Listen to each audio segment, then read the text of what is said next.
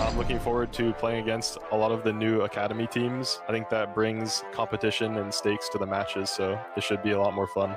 The players. Oh, Kisa running into the volley. Oh, this is all sad all day. Renz gets 2 though, kills 1 on default, but quickly shut down. Still in a very tough spot, but Welly didn't need it. I'm excited to gatekeep teams from going to champions and beating them so they can't go, and maybe us going. Jerwin finds another. Shondex falls over. Krolic and Giza at backside. They take a little bit of damage, but Krolic at least kills Welly. But Giza is all alone. But Krolic finds an unbelievable angle on Jerwin, but they're slow creeping around the corner. It's gone so awry. Giza ends up finishing off the round. Just like excited to show off my skills because I've been grinding in tier 3 for quite a while, and then I could finally get a chance to prove myself. You might sacrifice Tanza, but Leo needs to hit this shot. The timing might just be perfect for nature. Injured, dead. Plant, but Sleepers are around the corner. 5v3 retake. No. Here comes Sleepers. They're wide awake, and they're trying to shut these eyes for good. And it's the ultimate upset in map 3. I'd say that I'm most excited to show as a player in his team that we can beat everyone easily and qualify for champs. Down, wait a minute, who is that? Satellite also knocking at the front door. Sleepers, they know what to do. It's the end of the round. And follow in Duck's footsteps. But SRB had the manpower in the end. What an onslaught of battle, Shia. I mean, I would just say the possibility to go to champs. I feel like now, like, everyone's dream is to win champions. So be able to, like, qualify through tier 2 is the best case scenario. 1v2, all up to Jack to try and save them in this series. A shock dart launched over. Moose 20 HP now. One bullet will do it, but Jack needs to be perfect. And, well, it looks like Corrode just lighting this one up. There's 3 for Jack, but he can't get the 4.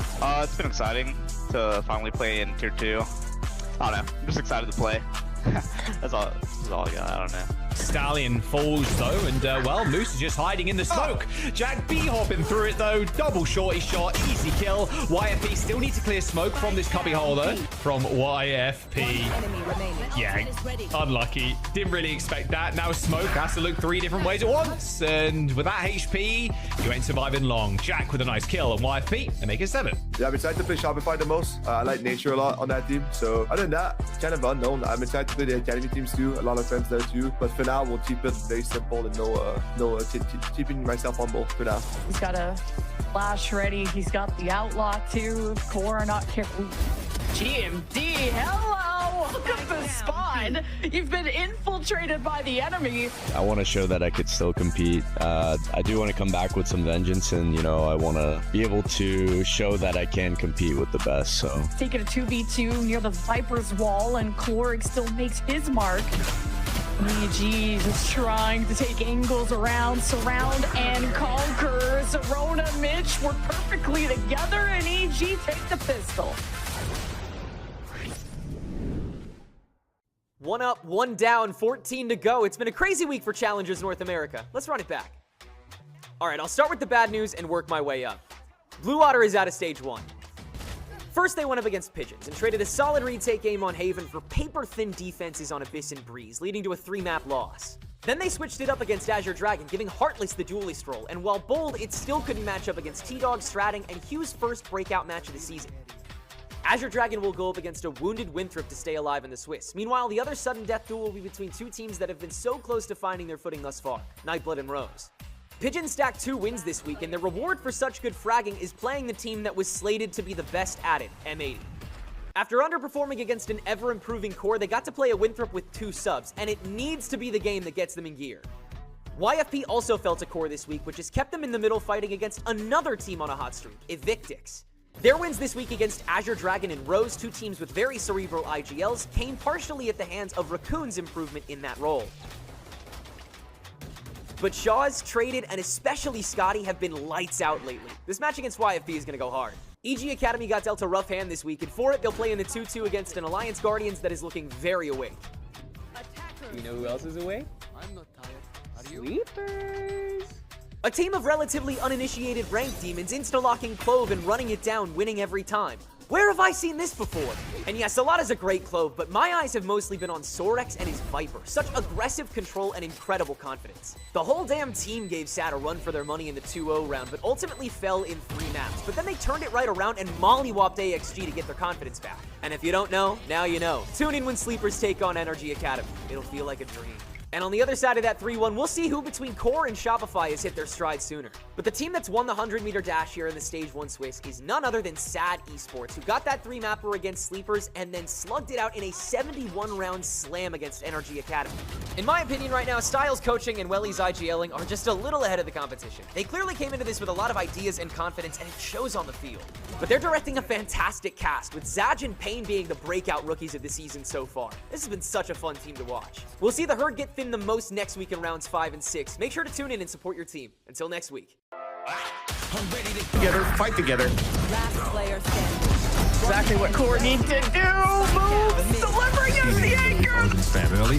Valor through the smoke and off we go. Envy trying to get these classics involved in the game, but Seven says, just stand right there for me, please. Round this time, though.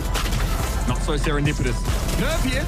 No reason but to stand and fight. He's down to 8, and there's Alum. That's the Phantom. Brought up by the save. And trouble without his rifle. He'll get it just in time to fight this all the way out, but the spike can still be held with just enough time to, and isn't caught by that bite actually, so no extra damage done.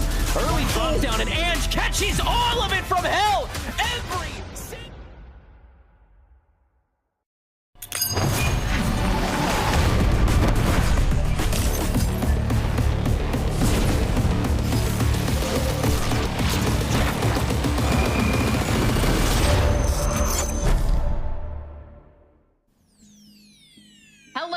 and welcome back to Valorant Challengers North America. Thank you, Tenric, so much for the video to get you all up to speed on what's been happening if you've been missing out so far. And if you're new, don't worry, you're joining in at the perfect time because the later stages of Stage 1 is about to be intense. My name's Sierra Dawn. I'm your host for today. Joining me on the Analyst desk, we have superheroes Roy and Dan. Dan, superhero of the day, how you doing? I feel more like a villain usually, but it's okay. I'll be here today. Wow. I'm feeling great. Aura. That was famous last words coming from my Analyst. I'm already scared for today. I'm not gonna lie. Roy, how are you doing? We're in the later stages of Stage 1. Like this is exciting times. Week 3, like what? I swear we just started like a couple of days ago, but somehow we're here. It's been a pretty interesting start to the split. Start-ish to the split. We're kind of, I guess we're past the midway point at this point, but yeah, it's been exciting. It's been interesting to see the stories emerging, to see who's qualifying for playoffs, who's been eliminated, and who's on the verge of elimination. I'm excited. I am excited. It'll be a good day. It'll be a good day, especially too. We have our first qualifying team to the playoffs already settled. That's what we got to see last day here on Challengers, as it was a face-off between one of the teams that was probably, in most people's consideration, the best team that we had coming into Challengers so far, going up against the SAD Esports that's been looking so strong. But Roy, to top it off, we had a crazy series in SAD Esports to take our very first playoff spot. Oh, it was such a fun series to watch, and I can't believe it's sad. The unexpected heroes that claimed the first playoff spot over Energy Academy, a team that I think we all pretty much consider to be the best team in the league in their current form. So it was fun to watch. It was a lot of unexpected moments, and wow, a huge clutch up for SAD Esports. Now they get a little bit of time off to kind of get their map pool, some of their weaknesses up in order as well, to get even stronger, waiting for the other teams to join them. Yeah, it is super interesting, especially because I remember that week 1 we were talking about how there's a lot of teams that have potential to be that #1. We were talking about M80, about Core, about Shopify Rebellion, about Energy Academy, like you're mentioning right now, Roy. And one of the teams that I remember we were talking about being a bit of an underdog was the SAD squad. So the fact that they were able to pull up 4 of those wins right away before any of those more expected teams were able to is insane. I feel like we have the perfect mix between the experienced players and the up-and-comers. Welly, for me, for example, is a massive highlight for that squad. I feel like has been incredible. Agreed.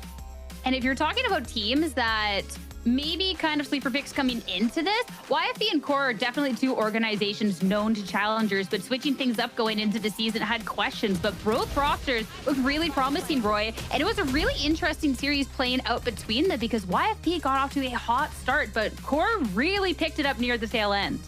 Yeah, this was actually also such a fun series to watch. I mean, wow, we had such an awesome day. I'm kind of reminiscing now. This was a great series. I feel like it was kind of hard for us to predict who was going to be out, who was going to come out on top. It was hard for us to kind of understand where these teams were as well on the power rankings. Like, obviously, we've seen what Core has done in their previous matches, and we've also seen what YFP's done in their previous matches. And the result of this game was just so interesting and so explosive, and it was like almost. Like I had no idea how to predict it. I literally could not put my finger on who was going to come out on top by the end. And that wasn't quite for a playoff spot, but looking a lot better going on forward for Core, who was able to take that set 2-1 to now find themselves 3-1 in the bracket. Of course, Dan, last week we did eliminate our first team, saying goodbye to Blue Otter. And of course, more eliminations on the line today, looking at that round 5 of that 1-3, which, I don't know, that is a scary group of teams to be in that bracket. Absolutely, especially because something that we've seen so far is how clear it is what is the comfort of these teams going into different maps, going into different sides. So pretty much for those teams that are on the verge of elimination, you're hoping that that map select goes your way, that the coach is able to get something going to give you the biggest opportunity. We have, like you said, 4 of those teams in the 1 and 3, 4 of those teams in the 3 and 1, and now is where it gets a little bit more risky because you're also revealing a lot of information. People have seen what you've been cooking. People are trying to read a few of these patterns, because that week number 1, that conversation that we had was a bit of the opposite of everybody just playing to their strengths and to what was working on scrims.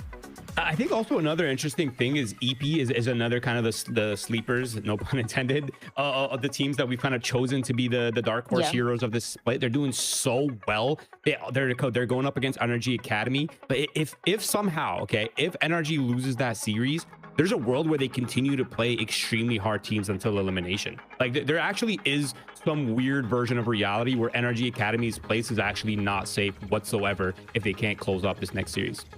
That was definitely the first sign that we saw for SAD. That was their opening matchup, and we saw how close it was against Sleepers. We were like, well, I mean, Sleepers, I guess they're okay, but I guess SAD is not looking that good. And then it turns out to be the complete opposite, where both of these teams were looking insane. Are so good, yeah.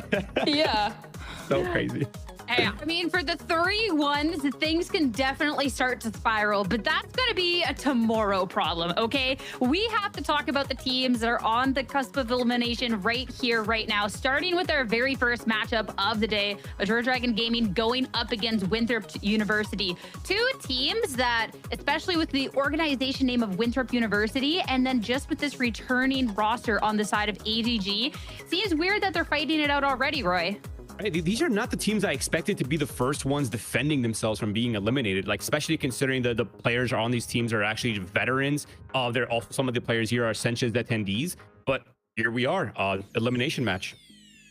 And talking first about ADG and this returning roster, because this is a core that we've gotten to see before here in Challengers, and a core that, too, when we're talking about a lot of these teams changing and Stage 1 finding footing, this is the team that had to do a lot less than any of the other rosters, but still not quite finding their place here amongst this current Challenger scene, and of course, have to make a drastic turnaround today to try and not face promotion relegation.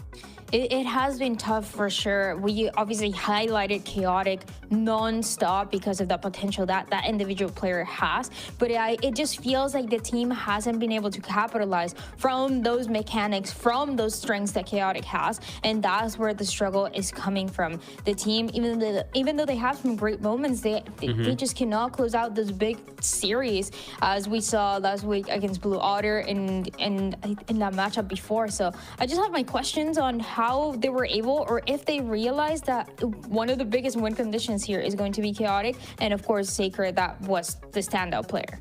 And it's not only just that, though. It's the fact that it felt like in the beginning of the split, they were kind of struggling to find their identity that makes sense in the current meta. But I feel like with their kind of like the emergency swaps that they made in the last series versus Blue Otter, I think that style is going to suit them a lot more moving forward if they continue to run the double duelist with Hugh, with Chaotic, and of course Bones and Sacred to round out the roster. I feel like that's a much better look for them. So I'm kind of curious to see how they've developed it and how much, if they're making progress towards the right direction here against Winthrop University. especially when you're talking about the switch ups of the compositions and stuff.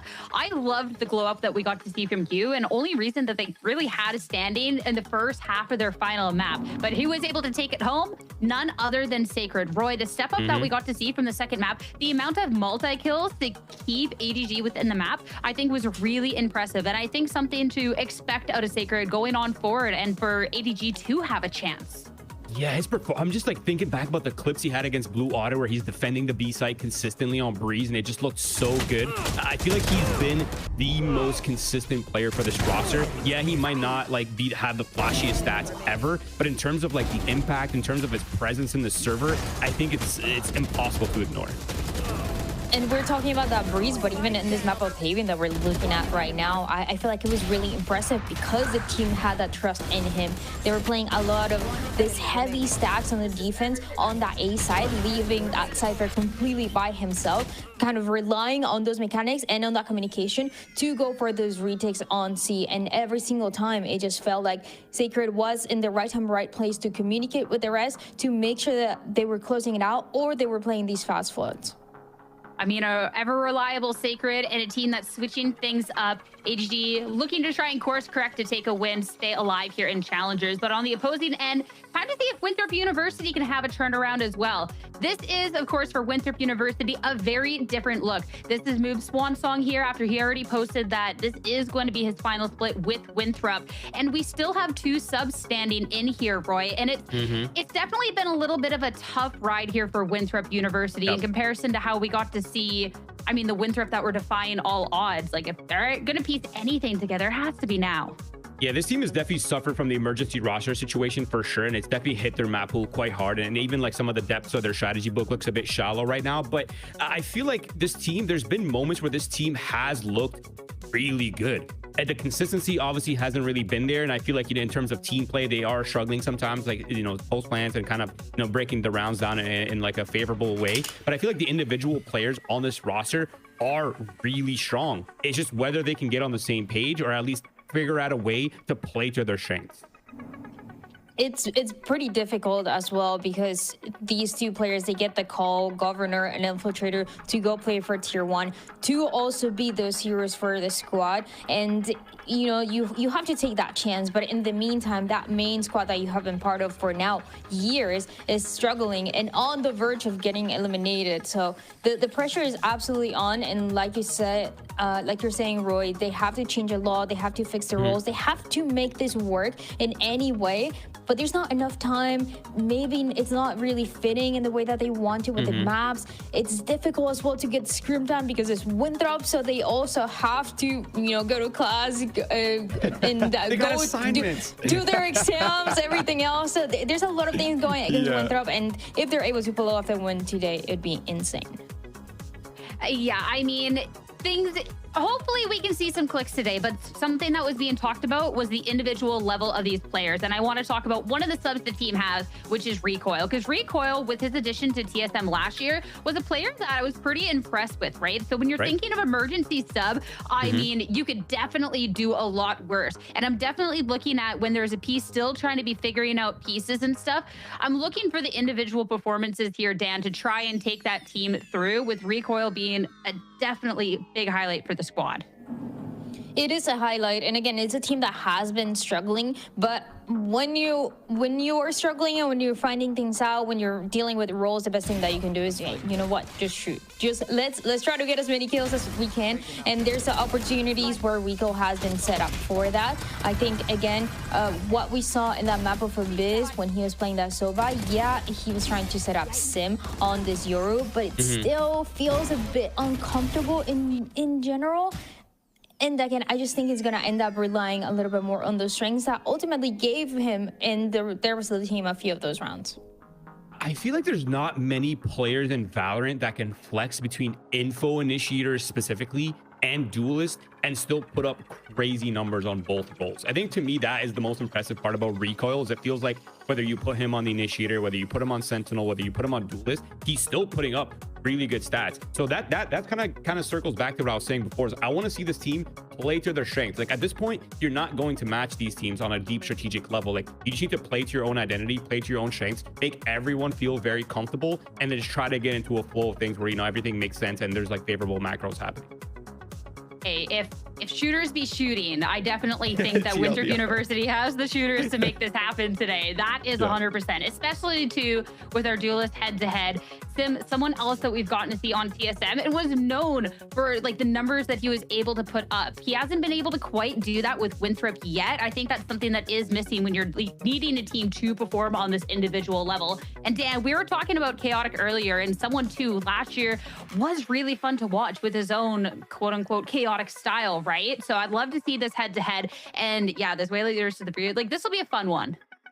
It should be a fun one, and these are two players that, like you're mentioning, are the highlights or the topic of conversation for these two squads, especially because Sim, when we remember when he was a part of the active roster pretty much a year ago, he was always one of the best duelists that we had. And now the fact that he gets a chance to play, it is looking good. He has some great moments. I think there's still a little bit of comfort that they're trying to find in terms of what this duelist should look like. If it's going to be the Yoru, if it's going to be the Waylay, if it's going to be the solo Yoru, how is the rest of the team able to follow up on the things that he's doing? But on the other side for Chaotic, it just seems like, again, even though they went through the same process, they have been figuring it out a little bit more. And I think like in terms of kind of pros and cons, Chaotic seems a little bit more well constructed, I would say, and they have a lot more reps together. So I feel like the support system that Chaotic has access to is a little bit easier than what Sim has to work with. I feel like Sim's job is super hard because their util is not extremely coordinated. It's not 10 out of 10 just yet. So I feel like in terms of that, kind of Chaotic has the edge, but there's also Hugh as well on the ADG side. So it's really Sim versus Chaotic and Hugh if they're running those double duelists. And I'm kind of excited to see if we'll also see the recoil Sim versus the Chaotic Hugh, the double duelist versus the double duelist. That should be a lot of fun if it comes to it. Ooh, the double duelist head-to-head in an elimination match? No better way to be starting off our week, that is for certain. But again, this is where the stakes are going to be the highest. And it's not just about the individual level, but something that was talked about before was if it's a map veto that doesn't go your way, that can kind of just start to spell your doom right now. And talking about the map picks and bans for today, this will be interesting to at least start off our series because it's going to be something we haven't seen from Winthrop as we go to Haven. But for ADG, Roy, this has been a staple in their strat book.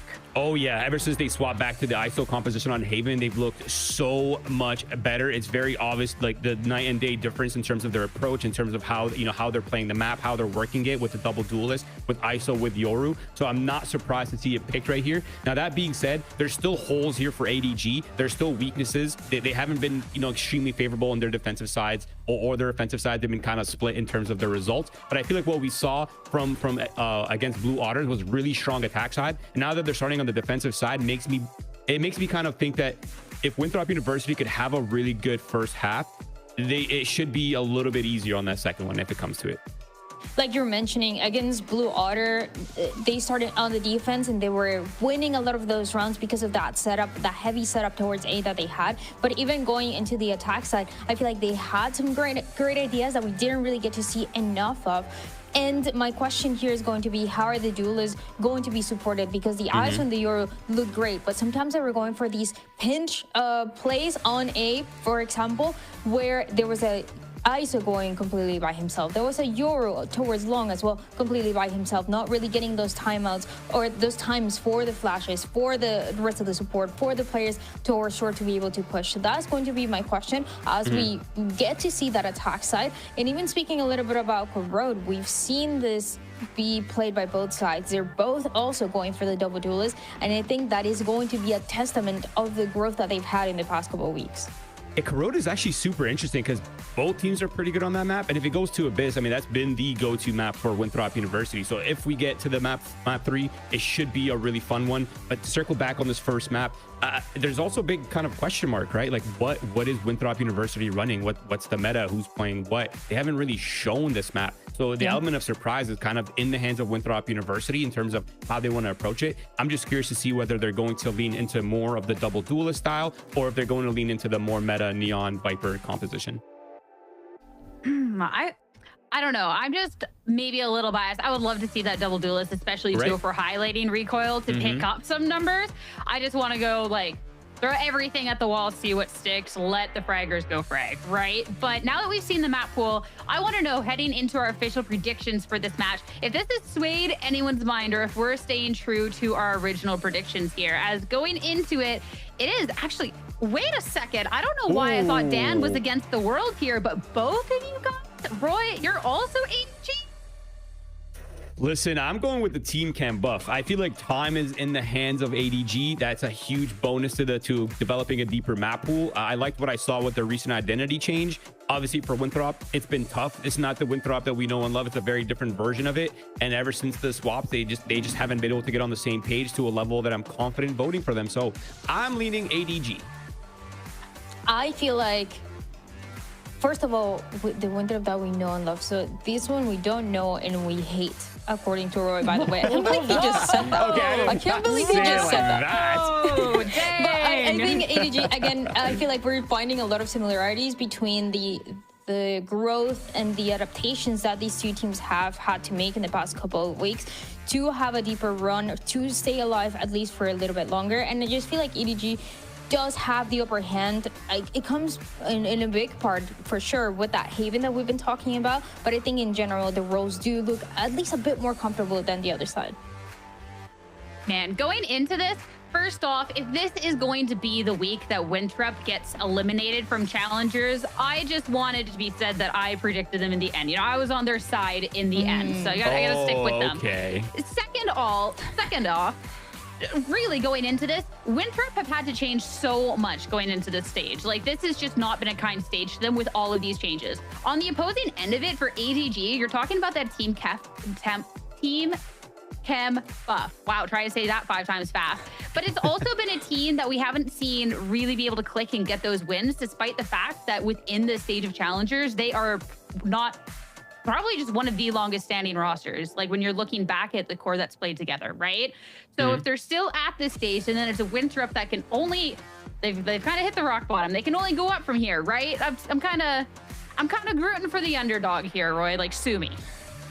No, I probably won't sue you, but I'll expose you for the fact that you actually abandoned them last week. What happened to that? Well, that's crazy, Sierra. You did that? Yes. Was I wrong?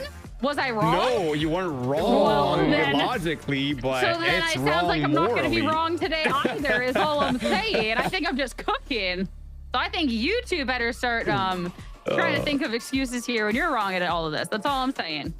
Okay, I think we got it though. Yeah, I'm confident. I'm confident in our pick, right? I think we're chilling for this one. But what I want to see is honestly just release the constraints of a structure. I just want to see these teams just play to their strength, like I was saying before. Just get into like set up people correctly, do just enough push and pull to weaken sites. If you're on the attack side, if you're on the defense side, fight for space. You know, try to resolve the rounds in something that makes more sense to you. Try not to get like push and pulled and forced to like play a lot of these like, oh, I'm rotating through spawn, oh, I'm going through, like I'm trying to guess where they're going. Like, you know, I don't want to see either of these two teams in that situation. And I feel like from what we saw from ADG before on Haven, they were playing a lot of fast floods and a lot of 1-3-1s and a lot of like they kind of utilizing ISO to what he's good for and what we've seen work in the past, which is that fast play style on defense, fast floods, you know, interrupting the exec, not letting people set up these posts. I mean, heading into the agent select, I'm down with that. Like, this was just up a little bit, right? But this is going to be our first real eye of what Winthrop University is cooking up. Beautiful. And all right, we're going to get the double duelist, but it's going to be strong tall guy. Someone who we didn't talk about in this pre-show, picking up the Yoru, Sim on the Jet. Roy, thoughts about the agents?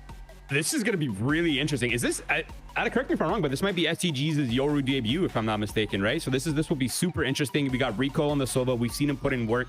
Like I said, the counter right now for Azure is to just push, pull Winthrop, push them back on the A defenses, win the fights, get them to spread out. Once you feel like you're in a good spot, just rip the ISO shields and run it down as a group. That's been the go-to. I want to see a lot of C orb farming here for the Azure Dragon. Get the ults online, whether it's the ISO ult, whether it's the Yoru, whichever you're closer to. Both of these ults are super strong. That being said, for Winthrop University, I want to see the disruption. I want to see Azure Dragon get ripped apart on their attack side. ADG, when they play this against Blue Otter, they look great. They look dominant as well. And they were going for this approach after that week 1, not going their way. This double duelist has been successful. I want to see on the attack side a bit more coordination though, with how the paranoia, with how that the Soba darts as well are going to work out to set up the rest of the team for success. And for Winthrop, I think this is a comfortable composition. In fact, even though we've been talking about the roles, I do think when I think of Sim, I think of Jet. I mean, heading into Haven, the stakes are high. The first map of the best of 3 with elimination on the line. It's time to see who's going to strike first. And for us to go to our casters, it's time to fangirl because we have none other than Ash and Lemon Kiwi on the cast. Thank you so much, Sierra. Yes, I'm fangirling, especially over the players in this lobby. They've been around for so long, but ADG have picked their best map. Winthrop are showing us something different, Ash. They're going to need to throw their best changeup they've got if they want to avoid being struck out of challengers. Yeah, they definitely do. And I think Roy just made a really good point, right? Just lean a little bit more into those comfort picks, maybe play slightly more of that Puggy style there as well, and focus more on some of those macro goals across the map, because again, it's just been so hard for them to develop that kind of identity throughout this split, right? Like, it's so crazy to me. Even I feel like I've woken up out of a coma. I went from Ascension into this week, Lemon, and we're with Winthrop in an elimination matchup up against EDG already. Just feels absolutely insane. But starting things off with a mid walk down here from WU, I love the information that they're getting early on here. Return of the double duelist too for Winthrop. It's gonna be cool because Sim's been trying out new things, from the Waylay to the Yoru, but this hit is gonna be quick for ADG, and Winthrop be coming from an unconventional side. We'll see if Sacred can check them at the door. And he's already half health, but he takes down Sim, and that's a big entry point for Winthrop now gone. Wait a minute, Fair's in trouble, tries to take care of business, and it's good trades. It's now 3v3, the spike is not down, and T-Dog will hold his own, and just like that, the pistol is over with. Yeah, I mean, the walk down for the information there for WU is great, but a very quick response from ADG. And I feel like you saw the Chaotic throw out that undercut, and it just got so much value with slowing down that flank that was incoming, make it difficult for Fair to even try to hit that paranoia that would have blinded those two players. It made all the difference with that impending flank. As we head into the next round here, though, for Winthrop, they're going to gamble, stack the look over towards C. The call is good with how many players are waiting on the other side here from ADG, but will these pistols find success?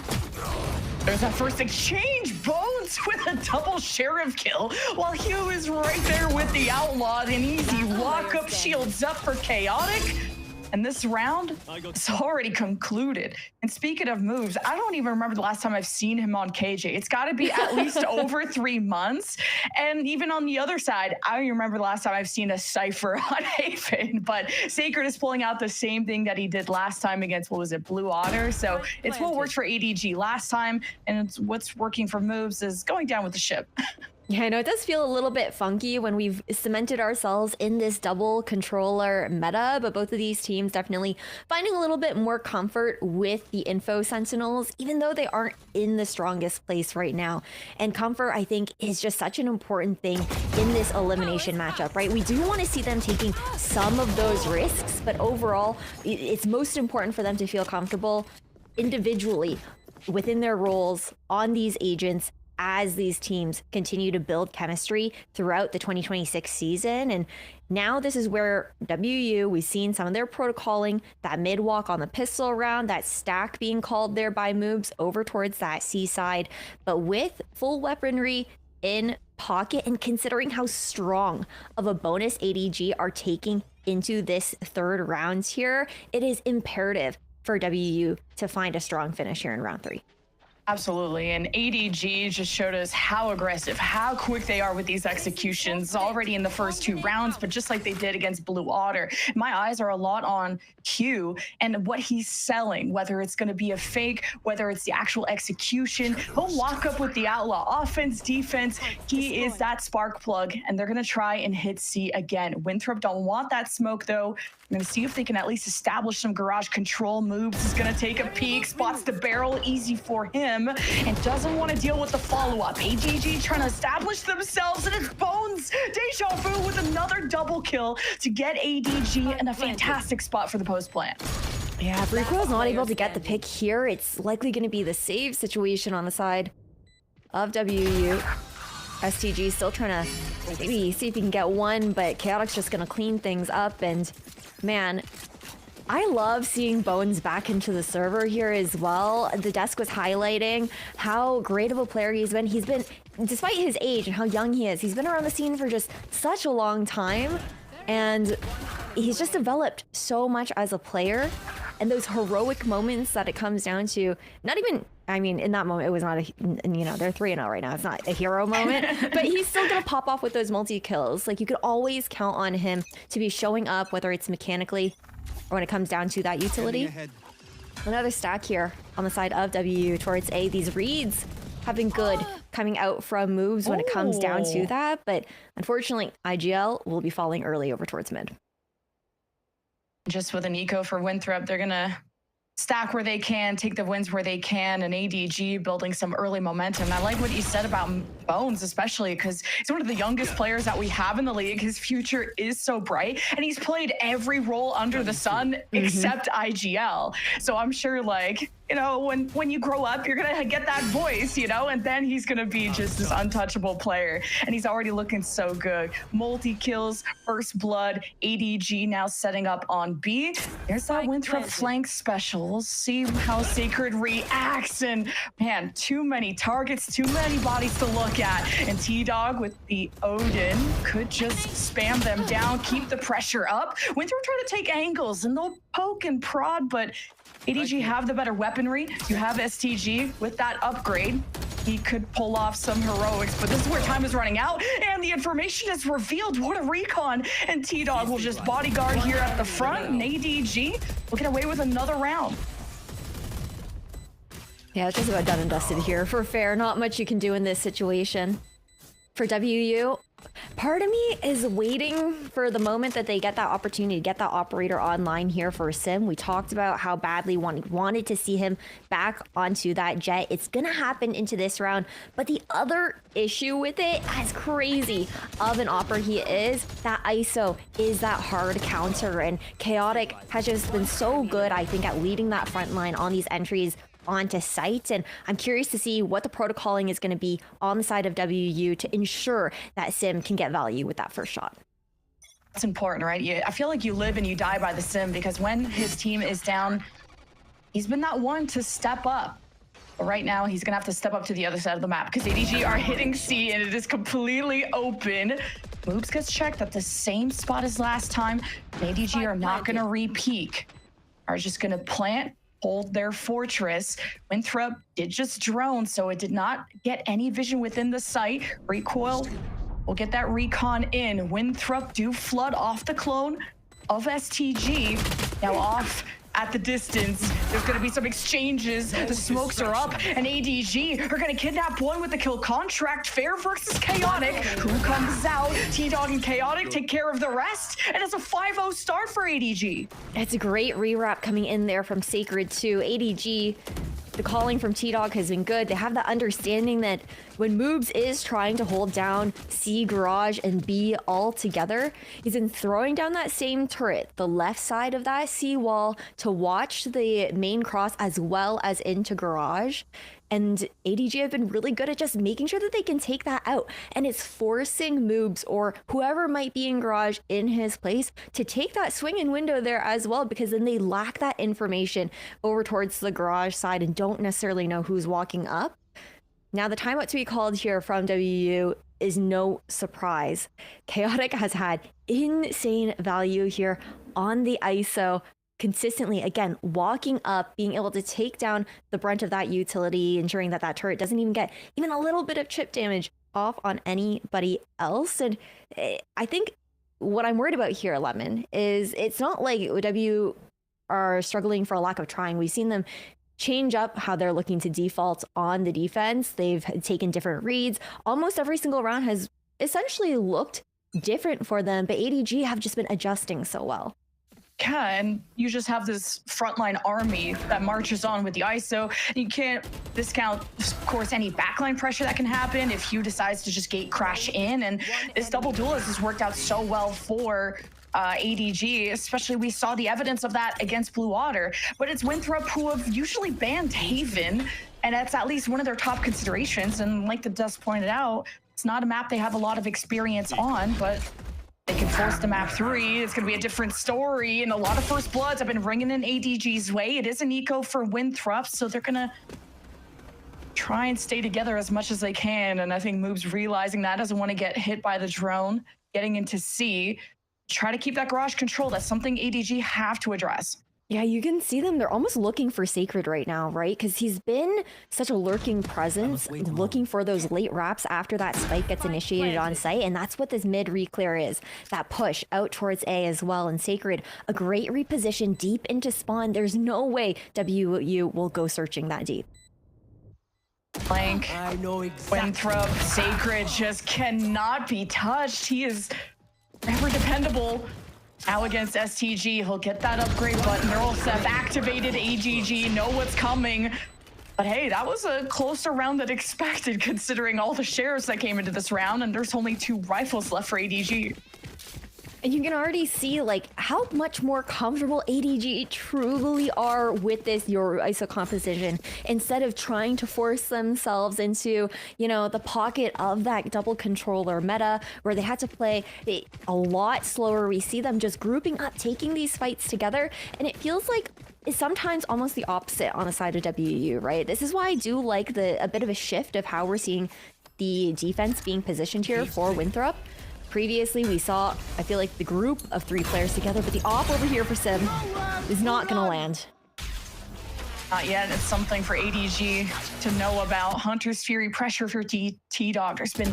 Seaside has been hit so often at Winthrop. We're almost conditioned to expect that, but it's the opposite side of the map. Gate crash in, and there you'll have the plant very soon. Recoil wants to play his life here. He has the Hunter's Fury. Could try to drone in, get some info. I'm worried about this early engagement. And I think now he's realizing he has to go for the ult soon, or Winthrop, and try and converge from all sides. Recoil is taking a lot of the attention, maybe some pressure off of the choke for the rest. This is an unconventional Hunter's Fury spot. He's gonna get spammed. Oh, this was just a last second thought. That does not work out for Winthrop, and now they need to save the op, and ADG know that, and they're on the hunt. And they have the money for it too. There's no issue with looking to take these weapons out of the hands of the Winthrop players, and overall, the game plan's just been so good. Back to what I was talking about before though, it seems like Winthrop in that timeout were able to address, you know, some of those issues where we saw, sure, Yoru, Jet, and the Sova were all playing together there on the side of Winthrop, but then you'd have, you know, Moob's Fair taking like ones in a lot of situations, right? We saw the adjustment, so we could see players being paired up together, being able to trade off of each other a little bit more efficiently. It doesn't go their way still with how ADG has just been so good at picking apart these fights. T-Dog hasn't even died yet. Like, he's 5-0 right now. And I just think it says so much about how ADG are really able to find their flow with each other, because the spacing has been impeccable so far on attack. I wonder if there's a world where STG actually invests a Dimensional Drift here, because he bought a Bucky, and that could be their entry point. AGG is just gonna cross the parted C right into B.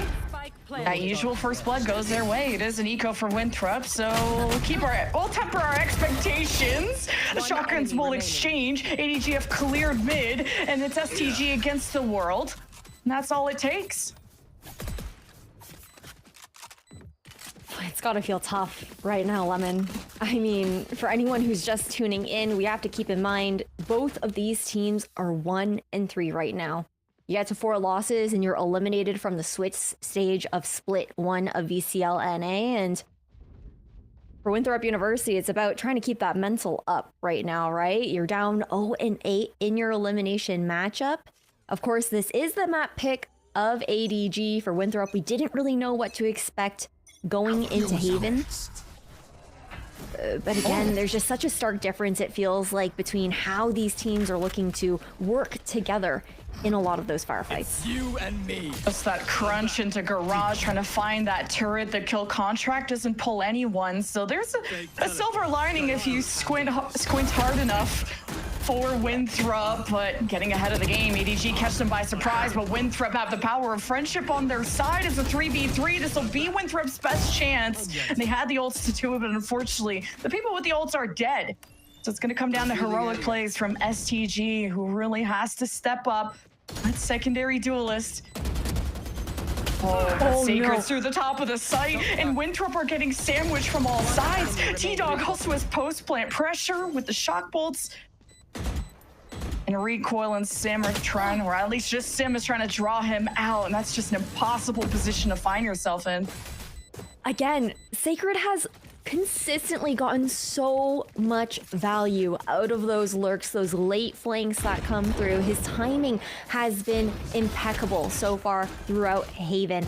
He's constantly that thorn in the side, and at times it feels like Winthrop, they're aware of it, but also getting caught off guard in moments too. Like, it's just crazy because of the fact that that timing has been so variable. It's been hard for Winthrop to read when he's going to be going for those pinch moments into the post plant.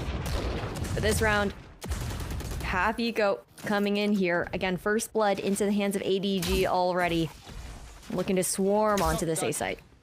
There's a big contrast in confidence, where ADG, this is their most picked map, Winthrop very much part of their bans. And you look at just the stats, like Sim being 2 and 10 is so uncharacteristic. You see that lack of confidence in the duels that he's taking, and these openers have been clean for ADG. And when they give him an inch, they take a mile, and they're running miles down to C yet again. Chaotix got the cutoff in garage. You got the swing from Winthrop. There's glimpses of Winthrop trying to work together against all odds, and when they don't have the weaponry to have too much of a say against ADG, but they need to have a bigger dent into the scoreboard, or whatever happens in the second half, it's not really gonna matter.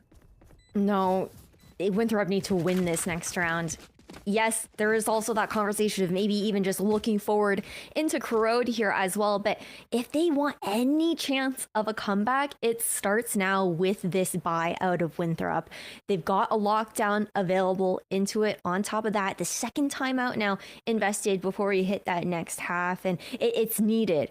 Right? ADG, I feel like the calling from T-Dog has been good when it comes down to that conditioning that they were doing in the first quarter of this map, really just cementing the fact that they were going to go for those 4-1 splits. Sacred constantly just cycling different timings on those flanks, and then ADG flooding onto those sites, and then they sprinkle in like 2 fakes now, I think, here and there, or rotations that come through to try and catch Winthrop off guard. And despite the fact that Moves is able to read into it, he's able to call, the rotations back over to the other side of the map. The ADG at that point, they've already taken so much space. Absolutely. And that lockdown you're talking about, T-Dog is 1 away from the Hunter's Fury, so if they play for Orb, even that ult may not matter. And there hasn't been that huge impact for Winthrop when it comes to these ultimates. And I think the second timeout, now that Winthrop are all out of timeouts, tells me that this is like a long-term thing that they need to work on. It's not just about these 2 rounds, it's how do we get out of our own heads and get onto the field, back into this lobby. Because now it's just the duels that they need to be just more consistent on. ADG, though, showing presence already in sewers. Bear has that 1v1. Jig is up, and he's still going to take that duel and win it. So Winthrop have a first blood, but it's already a quick pivot for ADG to get into B. Here's that lockdown. T-Dog has the Hunter's Fury, but he's gonna just activate it now to take care of that Killjoy ultimate. Meanwhile, ADG are not gonna waste any time, evaporating Winthrop's flank, and another attempt thwarted. And it's 11-0 against Winthrop. Cleaning up a must-need round win there for Winthrop if they really wanted to keep their chances alive here in the first map of Haven. That crossfire was beautiful as well. I had my eyes on Bones positioning the entire time because for WU, they're constantly worried about it being Sacred, right? They take him down, that lurk player, over into a lobby, and they expect, okay, We know that they love to move as 4, expecting those players to be, you know, flooding off of that B side with the lockdown coming in, but not expecting Bones to already be in that position for the cross with the Windows player. W. They're able to scrape together a bye at the very least into this last round here as well. We've got great A lobby positioning from the defense, but the mid noise was made here by ADG. Now they're looking to re-clear. It's that Guardian light armor. See what kind of impact Sim can do, and Fair's gonna try and draw the attention. That's that first engagement. Sim gets a surprise, lines up for almost the third, until T-Dog tells him to take a seat. And this is a great start for Winthrop, and they got the spike down. This is the version of Winthrop we wanted to see from round 1. Is it too little too late at no win 11 mark? Well, the road starts here for Winthrop, 11-1/2. Man, it is just crazy. I don't think that we would have expected heading into this matchup for an 11-1, just so one-sided on the side of ADG. Hopefully that last round win, being able to get themselves on the board as we switch sides here for Winthrop, is able to inject them with a little bit of energy at the very least heading into this pistol round. But overall, Lemon, Winthrop, I mean, this pistol round has got to be clean. They've got to be able to find some way to get that momentum going and keep it flowing if they want to make Haven a long game. And Moobs is that type of personality that can bring Winthrop back into good spirits, because it's not just about this game being rough. They're on a 3-loss streak. So it's about breaking that, and this is kind of a tough map to kick off when it's one of your most banned maps. But if they can kind of shake things off, go into the next one. Corrode is another different map pick for them, but something they found success on. And Abyss is a long time away, but definitely think Winthrop could be mature enough to shake things off. Sim, though, has been put down. Chaotic is doing just that. This double Duelist defending C until their last hopes are gone. That last hope on Winthrop's side is Moobs, and he's gone too. So we're about to have a quick Haven, Ash. Yeah, pistol round here in pocket for ADG. Match point at that here as well on their map pick. Chaotic has been an absolute beast on this ISO. His decision making when it comes down to getting that shield up there as well. Just in time for that the swing into the double fight over towards front side of C, but you're just trying to look to reset mentally ahead of Corrode, honestly. For Haven, we didn't really know what to expect coming out from them. For ADG, they've definitely looked very comfortable since this swap when it comes down to their composition. Chaotic is yet another MVP from this map to even the last time they were on Haven. STG, though, with the double Bucky, the wave goodbye. ADG in a lot of trouble in this one, losing to a lot of sheriffs, and now STG finding himself an outlaw. Bones and Chaotic split from each other, but now, okay. Caught scoping, caught lacking, I guess. I mean, it is what it is. A little crossfire to be set here. Sim to peek off the contact. And a round on the board here for WU. They keep themselves alive, at the very least, here in round 14 of Haven. But it's a very, very tall battle to climb for the WU players, Lemon. Yeah, and if you're the coach from the Winthrop side, I mean, you're out of timeout. So it's more about the talk that you're having after this map of how can you get everyone to just be more confident, to kind of just go out swinging, because this could be your last match of the season. There could be a road to relegation if map 2 doesn't look any different. And I think it's just the mental that you got to fix up and to make sure that that is ironed out before Corrode, because I think Winthrop definitely have a plan for Corrode. I could tell they're kind of more reactionary here on Haven, just judging by stuff like the recoil ult from the top of Heaven on A, for example, to wishing that Sim and STG worked more off of each other the way that Chaotic and Hugh do. But kind of what the desk pointed out, that Winthrop still need to build that chemistry together. Yeah, it's a tough situation that this Winthrop roster is in, for sure. very different look from what we were expecting at the top of the season. And like Roy pointed out, just kind of suffering the consequences of some of those roster changes that had to come in last minute, with subs coming in for VCT there as well, with Governor and Infiltrator. Almost a full save too from ADG. Like I saw a lot of 0 credit purchases, and they're just 1 round away. They want to overwhelm Winthrop. Here, thinking about C. STG trying to get looks using the Outlaw.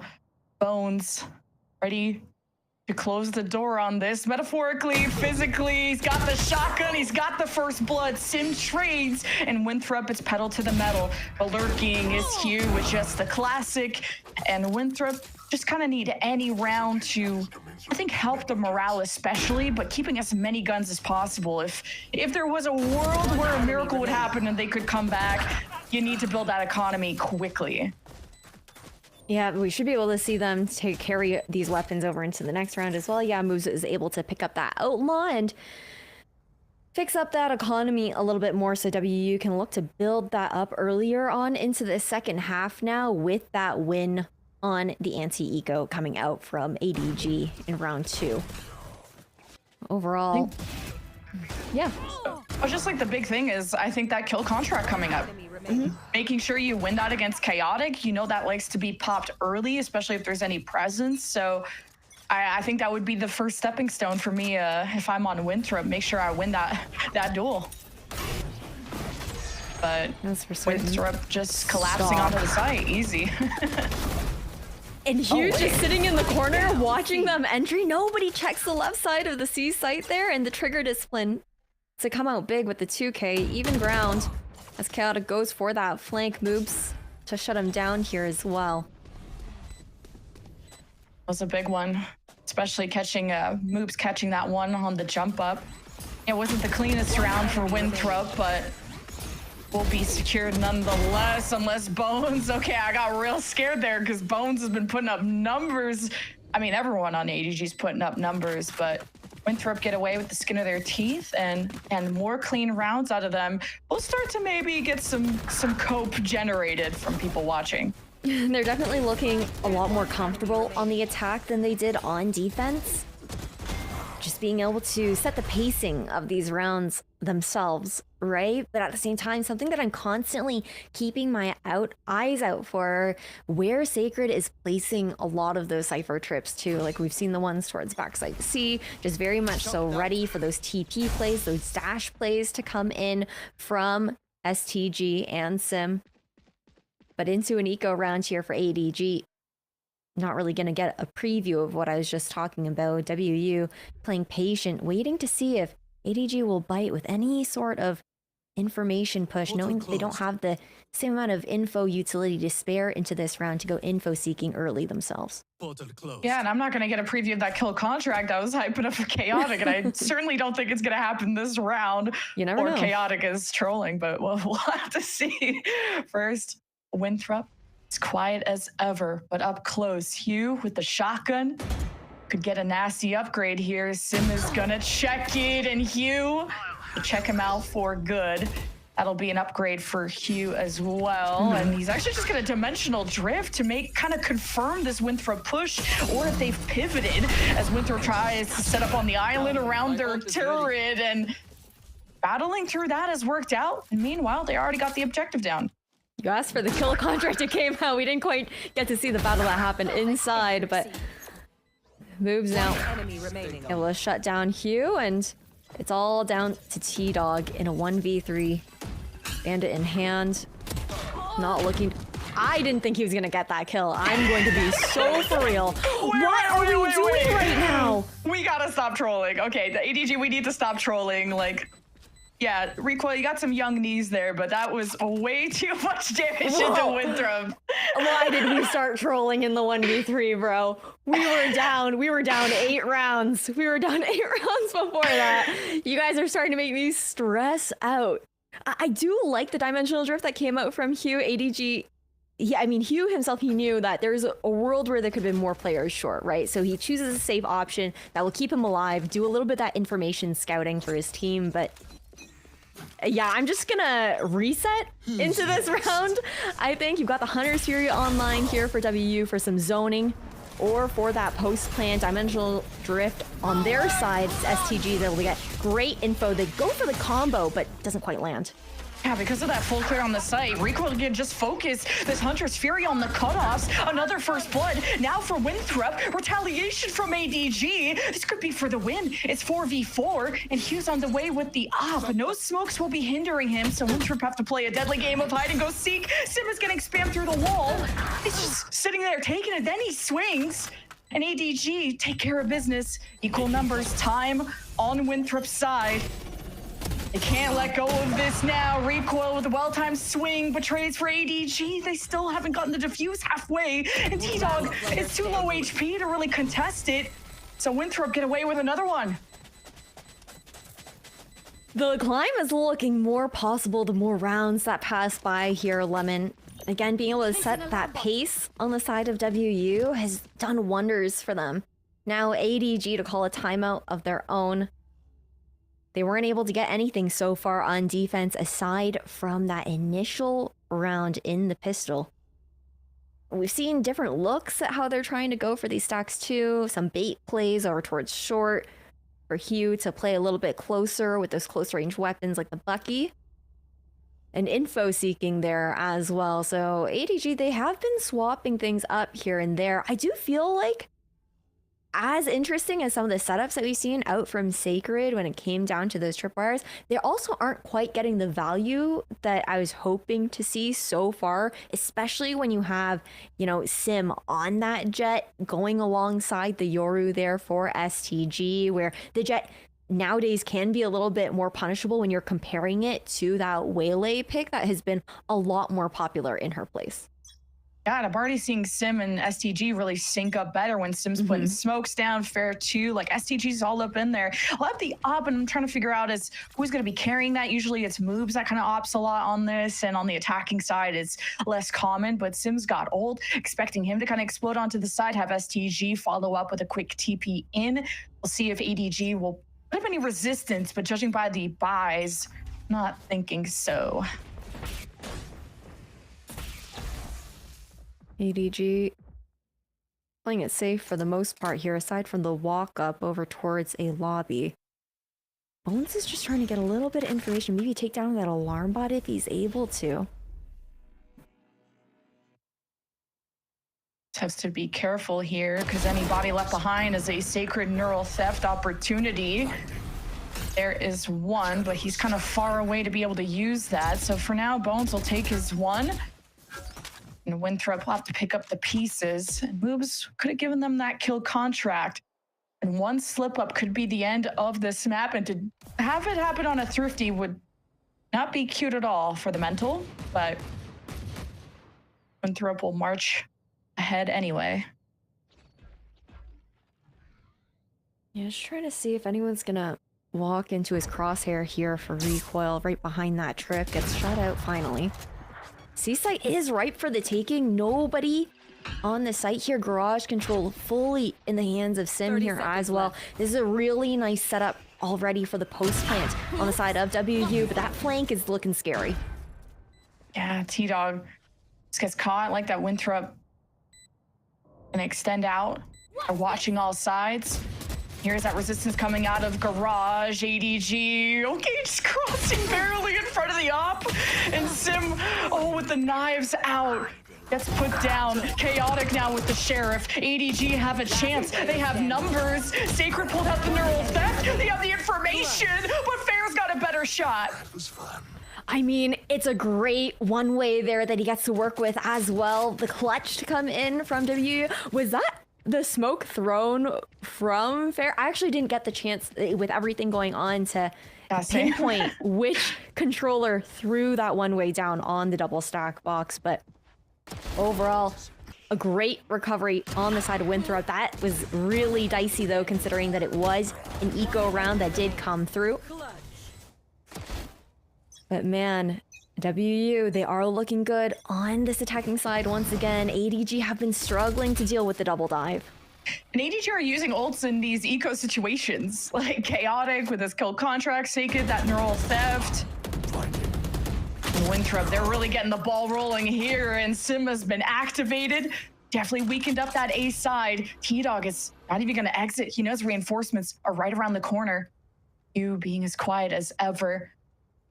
And Winthrop, I feel like, have missed their chance to really entry in, and now they have to re-clear elsewhere. I mean, ult is available here for Moob, so he's just weighing whether or not the lockdown should be invested. You should run. It will be thrown down for good measure at the very least, but punished immediately with that peak. How Winthrop really slowed down when they had those picks, and the lockdown. ADG will be riding right on the edge of it, and now already present back into the site. Winthrop didn't even get spiked down, and Sacred, just the cherry on top, sends them to heaven. 13-7 for ADG. What a statement.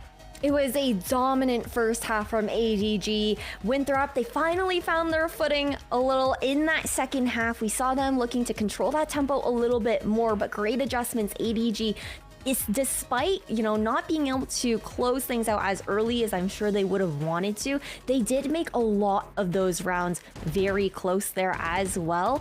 But man, it has been an insane first map to kick off this elimination matchup. Sacred definitely justifying that cypher from the Winthrop was just so paranoid. Where is that camera? Where are these trips? Because it was definitely tripping up Sim on these dashes and whatever else. It was that extra hoop that Winthrop had to jump through. But at least Winthrop went out of that map kicking and screaming and on a win streak. They didn't get, 13-0'd or anything like that, where you really got to try and dig yourself out of that one. And ADG trolling around, they're having a good time, it seems. But will they have a good time on Corrode up next, which is Winthrop's pick? We're going to find out after this.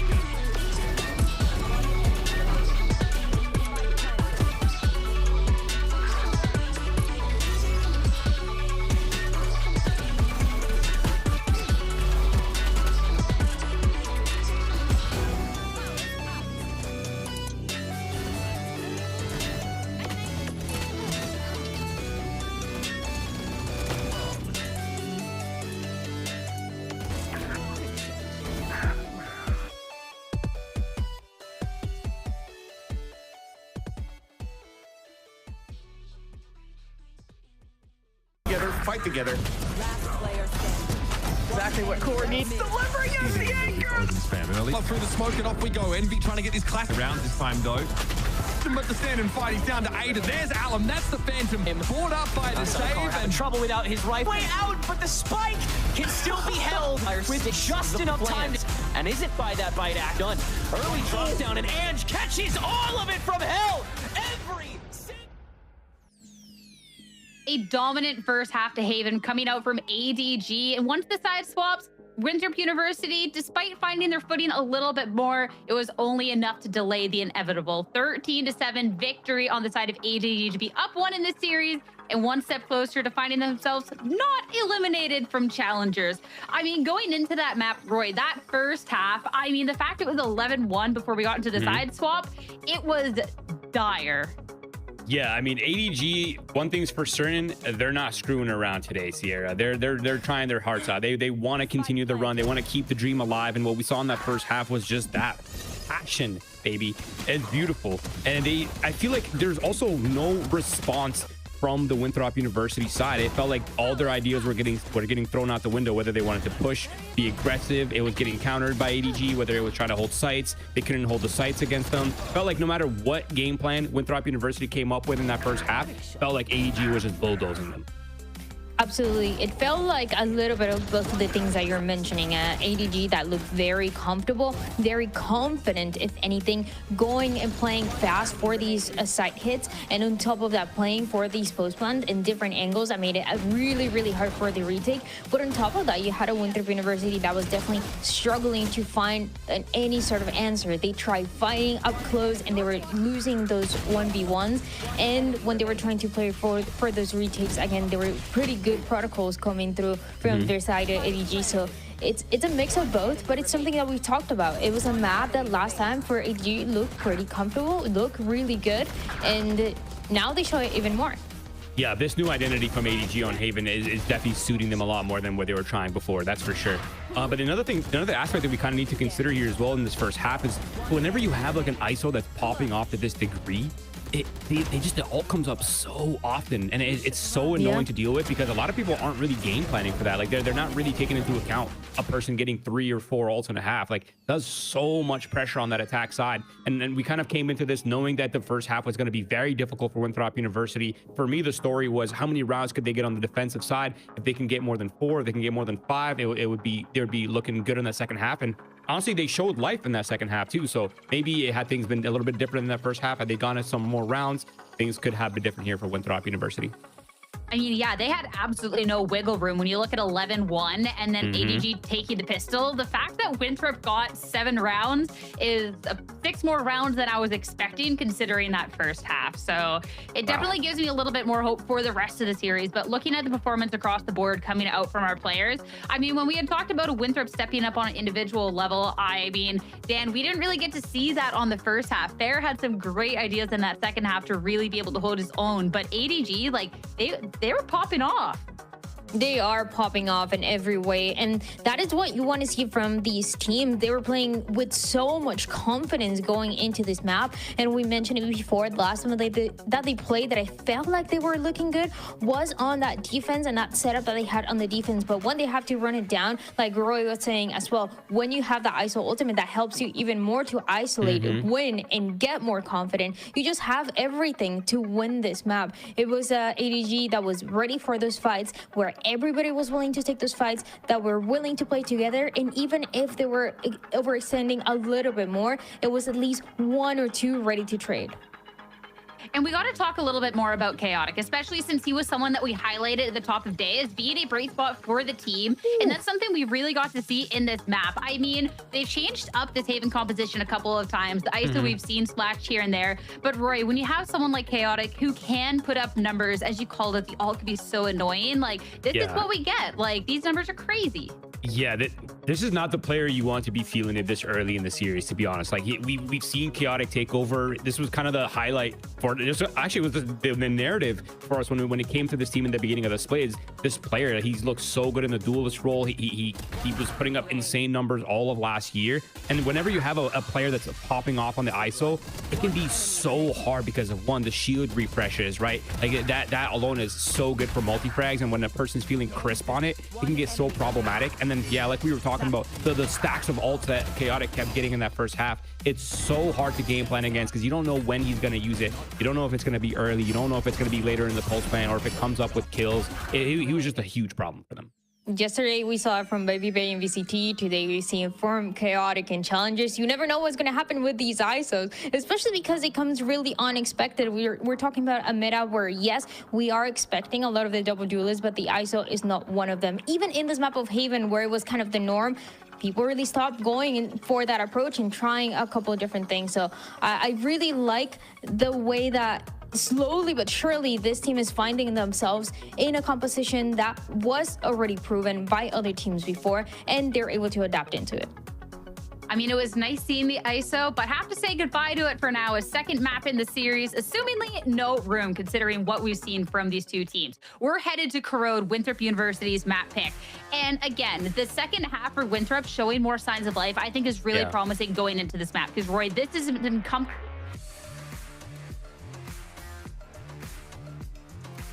I think. I know they play Abyss a lot more than they played Corrode, but their record on this map is flawless. They're 2-0. They've taken down SRB, a team that is quite high in the power rankings, I would say, for VCL NA. And they've also taken down Pigeons the week before. So I think overall, this should be a lot more comfortable for Winthrop University.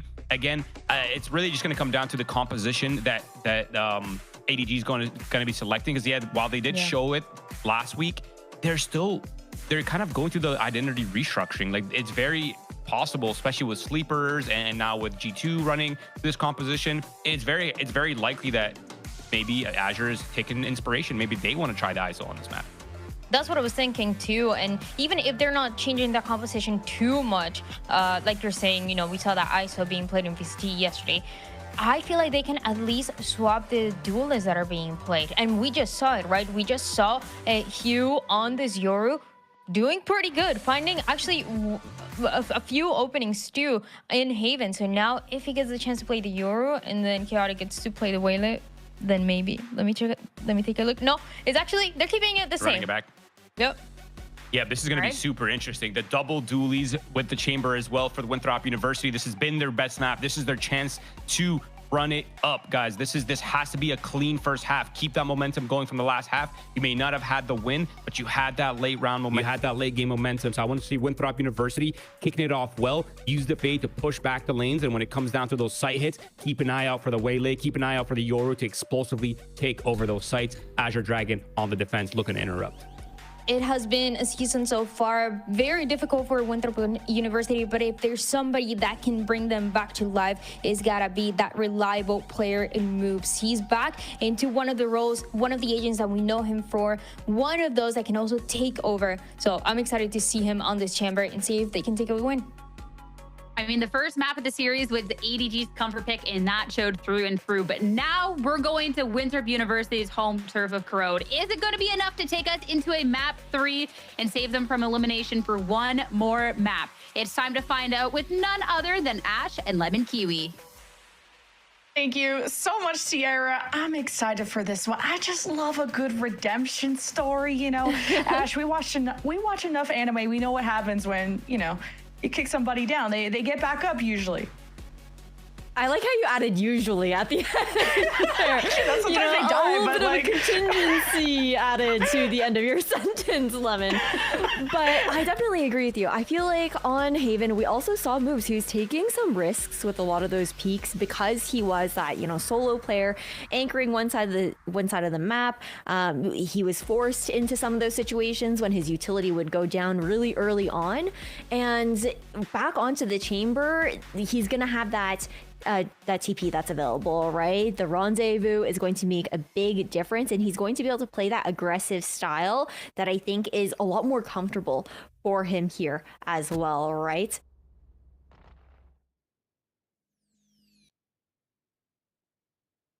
hard for me to see what is really going road, but I think the desk made some really great points about seeing Winthrop starting to also heat up into this. I know that you were so impressed with how finally get online at the end of Haven there too.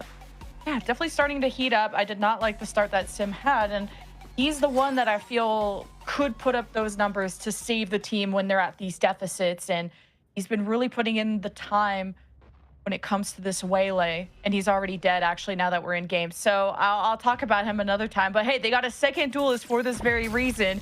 ADG chose to be on defense first to try and disrespect this chamber, and they just disrespected the whole squad. Yeah, not sure if everybody at home was able to catch what happened in that round, but it was a quick one on the side of ADG, and we also know that we're kind of expecting some of that tempo to be set by the defenders there as well, right? When you are running that double controller composition here on Corrode, you're expecting that Yoru and that Waylay to put in a lot of work when it comes down to that push and pull, trying to get a bit of that information, be able to take those teleports out there as well after they, find out how many players are on the other side of the wall, if not getting a pick for themselves there as well.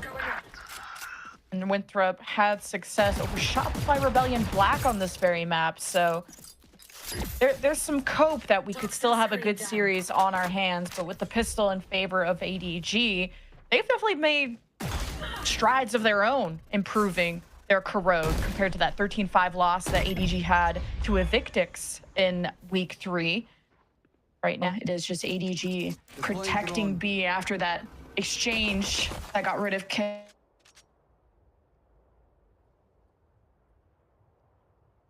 Okay, we may have a lobby restart based on, some lag that we're getting, but back in as the dust settles. Winthrop are going to go to another site. Yeah, trying to race all the way over towards A, right? You have the mid smoke coming in here as well. ADG fully aware of it. Last player standing. Now it's about paving your own path, and sometimes it's through bodies. And at least STG will get an extra orb. 1v3 already with some damage done. If he had all of his health there, I would think he would have plot armor on his side. Depending on if they just stagger into his sight line. There's one down. Just the flash. And gets you blinded. So 2 out of 3 is not too bad. Great damage done to be done there by WU on that eco round, being able to have only a singular weapon carried over into the bonus there for ADG is a much stronger start than what we saw on Haven. Now ADG, that lead that they were able to amass that led to an 11-1 half, started with stealing away their bonus up against Winthrop. This third round, I've got my eyes on there for the Winthrop players, and it's going to be a very different look from what we saw on Haven because of the success that we saw with those picks there in round 2. That's where you get the ball rolling if you're Winthrop. Quick movement in mid. So that smoke is the only thing separating, and Winthrop already disrespected the defensive smoke, so they'll send the Prowler ahead. More than what they expect. Stack from ADG. Down, mid. Looking at every corner of mid, and Winthrop have the spike left behind, so this is looking fairly impossible. They could maybe wait out the smoke.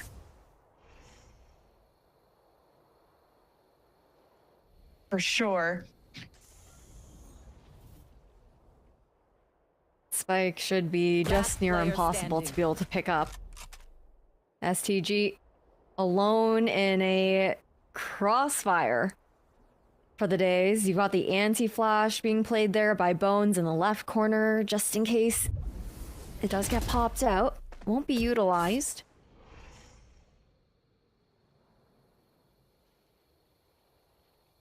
Comes down to this double controller setup here, right?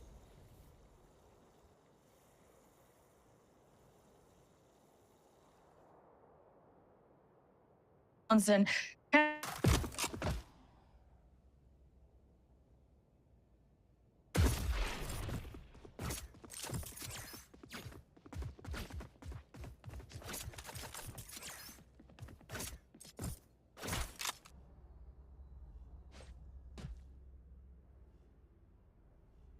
also fully connected to the lobby before going forward, but big win condition around, hey, get a plant going, get STG in a win position, because he's got dimensional drift.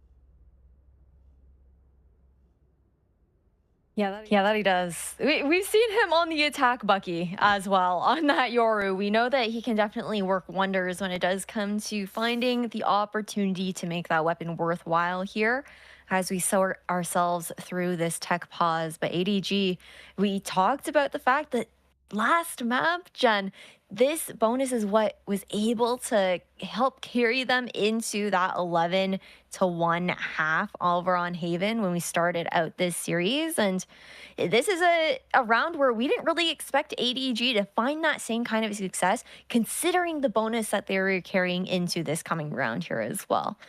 For Winthrop, it's definitely got to be a heartbreaking round to lose for them. Again, this elimination matchup, it feels crazy that we're in this third week and we're looking to send a second and third team home here today.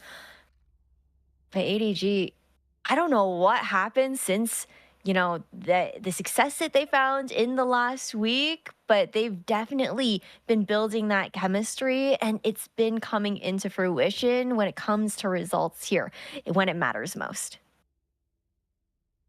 Yeah, ADG just showed, even just mechanically, and the desk pointed out, when you have that ISO, you had Chaotic really feeling himself, had like, what, 20 kills?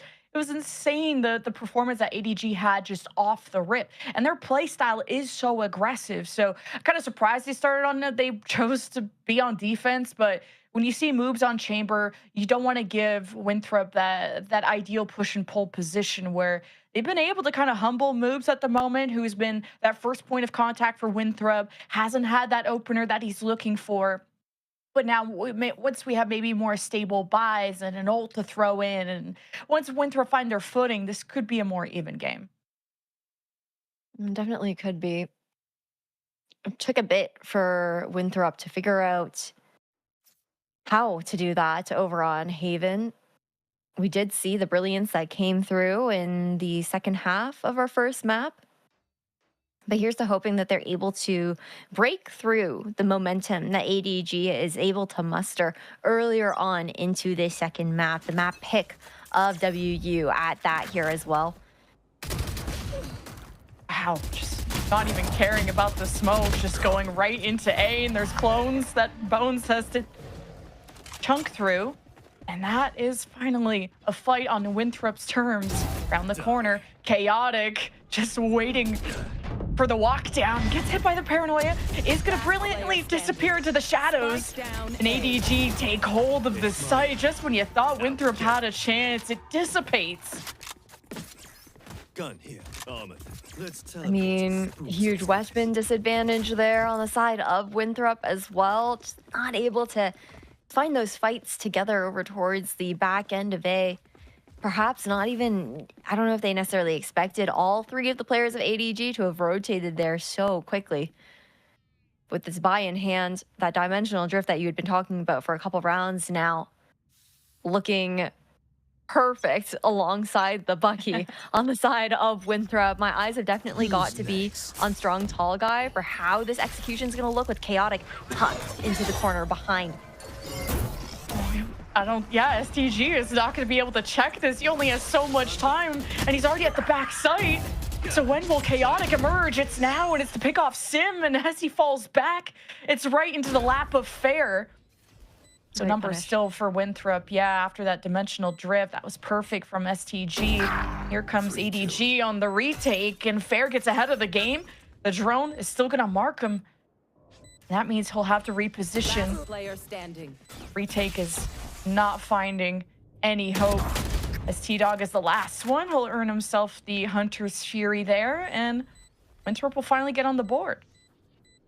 Yeah, at this point, he's just trying to go for some exit frags, right? He knows that WU still might to look to try and peek over and see if they can get that punish on him, but they're going to play it safe instead. A much-needed round win here for Winthrop University.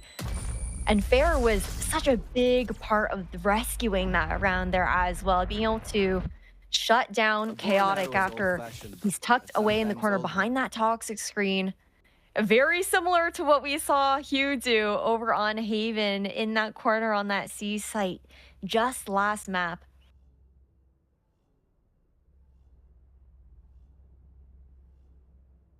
ADG early on. It's a 4-1 in favor of ADG, but it seems like, I mean, timeouts can be called for different reasons.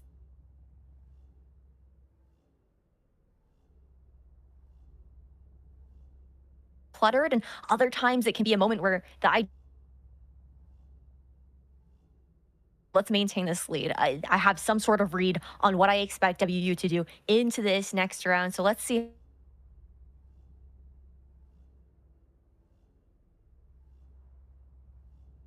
And at what tempo do you want to pull that out on?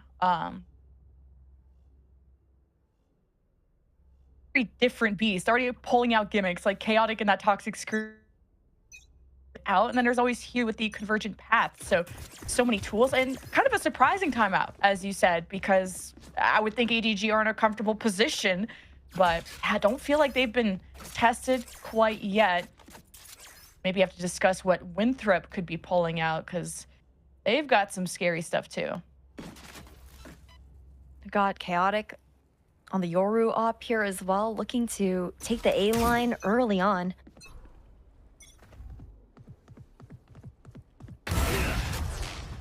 Chaotic, right in the midst of the smoke like that. It's something Winthrop have to re-clear. They'll still try to step forward and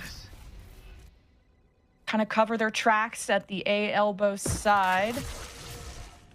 ADG have put up some resistance at the front door with their own smokes. And all this clearance from moves is giving Winthrop an inkling to test things at B. Let's see if Moobs is able to find anything here. It's a good insert for information, even if they don't choose to end over at that B side. Sacred seems aware of the fact that that could have happened. Actually not expecting Moves to be all that deep with how that Jiggle Peak is going through. And now with the noise being made over towards B main, a great paranoia and perfect timing for Moves to swing. Like that Winthrop going to keep their options open, and is this the right one? It's a 4v4. Keep an eye on T-Dog. He's in position for the Hunter's Fury. STG is just, well, you sneeze on him and he's dead, and that's all it's going to take to get ADG's momentum rolling. And Fair will try to keep checks and balances in their favor, but 12 seconds left, and the plan still hasn't gone through, and that's a huge pick for Bones.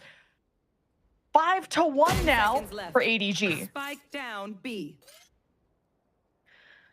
ADG, once again, just looking so comfortable. Their spacing has been good. A great recovery considering how WU were opting for that attack over towards the B side. At first, it seemed like that was going to go in the favor of WU with the paranoia that you see Fair throwing out.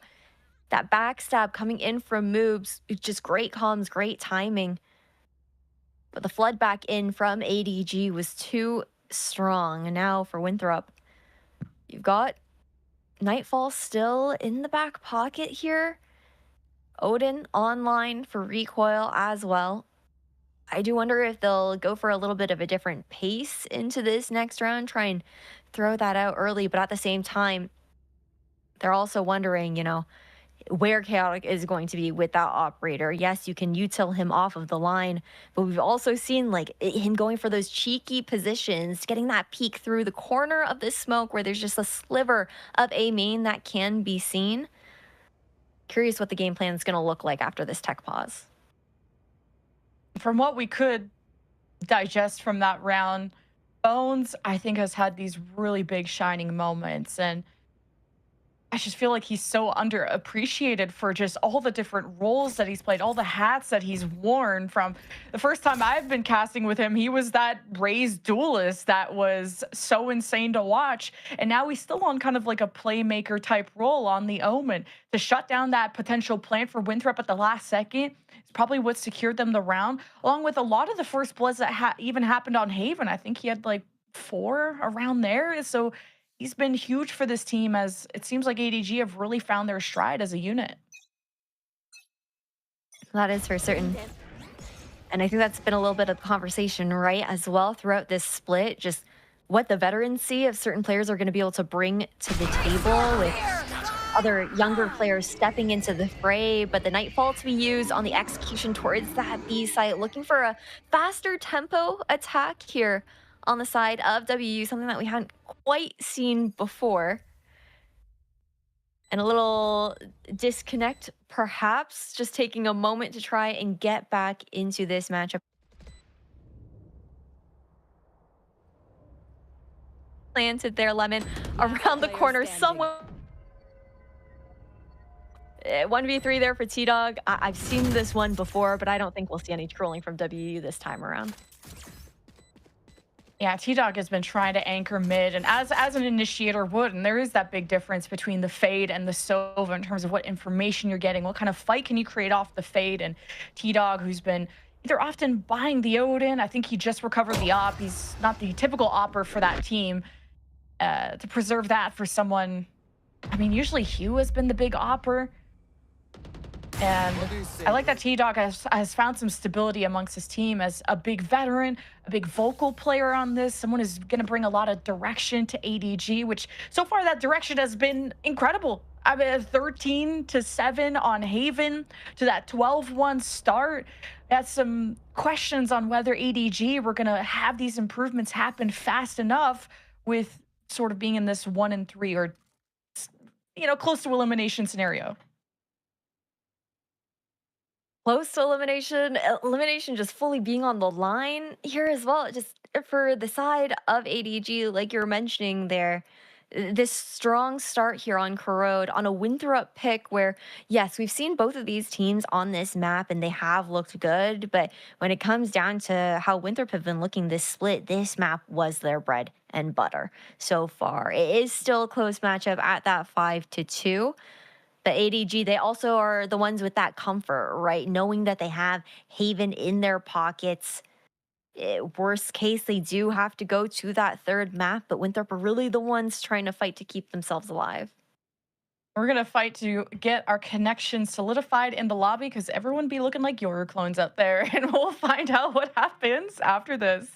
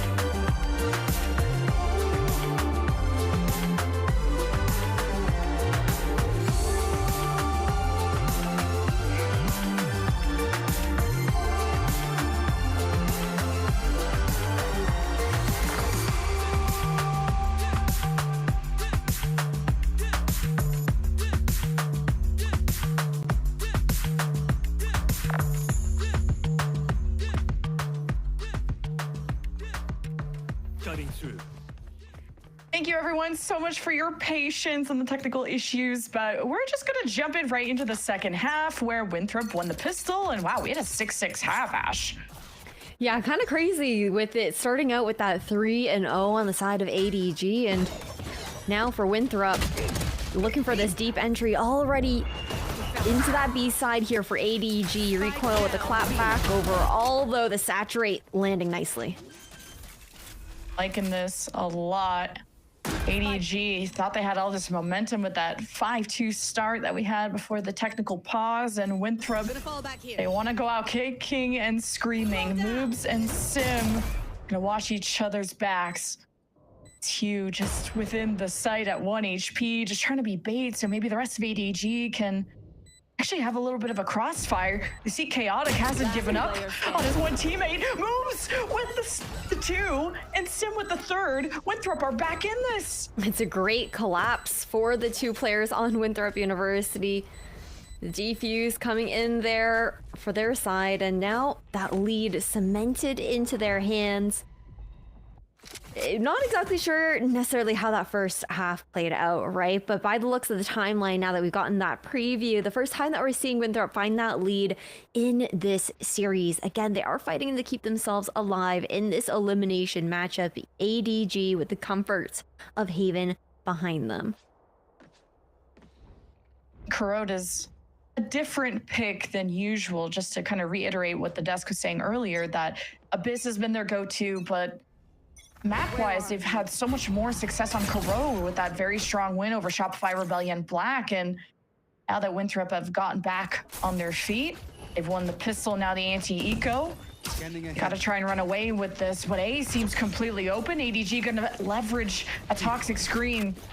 Still just actually push through it and use that clone as bait through the right side.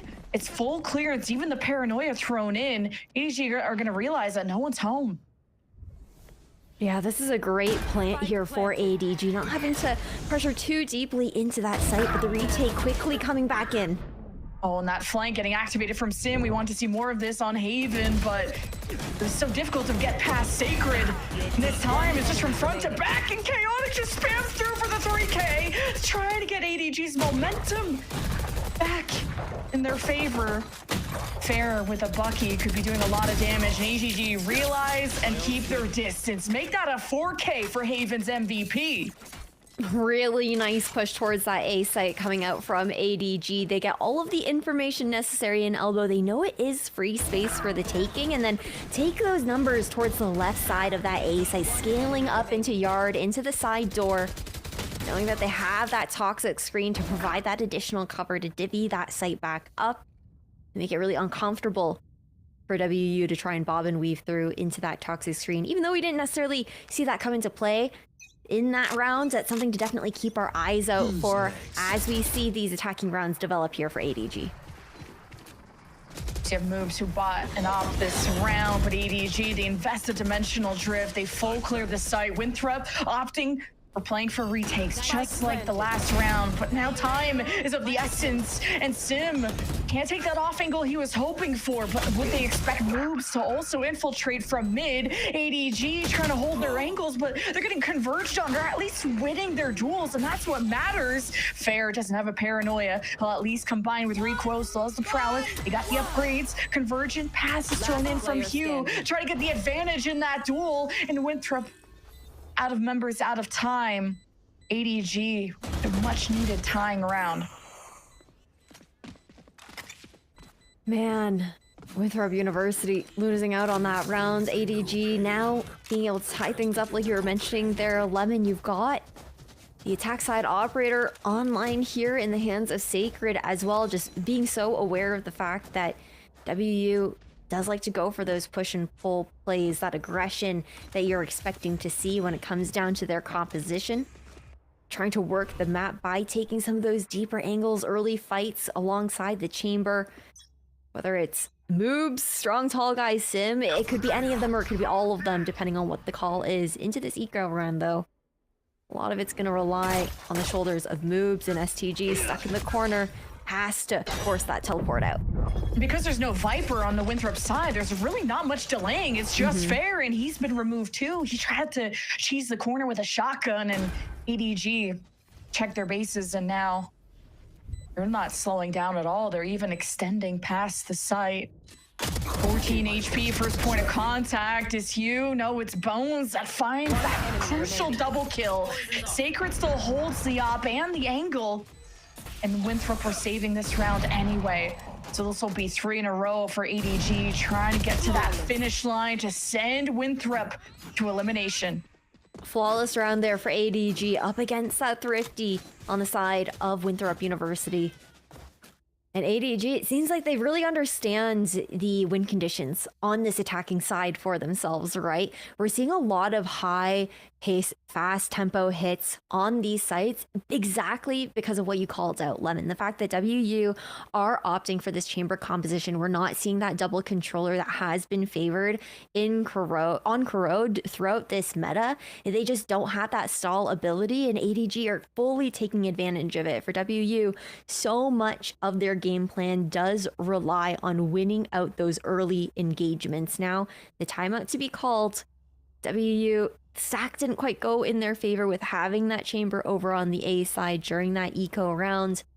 I'm curious to see how this plan is going to develop for Winthrop, because they can lean into a lot of those early fights, but at the same time, when ADG are also taking these sites so quickly, they could opt for those fast letter retakes instead, especially with that Nightfall online. Definitely seems like that's been the Winthrop strat, as you said, to just play for those retakes, to let ADG use all this util, and for Winthrop to retaliate off that Nightfall, off the Odin. A lot of good options. Jump. Sim, though, 5-14. We've been kind of talking throughout the season of what kind of structure, what kind of support is Sim going to get. If you let him loose, if he's having a good day, he could easily take over the server, and Winthrop are already taking over that B main. If STG inserted that Odin, making all that distraction, gives STG the upper hand on the double, as Chaotic gives ADG options. Now with that pick over to A, still ADG have to recover the spike. Winthrop not really giving up any of that space after the exchange. Now Chaotic's in a lot of trouble. The rest of ADG were clearing, thinking they had the time. Chaotic is being suffocated right now. So we're looking at Sacred to have something to do about this. But Fair's still holding from heaven here as well. The timing on that peak is everything. Yeah, that was such an important anchor for Winthrop to have someone watch their backs. And this has been the nail in the coffin for this round. Would have been a big opportunity for Sacred to turn it all around, but it's Winthrop that tied things up just as quickly and not letting any kind of momentum generate from that 3-win streak that ADG was just on. It's a great timeout to find that success off the back of here for Winthrop University, not allow them to continue to build that momentum that we've seen them capable of doing. Because again, the desk was talking about it too. Chaotic is one of those players where you do not want to see him heating up so early into a series. He can be such a problem player with the way that he's able to take over. But Winthrop have been able to stifle that momentum thus far into this second half, finding the stride of their own. Strong Tall Guys got that dimensional drift online. Convergent pass there for Sim here as well. This should be a recipe for Winthrop University to continue to chip away at the economy of ADG and take that lead back. ADG have definitely dialed things back. They're not being as crazy aggressive. They need to mark where Moobs is, because you never know when he's going to buy an op. Because there's not as much delay, like we said, with the lack of the Viper from Winthrop and the conversion pass. ADG had their moment to wait. Now it's time to kick it into gear as Winthrop holds the angle at the elbow side, but ADG, the firing squad, just annihilates them until Fair will do it all on his own. The 3K to restabilize Winthrop. He's got a lot on his shoulders still, as Moves is still rotating in. Be able to maybe change out this op for something that could battle a bit better, especially with the smokes in his way, but isn't going to be able to. Yeah, not really expecting Chaotic to be split up from T-Dog there either. So the advantage goes back into the hands of ADG. A great protocoling coming out from ADG side. The call from T-Dog there as well. Just simply using that drone, knowing that that presence over towards A was going to break up that trap play, try and bait out that converging paths, and that's why we saw them slowing down because of the ults that they're aware that could be invested into this round there by the defenders. Winthrop, Move's going to be a lone anchor on this site towards B. Does have the rendezvous back into CT at the very least. Okay, dashing in. This could be a strong post plan for ADG if they get the pit online, but Recoil has been a nuisance. A 2-for-1 trade. Winthrop will take those deals. Dimensional drift available for STG. If they need some information, he'll drop down from the high ground. This could be important to scout who is within the pit, which you know for sure T-Dog is. You still have to search for Sacred. That's where Sim gets involved in that equation as Winthrop start to explore the perimeter. Looks like they're starting to back away, maybe considering a save. And Moob's gonna inspire them to maybe get back into this picture until he's traded. And now Sim is gonna watch from that mid link. Fair, making sure there's no flank, I guess, but he can't do too much without a paranoia. CG's got flashes, but time's running out. But they haven't planted, so I guess there's even more time for Winthrop to play with. Oh, Sim, what a perfect time, right as the plant goes down. Now Sim needs to kind of regenerate that health. Sacred still stands, but really for not long. ADG could have made that round so much easier. They had planted sooner. Winthrop found their moment. I think it's a hard call to make there at the same time, though, Lemon, because for Winthrop, they play it right. They know that ADG are going to try and stall out on that plant. They're going to look for a couple fake taps because they're anticipating the flood to come in when they're expecting it to be Sacred alone holding in that pit, turning it into like some sort of 1v3 situation. So they're just trying to bait these players into the Viper's pit to see if they, on the side of ADG, they could get a couple of those picks down before actually confirming that plant. But the patience on the side of Winthrop was really well done. 10-10. These defaults now constantly towards that B side. Oh, Moves. This is why you have him on the chamber and why Corrode has been so strong for them. These openers, Winthrop needed this desperately, and ADG are running out of options as the T-Dog Hunter's Fury doesn't kind of net them any trades after that first player fell. So we'll be coming down to an A push for ADG. Not having any mid control is pretty perilous. Moves kind of gets aggressive there solo, but maybe calling out that push for ADG is still worthwhile. Yeah, I like this. I mean, all three players are sticking together on the side of ADG. They know that Winthrop are going to try and maneuver around the map and get a bit of that information, just like how we saw Moves pushing down over in mid there. All three players gathered outside of B. You've got a very passive anchor on the side of Winthrop with strong tall guy over into CT and Heaven. 30 seconds on the clock though, and Winthrop are going to start to get suspicious. You see these players all completely split up. Yeah, with where Fair was anchored and the Prowler invested from Recoil to clear within the A site, there's only one place ADG can be, and STG is smoked off from that top side. ADG got to get the ball rolling, 16 seconds.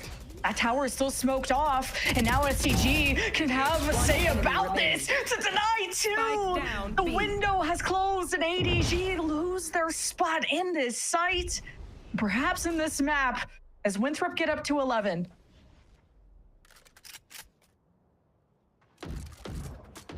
Man, some of these rounds also just feel like so almost messy at times. Like, I like the idea coming out from ADG, but they wait a little too long to actually take that site after the utility gets expended. I think anticipating a quicker flood to have come back in from Winthrop, but they've been calling them on their bluffs when it comes down to tapping that spike on site and not actually completely confirming that plant.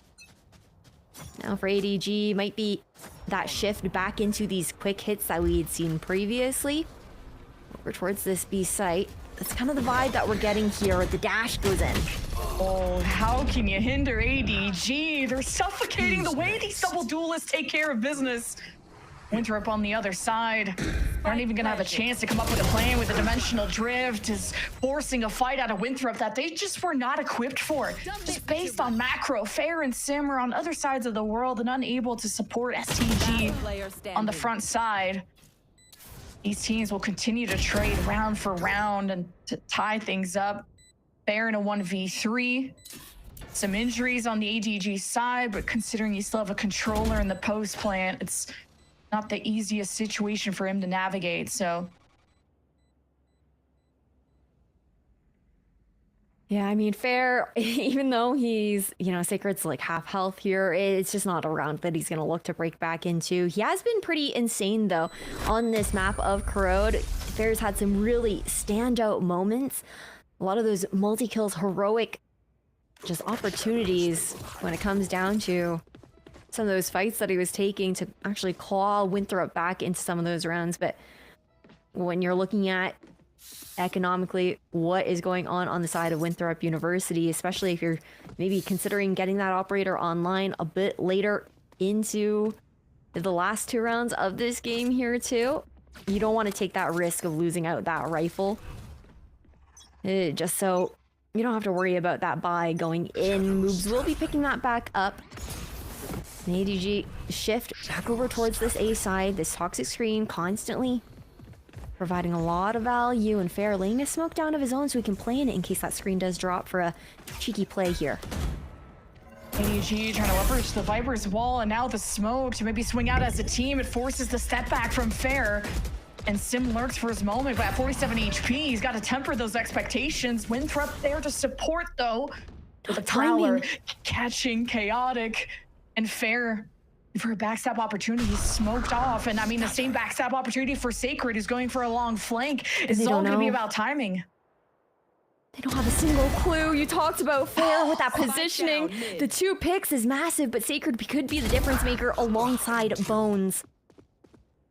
And the big unknown is where Sacred is. But now he has to pick up the spike, and well, Fair's got eyes on it. Chaotic just has to sync up with his controller.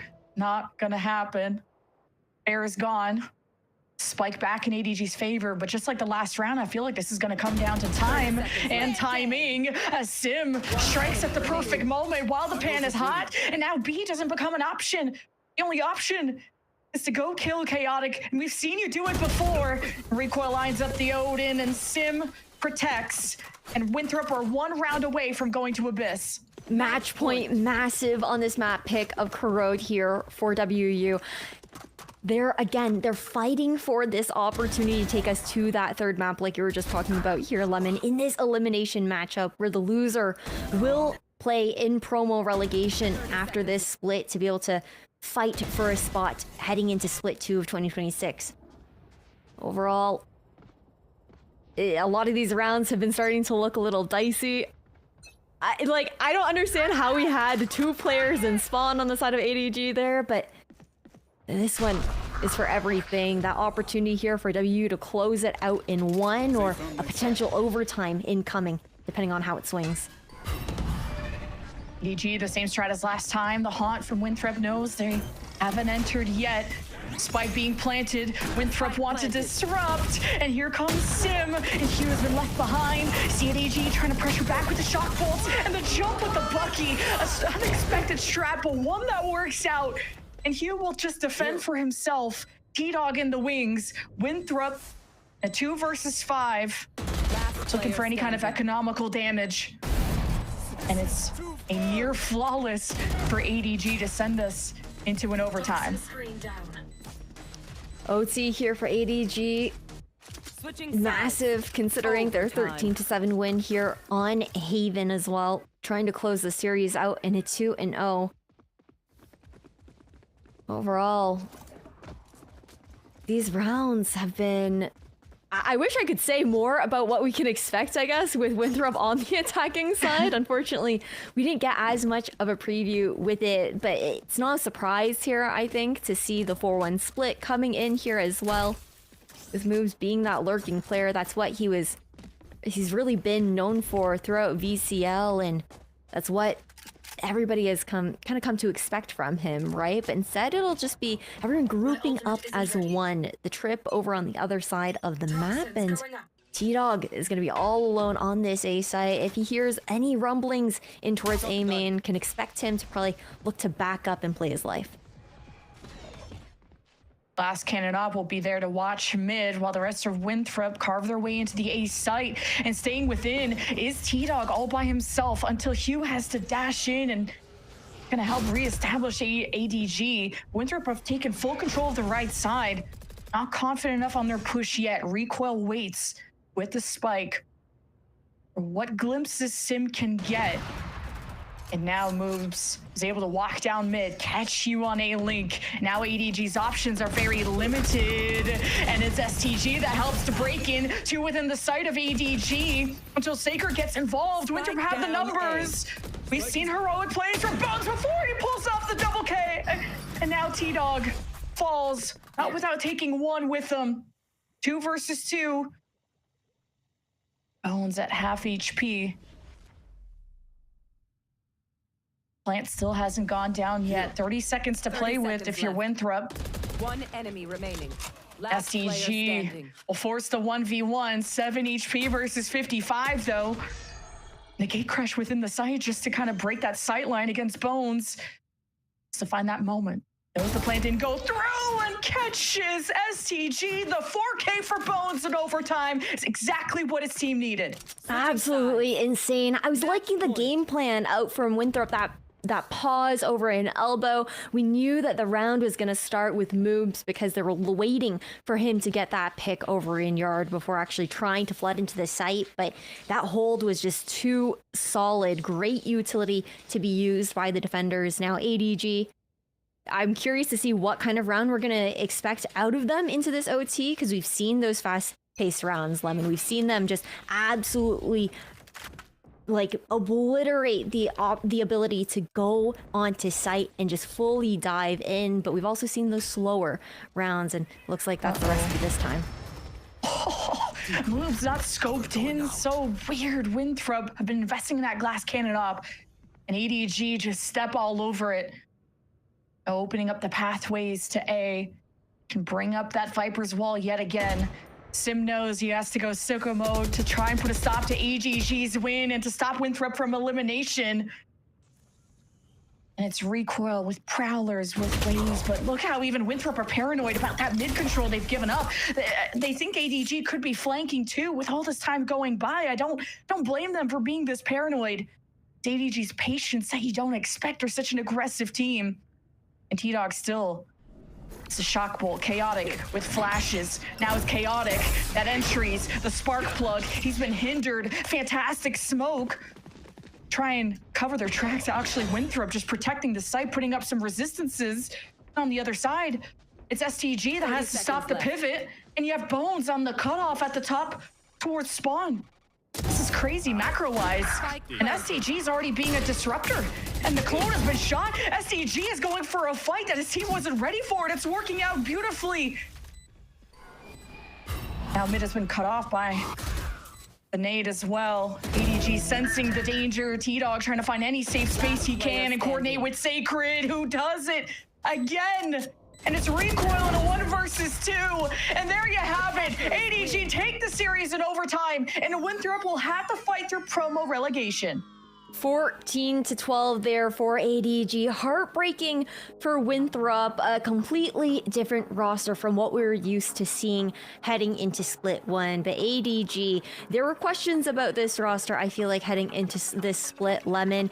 And I feel like they're finally being answered within the last couple of matches we've seen from them. Slowly finding their groove with each other. The spacing has been good between these two maps that we saw here, Haven and Corrode. Congratulations to them for being able to, avoid elimination tonight at the very least. But again, there's still a long way to go for this roster to try and qualify into the playoffs of Split 1, but this is a fantastic start.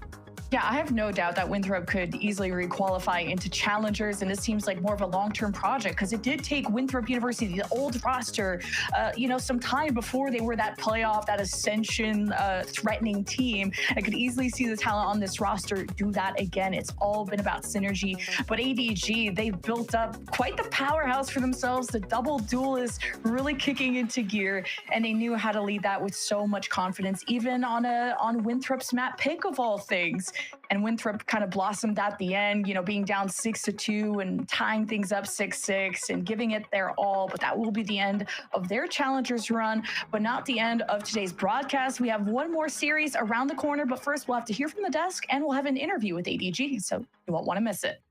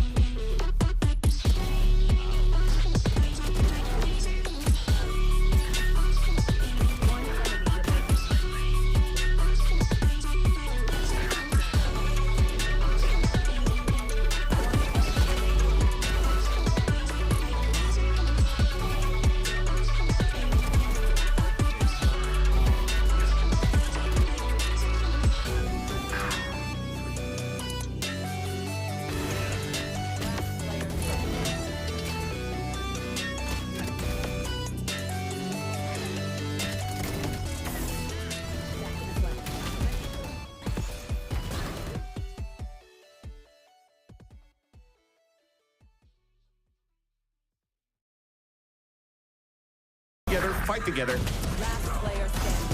Exactly what Core needs. Delivering as the anchor. Through the smoke and off we go. Envy trying to get this class around this time though. But the stand and fight, he's down to 8. There's Alum, that's the Phantom. Brought up by the save and trouble without his rifle. Way out, but the spike can still be held with just enough time to... And isn't by that bite act done. Early drop down and Ange catches all of it from hell. And it takes an overtime, but in the end, it's going to be ADG to take down Corrode, not just the map, but the series as well. 2-0 to eliminate Winthrop University from the stage one, from stage one playoffs contention. We haven't made it to the playoffs yet. I mean, going back on this map, I mean, Dan, they definitely made it close. Winthrop was putting up a fight, but it just wasn't quite enough in the end. Got another prediction right. I told you I was the villain, Sarah. I told you I was the villain, and now I think you understand.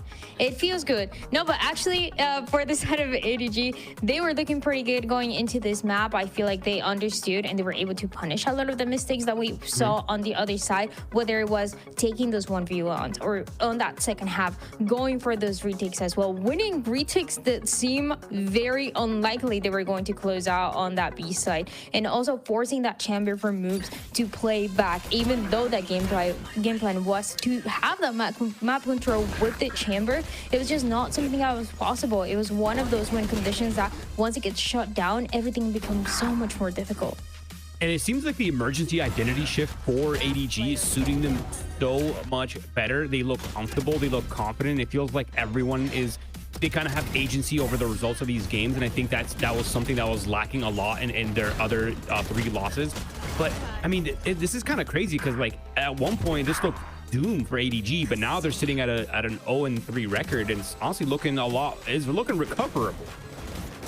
I mean, that's the thing when you're looking at each stage of challengers, even if the beginning of the stage starts to look a little rough, if you can turn things around, take that time, take those matches and learn, I think that's going to be great. And Dan, when we're talking about the identity shift, we still get to see a couple of runbacks, but we are going to be able to see some really big step-ups from key players. I mean, Chaotic again, we were wondering if we would see a Duelist change for running it back, but Chaotic's Chaotic, so he'll still be able to get it done in the end.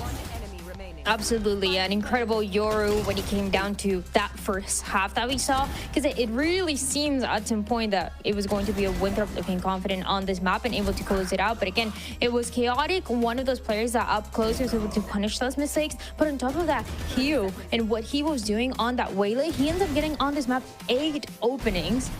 I mean, he was really doing it all, creating that space that we talked about, pushing that defense all the way back, like we mentioned. And it's just those little things for this double Duelist composition that now we figure it out and they figure out that works so well, and we want to continue to see it. And I think the crazy part is in this specific map, ADG won so many of the first engagements, as you can see, 16-10. That's so favorable for the ADG side. But it wasn't even just that. It was also the late rounds. Like so many of the late round situations that looked favorable for Winthrop University that could have gone their way actually ended up in ADG, with some individuals stepping up for ADG, whether it was Bones, whether it was Sacred. Someone on the team was always stepping up in those very tight late round situations, and ADG just closed them out. And that was kind of the difference maker. Yeah, there was a moment where I thought we might have been getting a map 3 within the series. It was kind of looking that way. But I mean, looking at the player performance across the board, we get to see Sacred end off with a nice little 3B, someone who we highlighted before the beginning of the day doing so well. But what's really nice across the series is even someone who we haven't talked about at all, Roy, like Bones, have we even mentioned his name once? He's going to catch a casual little MVP. And I think that's nice for the team, because even the people we highlighted are going to give way for the others to shine on their team. Like, it's a well-rounded roster. Yeah, Bones is someone that we talked a lot about in the beginning of the split, but it seemed like the spotlight moved over to Chaotic, it moved over to Hugh and Sacred, who are having phenomenal series. But I think the reiteration of the narrative that we were trying to tell about Bones is the fact that 1, he's very young. 2, he plays so many roles. He's flexible, and like the fact that he's young and able to play so many roles at such a high level and just have such good fundamentals while doing it is honestly so sick. And his situational awareness is so fun to watch as well, because the way he's like interpreting the chaos and the way he's maneuvering around it is just so fluid. So yeah, deserved MVP for Bones in this map. And I will say too, despite the fact we're saying goodbye to Winthrop University here, even though we focused so much on the subs coming out from that old TSM roster, Dan, like strong tall guide and Fair, great impact within that series, and 2 players as well that no matter where they land, I'm excited to see them pop off in the future. Absolutely. I mean, it is this very difficult situation. We know that this is not a game that you can just pick up and immediately the team is going to have synergy and all the comps are going to work. It takes time in the server. It takes understanding personalities. And so my cat just muted me. But, is that what happened? But it is great for Winthrop, and specifically for those players that we want to keep seeing in challengers. Your cat just hates to see you winning. I'm glad it was the cat though, because my heart dropped thinking it was an internet issue. All right, crisis averted there. Your cat's the true villain of them all, Dan, but I'll let you go aside for some cat cuddles right now, because we have none other. We're putting the cats aside. It's time for the dogs. We have T-Dog on the line now for our post-match interview. Get a little bit more insight about the match and everything else. T-Dog, congratulations on that win. The turnaround as well, stage 1. It was a little bit of a rocky start, but you now got these 2 wins back-to-back. Tell me about how you were able to make that happen. Yeah, well, we had a little bit of that rough start, and it kind of just felt like we were just getting things going. And obviously, like, losing and getting into a rut is pretty hard to deal with in terms of like getting back. Now we're at a position where we need to win out, but we have full confidence and we're ready to play anybody. I'm glad to hear, and like to get the team out of the rut, like that start with you as well. So I want to know, like, is it just we've gotten to see some comp switches? Like, has there been a different strategy behind the scenes and how you practice? Like, how are you able to make that turnaround?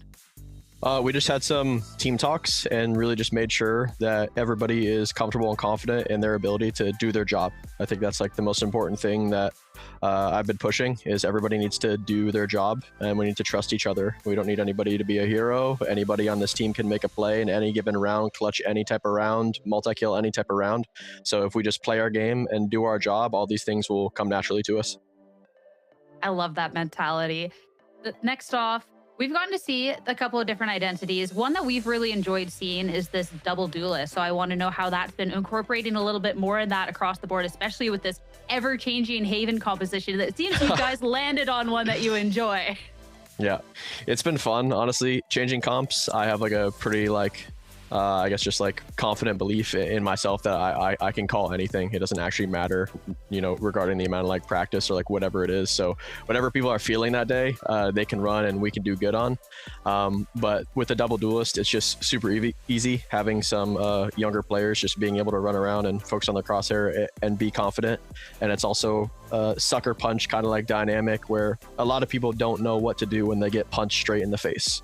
So when you get ran down by an ISO with a shield, when you get ran down by, you know, somebody 2-3 kills on Omen, on Yoru, you know, sometimes it doesn't matter what your setup is or how much you practice it. If you're getting run down, you got to do something about it. And I don't think a lot of people have answers for that in this league. Especially with a couple of the shooters on your team, like, yeah, I wouldn't know what to do either. Last but not least, you spoke a little bit about the confidence going on forward, but I want to talk a little bit more about that because you're right. This is a difficult run, and a couple of these teams that have not qualified are looking really, really terrifying out there. Yeah, it's interesting. I think that a big thing that plays into it is just kind of like people finding their footing. You know, we saw like last split, like a team like completely peak out and like Shopify, and you know they failed to even make it back into playoffs after they won stage 1. What I've always thought is that it's not about how you start, it's how you finish. Yeah, you know, it's like a little like Kopi. Obviously, I would prefer to have a good start and win, but it's not about how you start, it's how you finish. It's about, you know, the second stage and the third, you know, going all the way, racking up all the points, you know, however it ends up looking. At the end of the day, when the champion qualifier comes up, whoever plays best in that is going to be the only team that's remembered, and no one's going to care about anything that happened in the season. Yeah, we'll forget all about the stage 1 before we know it. So, I mean, It makes for a more interesting story anyways, if it doesn't start off perfect. But T-Dog, congratulations on the turnaround and the 2-0. And thank you for the insight. I hope you have a good rest of your night. Absolutely. Thank you. You too. Thank you so much. And with that, ADG now 2-2 in the league, get to continue to fight another day. But of course, we got to figure out who else. 2-3, sorry. 3-2. I don't know. Roy's screwing me up. He's saying all these numbers in the Discord. Never listen to your analysts, guys. Regardless, ADG stay alive in this. We got more matches to focus on. Quick break, and we'll be back soon.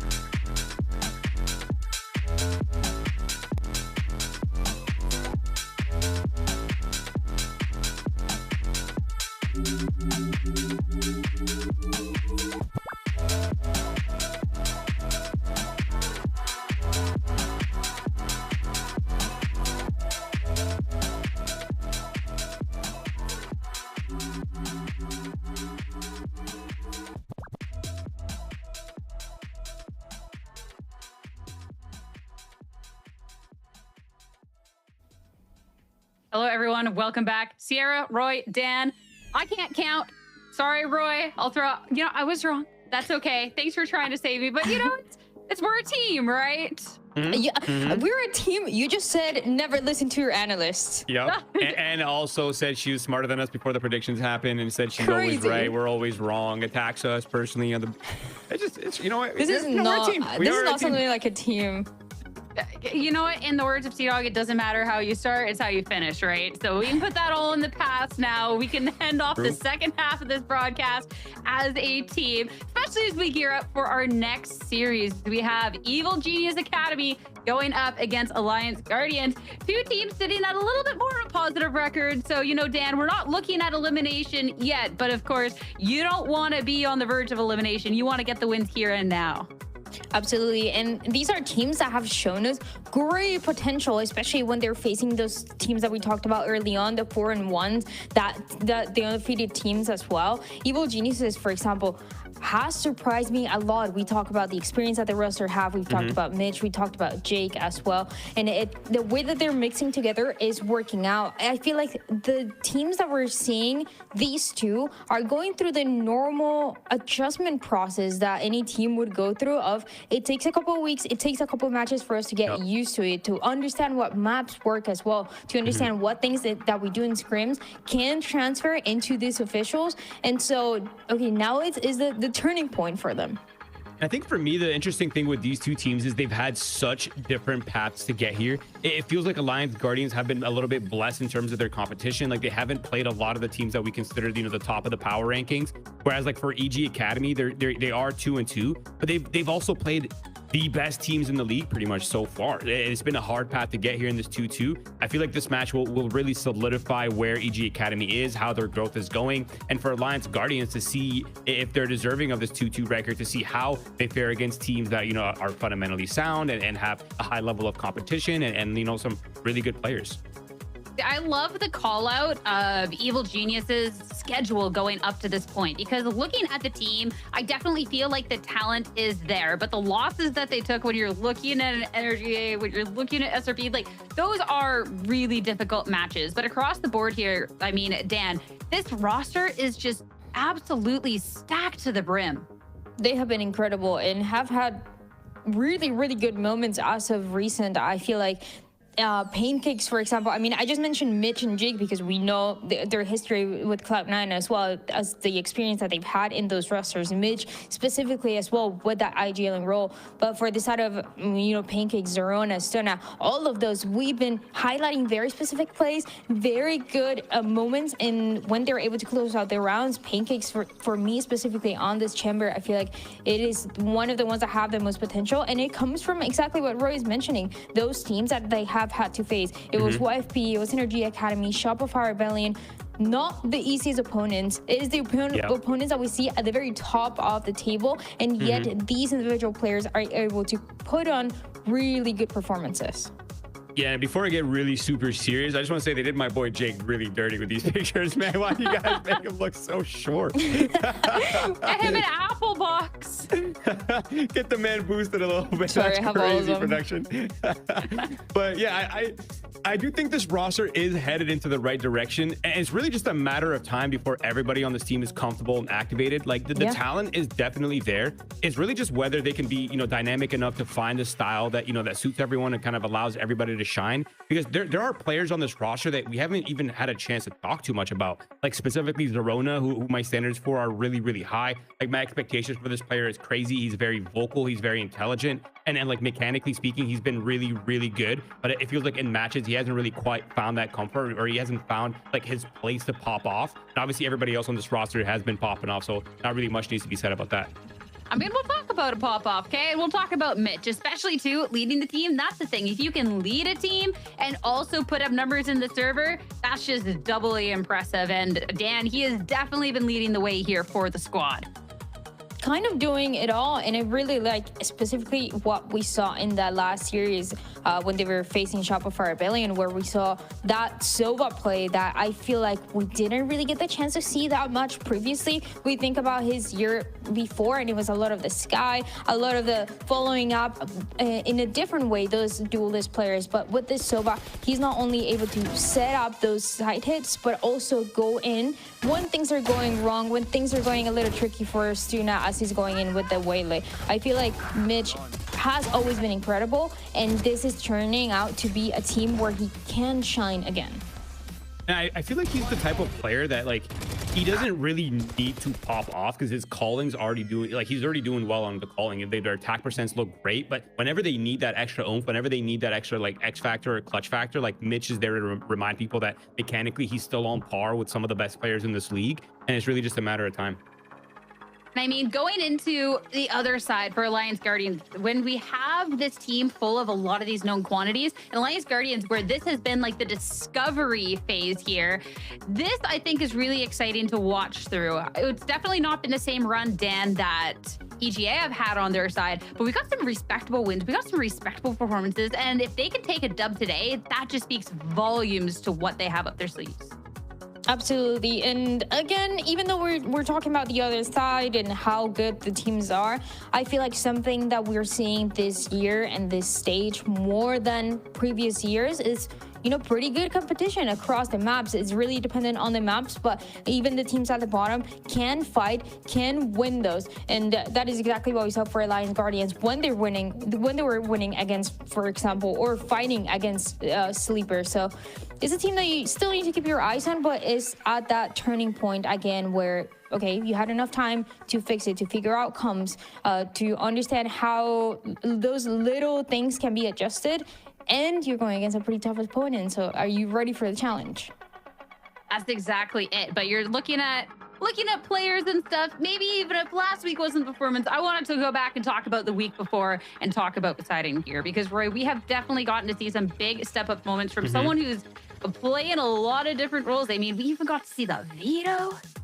Yeah, we're seeing a lot of different roles, but we're also seeing him consistently be a factor in almost every single match that Alliance Guardians has had. Like, it's also crazy because this team has been like nonstop grinding as well. Like, they're playing so much, like so many tournaments, and the number of volumes and reps these players are getting, and players like Poseidon are getting to develop themselves is crazy. And I feel like that's really their edge, is just the raw number of officials that they're playing. And then you look at players like Poseidon, for example, on this roster, and he's the one of many examples that you could give where like players are having impact, and he's on the Sentinel role, he's flexing into the controller role, but he's consistently positive in the KD, he's consistently being a factor round in, round out. And I feel like it's kind of that is what makes this team, you know, they have a little bit of flair where they have all these players that, you know, they're not as known as some of the other players in the league, but they're still putting up very solid performances.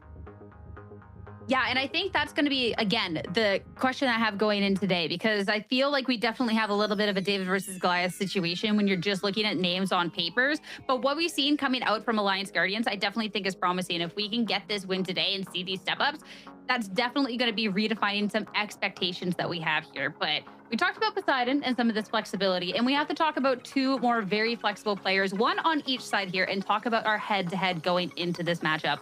One side, we got Pancakes. We've known Pancakes to be just a really flexible player all around. On the opposing end, Atlas. And it's really interesting to see kind of what roles they've been taking on. Yeah, that's actually my favorite part about this head-to-head is technically they're both like the chamber flex player, but Pancakes flex into the initiator role, whereas Atlas is flexing into the duelist. So it's really interesting, and like you look at their stats and they're so close together, and they're having so much impact in so many different parts of the rounds. They're really good at opening up the rounds. They're really good at playing solo, but whenever they need to play with the pack, whenever they need to be, you know, part of the team play, like they're also there. They're also having their say, and they're having their moments, whether it's on the lurking solo, like whether it's, you know, anchoring and defending sites against a pretty explosive meta. Like they're doing so much work for these rosters. And like you're mentioning, the fact that they have been playing chamber the most, but also are able to play different roles depending on what the team needs, I feel like it really speaks to the playstyle that we've been seeing. I think for Atlas specifically, even though he is flexing into these duelist roles as well, he is a player that is not super aggressive. He's not going to be the guy just running it down. He's going to be playing that Yoru that you see, trying to give a little bit of extra support to the rest of the team on that chamber as well, holding those angles, anchoring a little bit more. And it is that what has been making the team put up these numbers and win those maps. It's also crazy that these players are also the top performing player for their rosters so far in this split, and they're playing like they're flexing into completely different roles. And I think honestly that speaks a lot about Pancakes' value, because I mean he's jumping on the breach, he's jumping on these random roles, these off rolls, and he's still putting up monstrous performances. And you also have Atlas, who's like flexing between a chamber, which is honestly a pseudo duelist, and also jumping on the Yoru and still having so much impact mechanically as well. It's going to be a fun interaction between these two players, I think. And having such flexible players that have been putting up numbers as well is really nice, because something we talk about is maps and, you know, where things can make or break. And having players that can just be, well, on so many different roles, so many different looks is so nice. But talking about the map picks and bans for this series, I got to know y'all's takes. I got to make you earn your keep. Dan, how are we feeling? Abyss, Corrode, Haven, go. What go? Like you're putting me under pressure here? Yeah, let's go, Dan. How are we feeling? We just talked EG and the teams that they've had to face that most recently played this map of Abyss against Shopify Rebellion. It was an overtime. I feel like they showed a lot of great things. You see the way that the map ends up playing out. It's so incredibly one-sided when they go on the attack. And so I know that they're going to be starting on the defense, but you already have that confidence that you're able to turn things around, and just to take it step by step, where the approach for some of these teams are, you know, let's try to get 3 rounds. Let's try to get 4 rounds. If you know that that attacking side is going to be that strong. I feel like this is a good map to start off, and depending on how this map of Abyss goes, I feel like it's going to be a 2-0. Wow, you're calling it already on maps like that's crazy. I was gonna say. I mean, I was gonna say. She doesn't hesitate. She doesn't waste any time. Run the prediction. All right, let's just go prediction. Dan has declared it so. Like calling in the map. Okay, you called it since yesterday. Like, let me know. Unanimous. Okay, well, this is gonna be an Alliance Guardians 2-0. Probably the easiest one they've had their whole split, honestly. All right, is there anything else to be said on this? Nope, just Dan said it's a 2-0. We all bet EG. That's yeah. I think honestly, I think it really depends on this map of Abyss. Things can get really messy, but you are confident that not only are you able to make a comeback, which is a mental thing that not every single team has, but also to play a pretty comfortable composition early on, where only a few rounds can be enough, and you have really good individual players that can win you those rounds. Yeah, and we're not really seeing any changes in compositions. By the way, it's going to be same for both of these teams. EG Academy, though, historically, they've been a very attack-sided heavy team. Almost all their success is on that attack side. So I want to see a strong defensive half by EG Academy. Use the KO to kind of stop the momentum, stop the force here for Alliance Guardians. You don't want that veto to be in your face, hitting your sights with the interceptor. It can make counter utility very awkward, very difficult. So for EG Academy, the name of the game is allocating their util, being selective with where it goes, and making sure they're ready to defend those sites against the explosive comp that comes out from Alliance Guardians double Duelist. I mean, heading into the very first map, one that Dennis said is going to be the deciding factor in the series for Alliance Guardians to not get 2-0'd. So it's time to see if they can stack up against this EGA team. Let's head to it and find out. Back over to your casters to take you through. Hello, Lemon Kiwi and Ash. Have fun.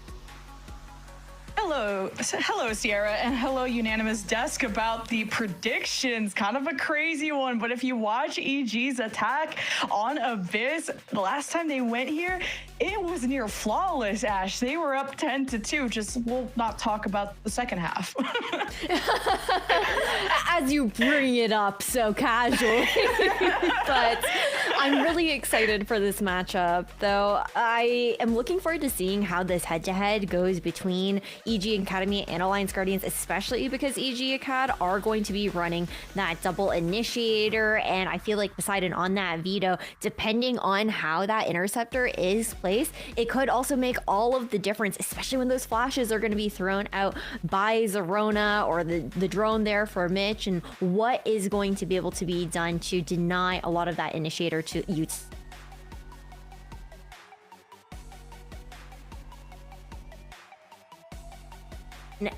You know, we've gotten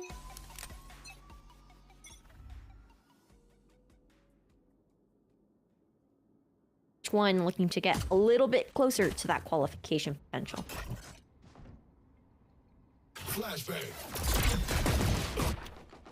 Overwhelmed on defense, and it's the first exchange here in mid.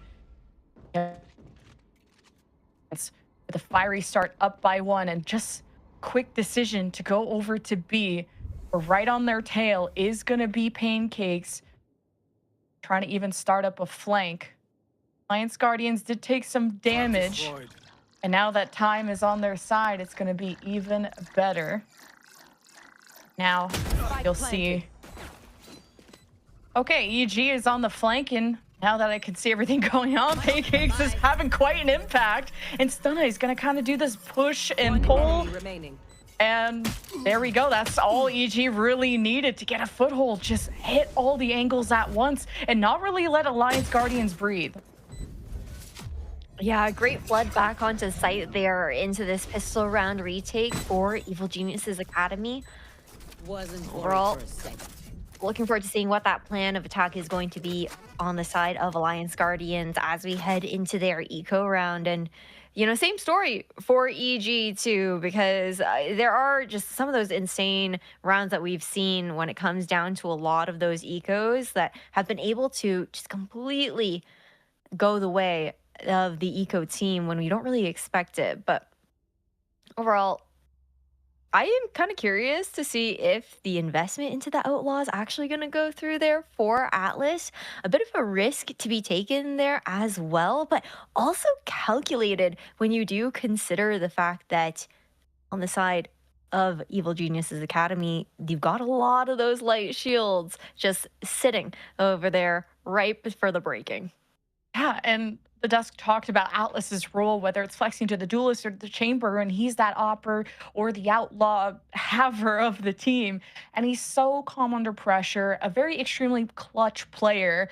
I know the stats don't show it right now, but I feel like Alliance Guardians couldn't even kind of generate any stability when EG were already all over them. They were already on a flank. And I think Alliance Guardians got to be careful about that mid control, because that seems to be something EG like to exploit, whether it's Stunna and Mitch supporting each other. I saw this the last time EG played Abyss. Mitch will kind of throw out a recon or an owl drone, and Stunna will follow up, whether it's in mid or hitting the left side of the map. Got to watch out for those two. But that doesn't even fully sell you the EG push or what the EG plan is, because sometimes Stunna and Mitch will split off from the rest of the team. So, but if EG keep getting this mid control, Alliance Guardians are going to be broken down from all sides. Yeah, we're going to have to see how that ends up panning out. I think those are just great shouts overall. They're such great utility to be used to get Pancakes onto those deep lines of sight as well, because it's really not just Mitch or Zerona that you're looking at. You can also look over towards Jake, some of those early gravity wells that you might see come through, trying to deny those early peaks out from the attackers and try and set Pancakes up for the best success on one of those deep lines. And Stunna's already having a great day, and just this EG Academy team looks very synchronized, and you kind of compare them to other teams. Stunna and Mitch are very fluid together. Jakey is usually in charge of watching the flank and creating that chaos of putting down, you know, a bunch of smokes or anything for retakes to the post plant. And Pancakes, you can often depend on him. He's kind of like the moobs of the team, where he's a chamber who's so proficient mechanically. You can put him on the other side of the map and he'll know how to play his life, and to not be a liability. He's always contributing to the team and not really taking away from it. And that's why Pancakes is just so well suited for this chamber role, and why this is going to be a good map for them. Although this is Alliance Guardians pick, EG have shown a lot of expertise, at least on the attacking side. The defense is what I'm interested in seeing more, and hopefully we do get to see more.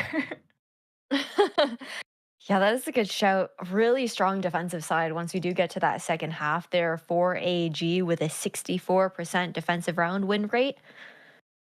On the attack, we'll see if maybe they've been able to learn something from that 3-9 half that they had when they were facing up against Rose just the other week.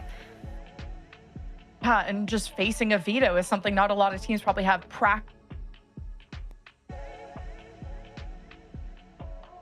are doing right now, at least especially on a up these strats once we get our connection to the lobby going. Sorry about that, y'all. Enjoy the music. We'll see you after this.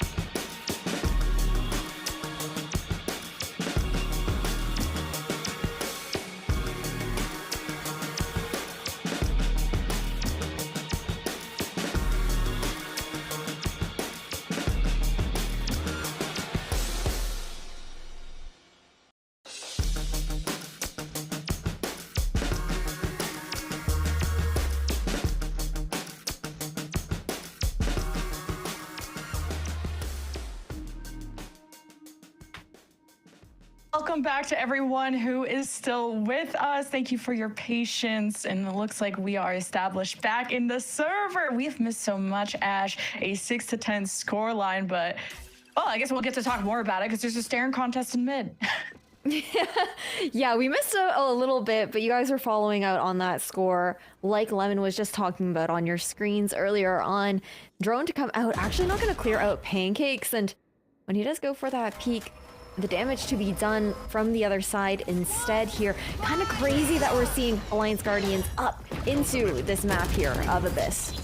You're already seeing the impact of the veto, trying to take down some of this util while Atlas takes down everyone else, but did approach that fight pretty solo, walking past that smoke. In EG, we're ready, guns blazing, and the spikes are already going to be down too. You got IGL Snarly on duty right around the corner, starting some disruption, but being as safe as he can. Now Slammed will be able to get sights on B Long. This is going to be a tricky situation. They're not expecting, or maybe they do expect Zerona to be there because the recon hasn't tagged him. A sense of security, no, it's a dance. And this is all great time, but Zerona is delaying for the Pancakes flank to come in through the high ground. So EG will be catching up slowly but surely. Great rewrap coming out from Pancakes after he initially, gave wind that he was giving up that mid control earlier before that plank was initiated.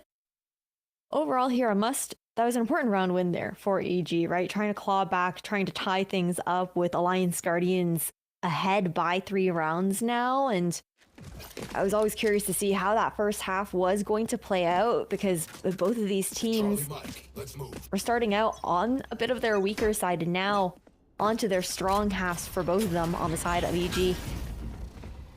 Wow. Aggression from Alliance Guardians now just spamming through the smoke. And this is the fight for the orb.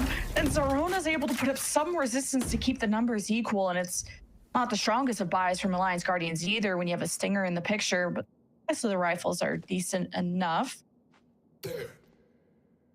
And she's going to switch up too. And Alliance Guardians are going to drone. This is going to spot Mitch. And this isn't a full sell for me either because in previous maps, we've seen Stunna and Mitch be part of selling fakes at different parts of the map. They haven't gotten eyes on Zerona, who's hiding behind the box.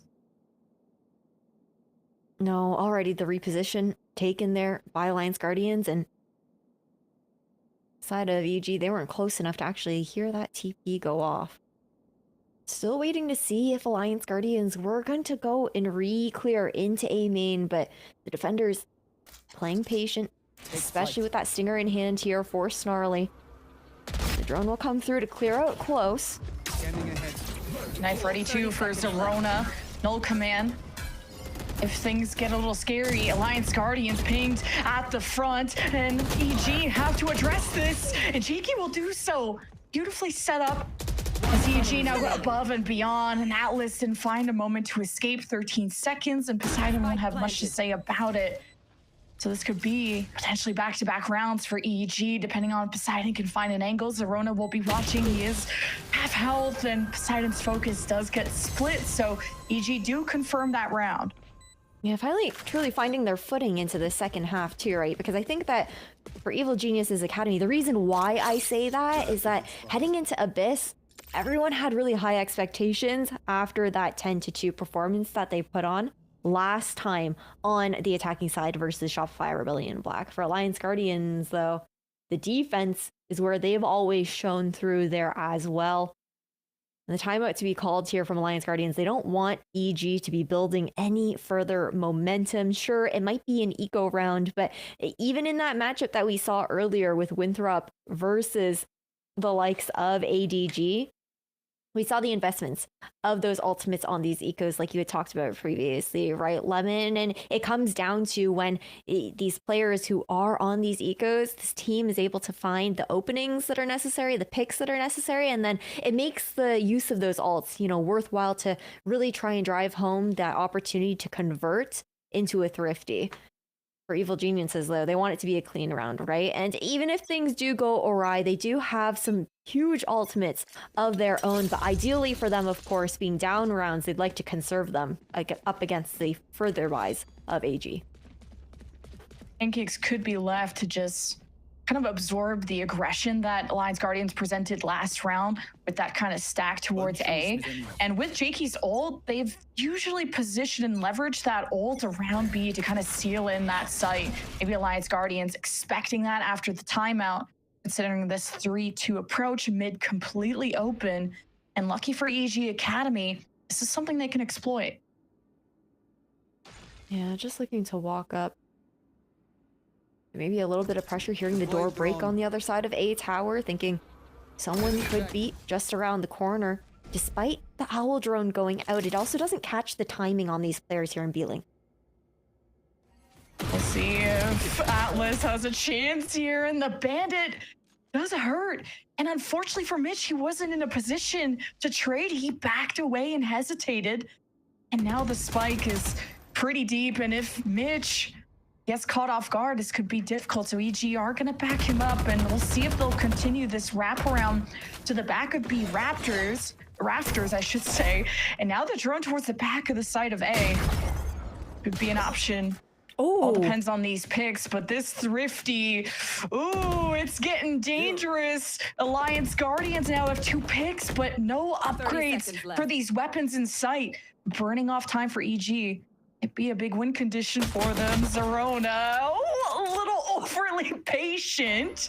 And now EG have nothing really going for them besides having the spike. It's all up to Pancakes to pull off a heroic play. And it's a Thrifty, and a flawless one at that. Didn't even need that ult investment that we've talked about that it sometimes does go through for those Thrifty rounds to try and convert. It was pure positioning and spacing on the side of Alliance Guardians. I was kind of surprised at the amount of respect that was given to Atlas after that fight over towards V-Link occurred, and just very good awareness from the defenders in their positions, ensuring that they're constantly like watching the backs. Even if they are open, they will be there for that trade to go through. Great bait plays to go in to secure that 11th round. Now, shifting back over towards A. EGA, they hear the veto utility just on the other side. Interceptor now online. That slowed things down now for EG. They know they have to wait for it to go down before they can actually send that utility out to try and clear. And with the amount of time that's passed by and the lack of control on the remainder of the map, they have to go and re-clear mid. And EG Academy could have simplified that last round a lot. They had this mid control, but they couldn't adapt once that first player fell.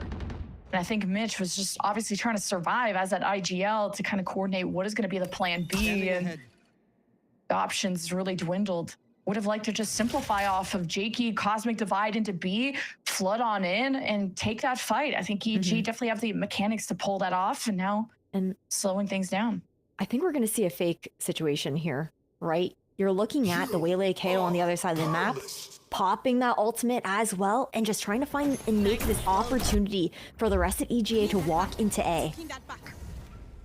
30 seconds left. See if it's sold, lurking around. Snarly isn't convinced, and he's taken down at the window. So summon the attention of Slammed, who wasn't fully recruited over to the B side, and EG's attention was all at the top of that window, thinking Alliance Guardians reinforcements were nearby. And this has really costed EG, but they're making up with these duels. Great spot for Jakey. Now against Poseidon, who readjusts, restabilize 1v2 though. Just trying to get this halfway. Stunna watching it all happen. The slow repeat gets a wide swing, and Stunna wins it to get EG still alive. You have got to give thanks to Jake for that round, though, for EGA, because the way that Slammed was able to work around that A site, there was a world where Alliance Guardians could have gotten that defuse before the rotation even came from the B players who were selling that fake on the other side of the map for Evil Geniuses Academy. But Jake, being able to secure this 3K, just bought enough time for the rest of the two to get on over there and to continue to keep this close and stave off that match point, like you were saying. You want to play? Let's You gotta keep your head on a swivel if you're Alliance Guardians. You never know what EG have up their sleeve. For now, it's been these slow default rounds, leaving Pancakes in mid. And this is the type of round I wanted to see out of using this Cosmic Divide. And now Alliance Guardians are going to stack together. try to push this back as best as they can. It's first blood. EG just not really having too much space. They've had issues navigating through the smokes and the chaos. Alliance Guardian's gonna take a step back. No, Riker can't even rewind back to square one. If anything, this is all squared away in favor of Evil Geniuses Academy. They have not dropped a player yet, and Slam just has a judge. Could be picking up some weapons, but a 1v5 would be quite ambitious. Yeah, it would be. He's still looking for Pancakes, though, just so aware of the timing that he likes to take on these flanks, but here's the drop over towards Vent. Slam does not care. The Lion does not concern himself with the flank. That's all she wrote. And EG keep themselves at arm's reach with a back-to-back round win after getting thriftied flawless. I like that EG Academy just kind of shake that off and again simplified their routes and their executions. For sure. Heading into this round now, too, for Evil Geniuses Academy, you've got Stun just one away from the Convergent Pass to come online for that execution. For Alliance Guardians, they've got a couple big ultimates of their own here as well. The Evolution for Poseidon could just deny any value from utility that's looking to come out. Won't be popped, though. Just trying to drone back onto the angle here to get Atlas posted. Oh, Pancakes versus Atlas, but quicker to the trigger is the defense. There's been a lot of that push and pull towards A. It's very 50-50 how those encounters have went. And you lose a pretty important lurk player for EG, where Jake sometimes provides that on the left side of the map, but now they really got to stick together. Yeah, trying to go for an A split through vents here. Get that tower control for EGA. Okay, the Hunter's Fury preemptive for Mitch to kind of put the red carpet down, but the up still looms, and that's something Zerona does not want to mess with. Now just trying to play this from front to back. Get eyes on the back site. Safe plant. Jake will go back to watching the flank. There's been some time. You don't have mid vision. Alliance Guardians get info themselves using the dimensional drift. Atlas goes back to the backside with the op window now for Alliance Guardians trying to get involved in this fight. They're kind of split because of the smoke from Jake. Riker makes his impact known.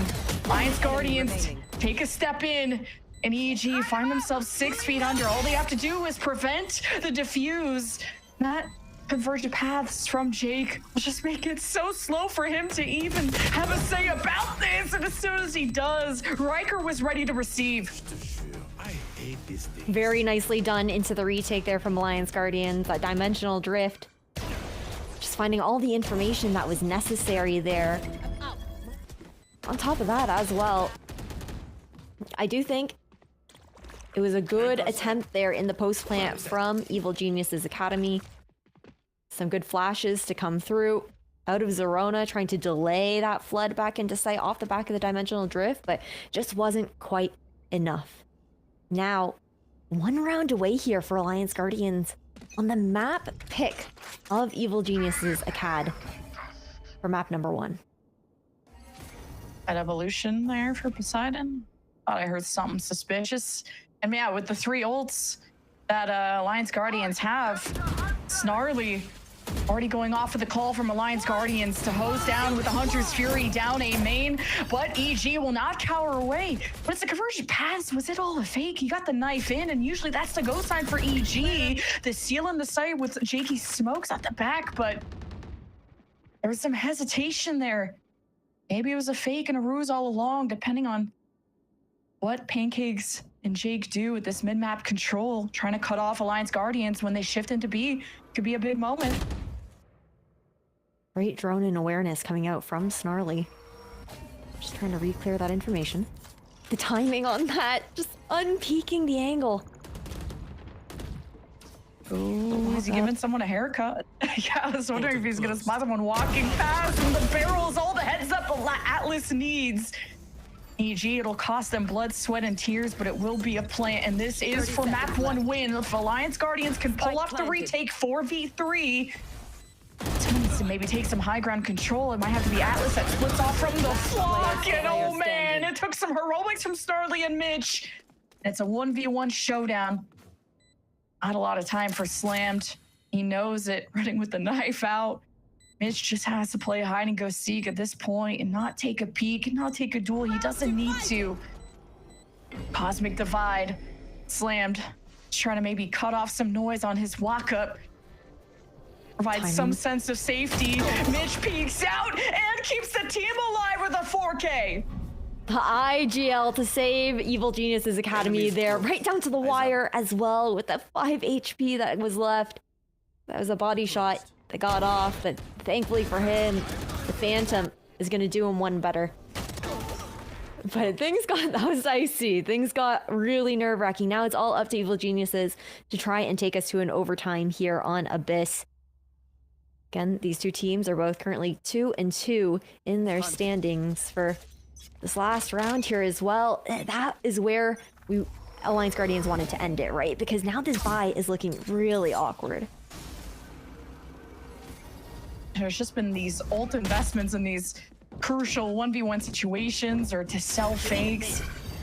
Now it's EG.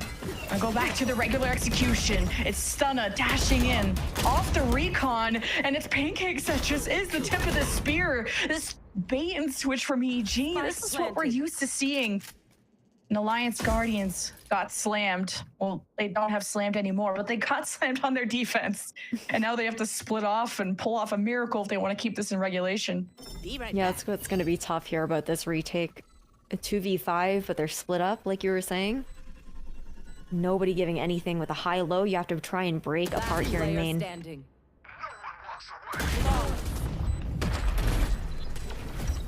AG going back to what worked for them so well in that very successful attacking half against Shopify Rebellion Black, that 10-2, that it was their defense that crumbled, and you can tell that they've made those adjustments and those improvements, but they'll have to pull off an overtime win, a very familiar position for EG Academy, but you can't discount what Alliance Guardians have done to be up in the 7-5 in the half to push EG Academy to their limits.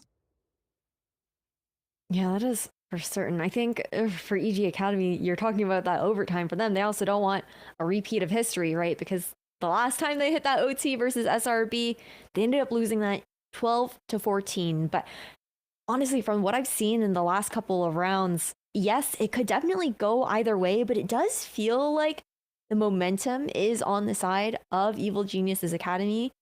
Evil Genius, I can't speak right now, but it's fine. I think the inserts have been nice. Unfortunately, we didn't get to look too much at what their defensive half looked up against Alliance Guardians, you know, calling back to that first half that we saw. We did have that pistol round at the beginning of the stream where we saw that retake flood back in, called really nicely by Mitch. But what will the adjustment be here? Again, expecting to see Pancakes getting the opportunity to take one of those deep lines, go for some sort of early engagement. There's so much support that could go behind him and Stunna in either of those call situations. There's always the opportunity of that glass cannon op where Pancakes and Atlas have been dueling, especially for that A main control. B seems to be a site that at least EG can more easily explode in when it comes to their attack, where it's kind of a recipe of throw knife in, stun a dash, Jake smoke, Mitch drone or recon or something. There's layers to that.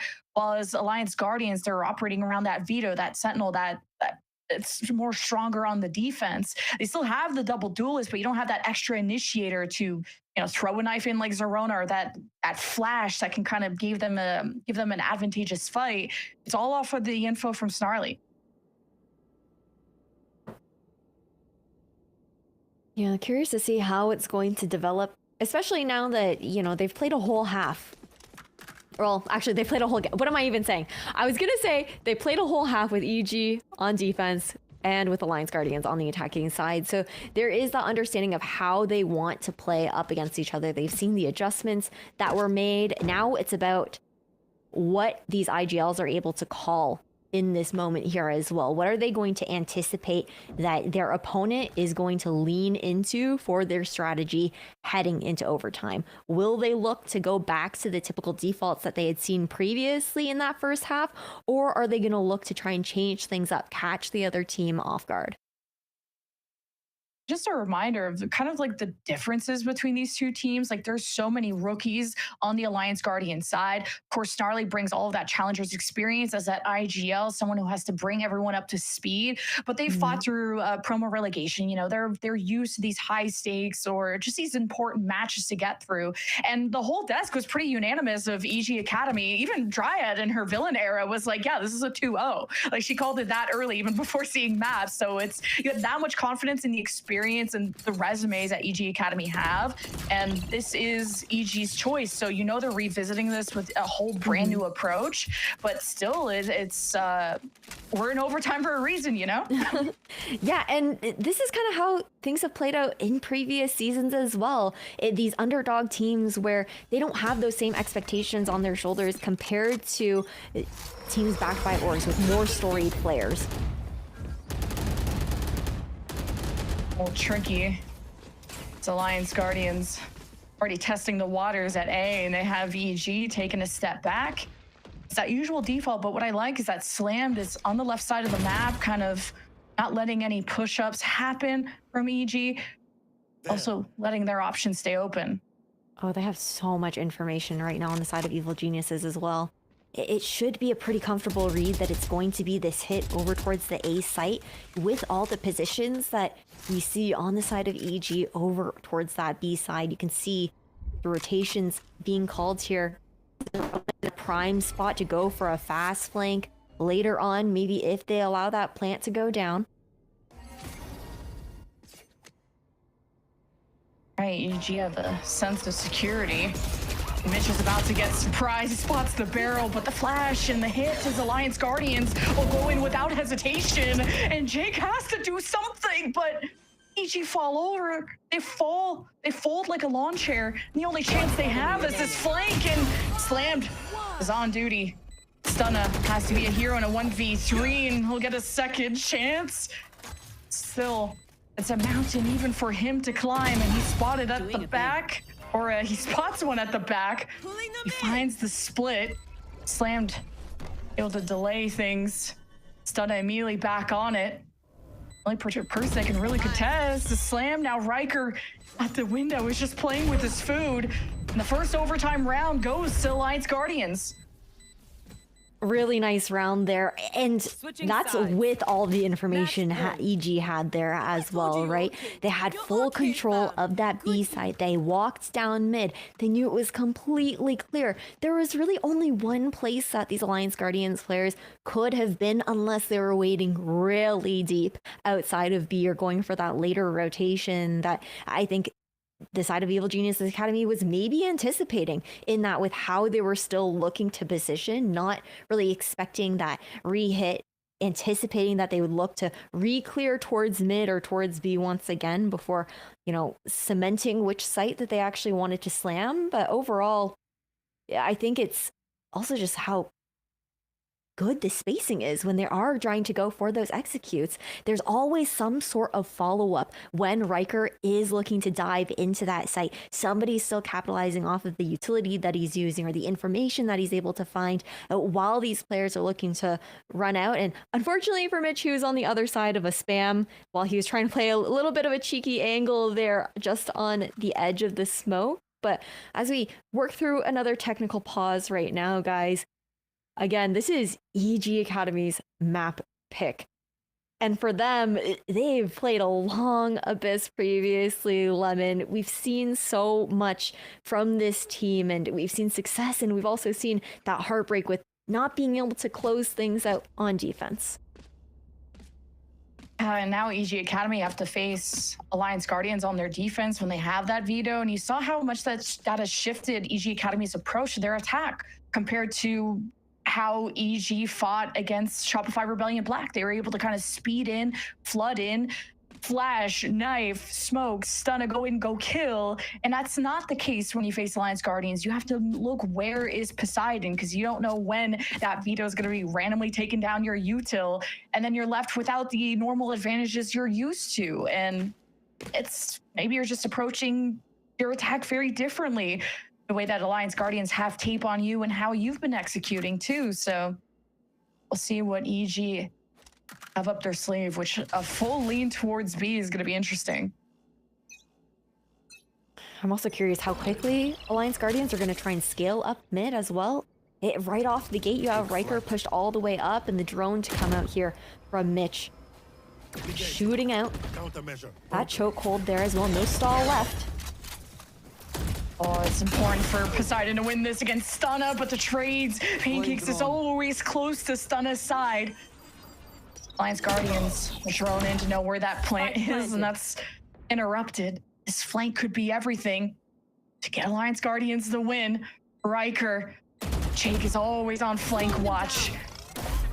Now it's a dance between those two. Good time being bought from EG, but time is up for Jakey. And Zerona, there's layers to EG. You can never just take your ones. It's always a 2v1 when you face them. EG just have... Wow, I guess Pancakes just cleared up 4K in the blink of an eye. Jeez, just gave everyone a heart attack. Yeah, unfortunately, shorty in hand, there isn't too much Atlas can do there once you end up seeing Slammed go down in that retake. But tying things up here, as you swap sides once again, EG saw a bit of their game plan in the previous overtime round.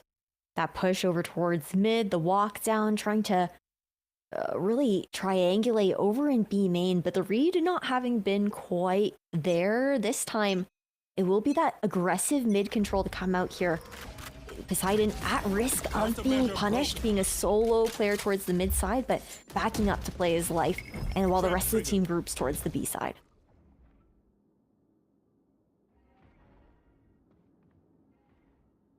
This positioning. Oh, they're just like right next to each other. If only they knew what we knew. But we'll wrap around Zerona. If Poseidon exits, Zerona will catch him.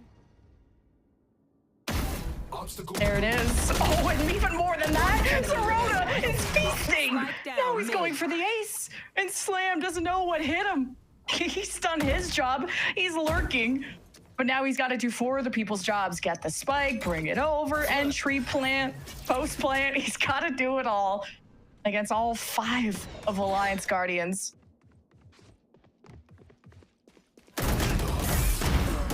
Oh, wait, okay. That's a little extra damage there.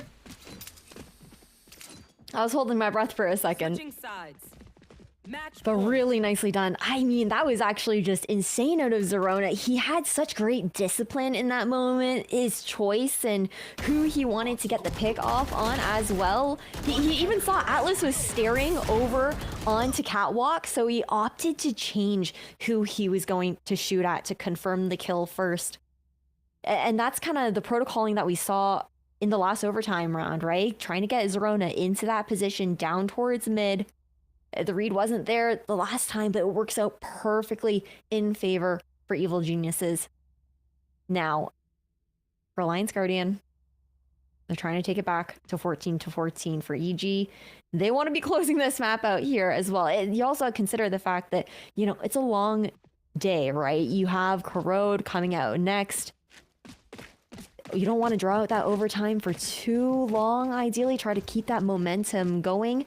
I think things can get always a mix of like tiring in OT Lemon, because it's that back and forth, you're always swapping sides. But at the same time, for some teams, it can also create that energy, that swap back and forth.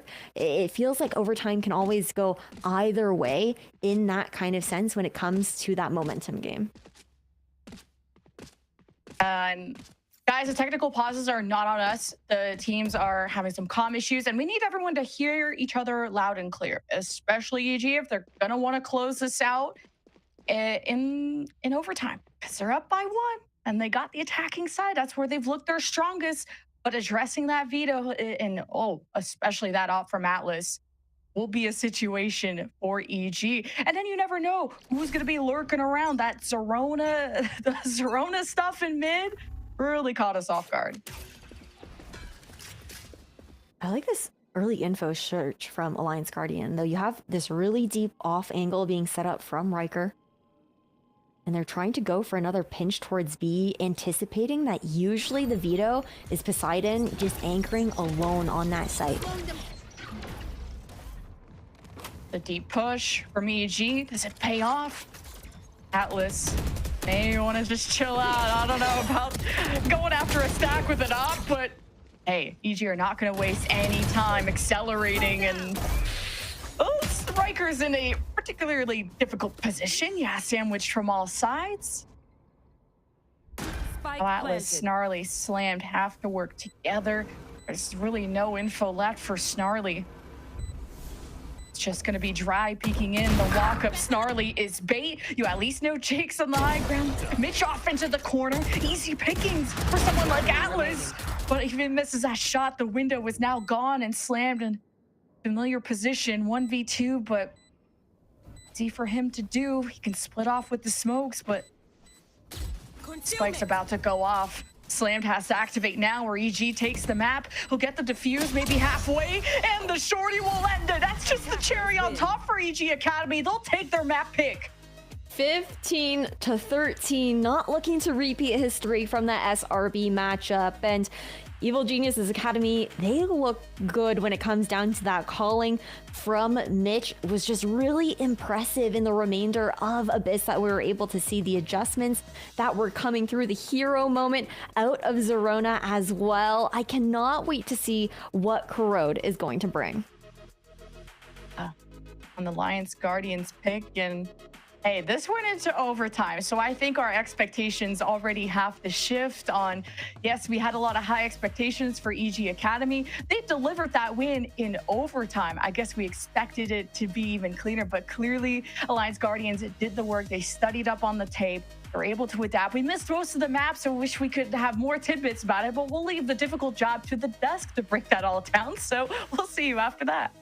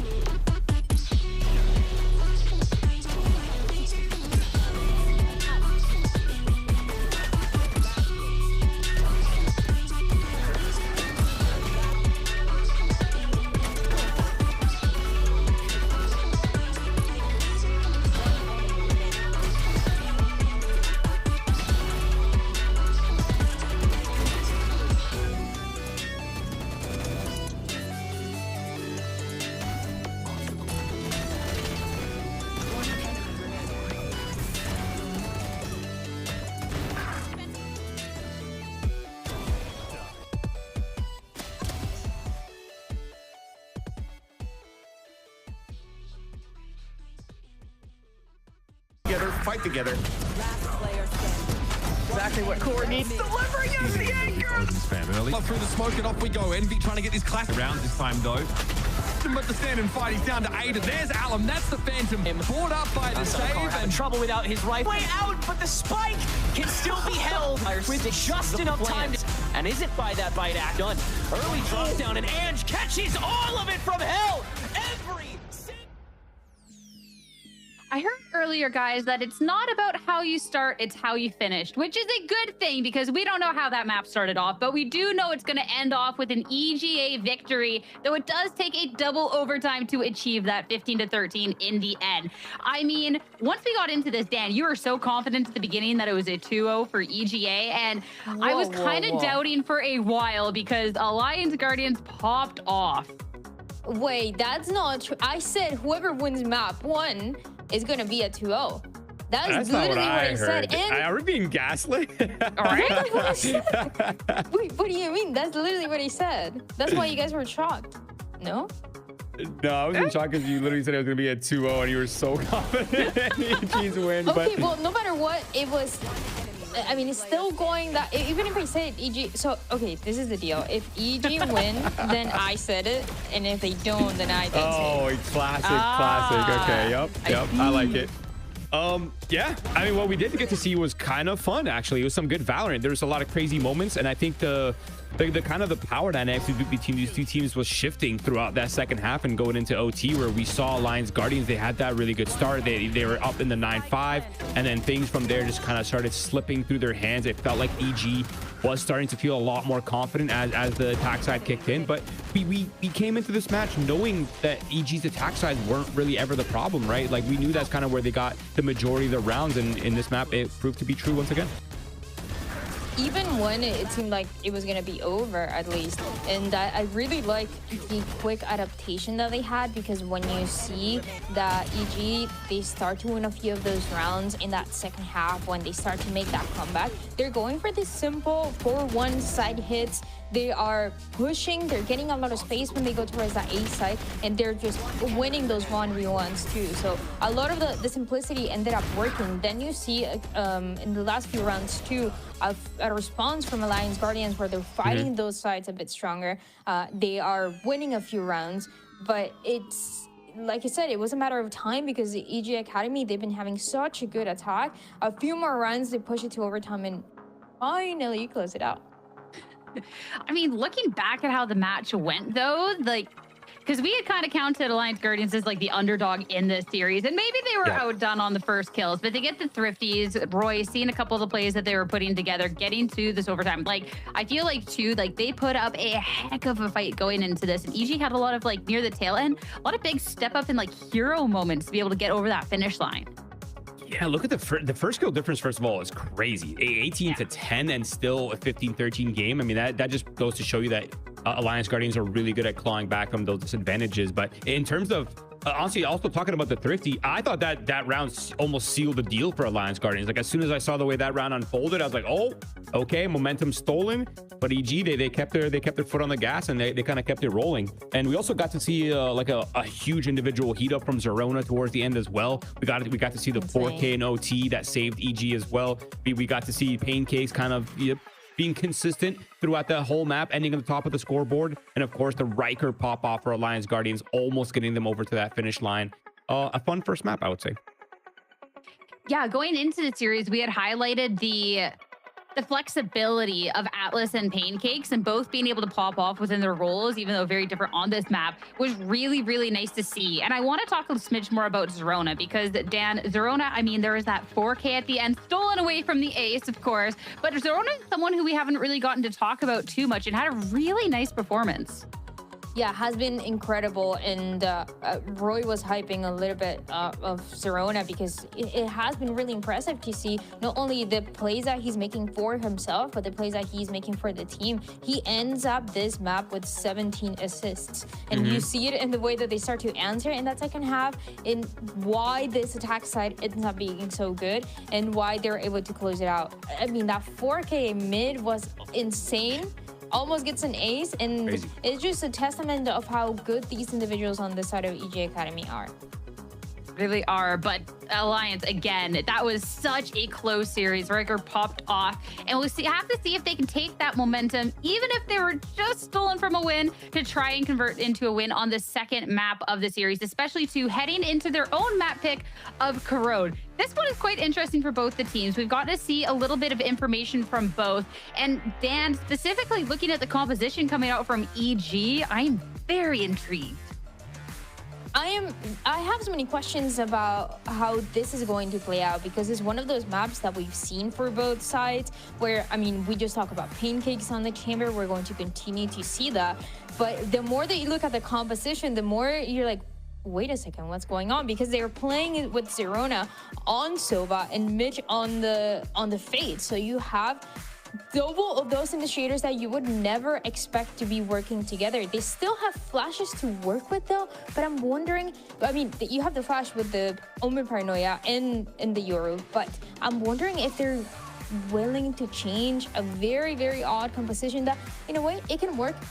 You know, sometimes in Corrode, it's hard to get space, but I don't know. I feel like they're going to change it. I think the one thing that I've learned about Corrode is that there really is no defining comp that works yet, although we think there is. Like, I feel like it's one of the maps where a lot of the stylistic approach can kind of shine, and I feel like the Alliance Guardians composition, they have so many reps on that map. Like, yeah, they've only played it, what, 4 times in VCL. They have 12 officials on the map over the past month alone. So there's so much reps in terms of, you know, how they want to approach the map, and they're probably very comfortable with the way that they're playing it. And with the double initiators, it opens up a lot of options for Alliance Guardians. So I can see why they picked it. But when you look on the Evil Geniuses side, you see that, I mean, they had an OT loss to Nightblood 14-12, and the other game was a 13-7 victory over NRG Academy, a team that we consider to be one of the best in the league. So I think this map is going to be very tough for Alliance Guardians, despite it being their pick. I'm definitely interested, but I'm looking at like Alliance Guardian's own results on it, and like this Waylay coming out from Breaker, like Breaker already was having such a big impact on Abyss and was putting up numbers, and on this Waylay as well, can continue that forward. So I don't think hope is lost here for Alliance Guardians, and especially too if they're picking into it, going up against a team that has a smidge more of this quirky double scan comp, then they're definitely a team that I'm excited to see if they've done their homework for this one. But I mean, it's going to be the question now, Dan, if we can actually see the win and get into a deciding map of Haven, if we can even get a closeout here on Corrode. Especially because it was so close. I feel like Riker is just one of those losses that really do hurt, because you know that you almost had it, and he was doing anything possible. He was way ahead everybody else in general in the lobby when it came down to the kills, winning closing rounds as well. So it's just one of those that at least it can help you get some momentum, be warmed up going into this map of Corrode. Last time that they played it against Nightblood, he was struggling a little bit, but going into a map where you're already feeling good about your own performance, at least, you know, it can be a game changer. Well, you said that you were kind of thinking there could be a little bit of a switch up, but going into it, unless my piece of TV right, it seems like everything's going to be staying the same. Yeah, it looks like nothing's really changing. This is kind of exactly what we expected. But for EG Academy, I do want to kind of refresh us a little bit on how they approach the map with the double info initiators. Okay, the Fade, the Sova, they're very good at re-clearing on the defensive side. So they're always going to have numbers where they want them to be, ideally before the attack side has decided where they want to end up, especially with the information being spread out. Now, when it comes to that attack side, EG Academy is going to play very slow. They're going to push and continue to push you back all the way onto sites until you have no info. And for Alliance Guardians, it's finding those gaps, it's finding the interruption and trying to dismantle that default, because you don't want to get pushed into the way that EG Academy wants to play this map with the double info. And since they are running the Sova Fade, they don't have as much defensive utility. So Alliance Guardians have a chance on attack side to sweep them and overrun them with their explosive comp. I mean, going into this, we have seen that Alliance Guardians can put up this fight against EGA. Again, double overtime on our very first map of the series. Can they push back on Corrode to take us into a map 3, or is it going to be an EGA victory all the way? It's time to find out. Head to Corrode and send it back over to your casters, Ash and Lemon Kiwi, to find out. Thank you so much, Tiara. Yeah, I'm so curious about this double scan comp from EG Academy, and if we're going to get another overtime game. We've been really treated. When we do get to watch the Valorant, it's some good Valorant. We absolutely have been treated with that. I think, again, we've talked so much about how close the competition has gotten when it comes down to this split of VCL and A, but talking about that double scan composition, it's always so interesting to me because there's two sides to the coin of this comp, right? And you don't really see the double scan being used often, but the way I see it is you've essentially got 3 drones to work with, and you can use that either on defense or in attack in very different ways. On defense, you're going to be looking to get Pancakes onto some of those lines of sight, some of those deeper lines on that chamber, try and support him when he is getting that operator online, versus on the attacking side, trying to sniff out the operator on the other team when you're expecting that to come through potentially there as well. But for EGA, a lot of that is also facilitated by Stunna being on that Yoru, that flash to come through. A lot of information garnered there, and look at how that's the green light for Stunna to push up further. That's the fun of running a chamber on that map. On this map, you got that push, that pull, and look, with all that information, EG knew they could converge on the perimeter and crunch on this mid-map push. And Alliance Guardians on an island with no raft, but hey, they got a gun. Poseidon knows how to shoot. He's already got 2, and he's got all his final kills stacked up right in front of him. Almost got to be a little bit careful if you're EG, because 13 HP, 48, 78, you got to respect Poseidon a bit. Yeah, that's why you see them like backing up, completely not sure if he's going to also try and wrap back around towards mid with all the time on the clock. But this should be unlosable for EGA. Surely. At the high, low, and there we go. Okay. I always like to give people the benefit of the doubt in challengers, but EG kickoff on the pistol.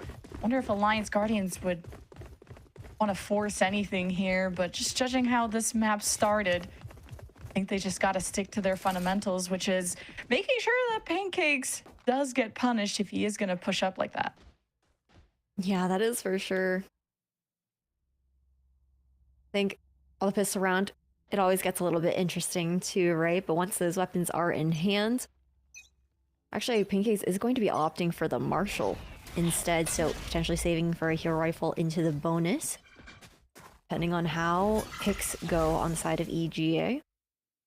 They're just going to play that death ball here with the pistols, though. EG will have a heads up after that recon from Zerona. Did mark a lot. You hear the orb tap. Alliance Guardian sealing off mid. This is mad suspicious, and Jake is going to respect it, fall all the way back. And Zerona is just poking and prodding, just spamming through the smoke. There is no safe space for Alliance Guardians to sit at. And it was already going to be a dead round, considering, well, where they were heading was revealed. They have a bunch of classics. This is going to be a long-term plan that could blossom for Alliance Guardians. And you got an orb from planting, so that's something. See if they can deny any weapons from the bonus here from EG. Here's the retake, and Stunna got real low there. It still is an EG win. We got the plant at the very least, a little bit of extra pocket change there for Alliance Guardians into the next, but a very comfortable save, or bonus, I guess I should say, actually, for the side of Evil Genius's Academy. Pancakes. Curious to see if that investment is going to go through, but with the amount of weapons that they're able to carry on over, it's just going to be that save likely for that operator to come out there heading into round number 4. For Alliance Guardians, the fact that they do have those rifles in hand, buddy system will definitely be key, because you know that Evil Genius's Academy, they're going to use all the tricks up their sleeve to try and pick these players apart and separate them from these teammates. If you're Alliance Guardians, you know, do not feel too safe besides the smokes, but maybe the same advice could be given to EG. Just heard nothing, got nothing from spamming through the smoke, and Alliance Guardians were just waiting for their moment to strike. And it's Stunna turns the round back in EG's favor. Looking like they want to infiltrate the spawn at this point with how far forward EG are, and they're droning up. Still sensing Alliance Guardians haven't really budged much. Now the ball is in their core, and it's Poseidon leading them to A. Yeah, he's who I have my eyes on for this round, trying to shut Stunna down. Solo venture over towards elbow, will reveal himself and forced to gate crash out. Ooh, Mitch, what are we cooking? Oh, we're really What going are we for cooking? it. Does not work out. I think that was fun, though. That was really fun. But Alliance Guardians, they want to get on the board. That sounds more exciting to them. Stun of 5 HP. Ideally would not want to give an orb over here, but 5 HP. Gotta temper your expectations. A nice try there with the flash being popped through the window there as well. Honestly, Lemon, I would have been a believer if it was anything but the Bucky. That was you being pushed through the smoke. They're not quite having the range to get the pick, but a much needed round there for AG, one that they should be picking up here as well. Now, Zerona's going to have that Odin online. You've got the operator that we've been talking about here too for Pancakes, and we've seen how good he is now that we're back into this chamber meta, right? Something that he's always shown on previously throughout Tier 2 and Tier 3 when we've seen him competing. The early information from Mitch with the Prowler and looking to fully fall back as Alliance Guardians reinvest. AG trying to keep that distance, and who expects a round 4 op? None other than Pancakes. And Alliance Guardians trying to still overwhelm and suffocate that sniper. And Mitch is on the front lines doing his duty. And Alliance Guardians at least recovered the spike. And it's Poseidon in a 1-to-1 situation trying to alleviate the site for Atlas to at least get the objective down. But it's anything but safe. It's just going to come down to fragging out. Atlas repeats and takes the L. Solid round there for EG. A very quick cleanup as Alliance Guardians are trying to flood in through that side door on A. Great utility to be used there by Mitch as well, just to buy enough time on a lot of those. He's trying to separate them from being able to get that spacing to swing together and find that delay there. Really nicely positioned there by Evil Geniuses.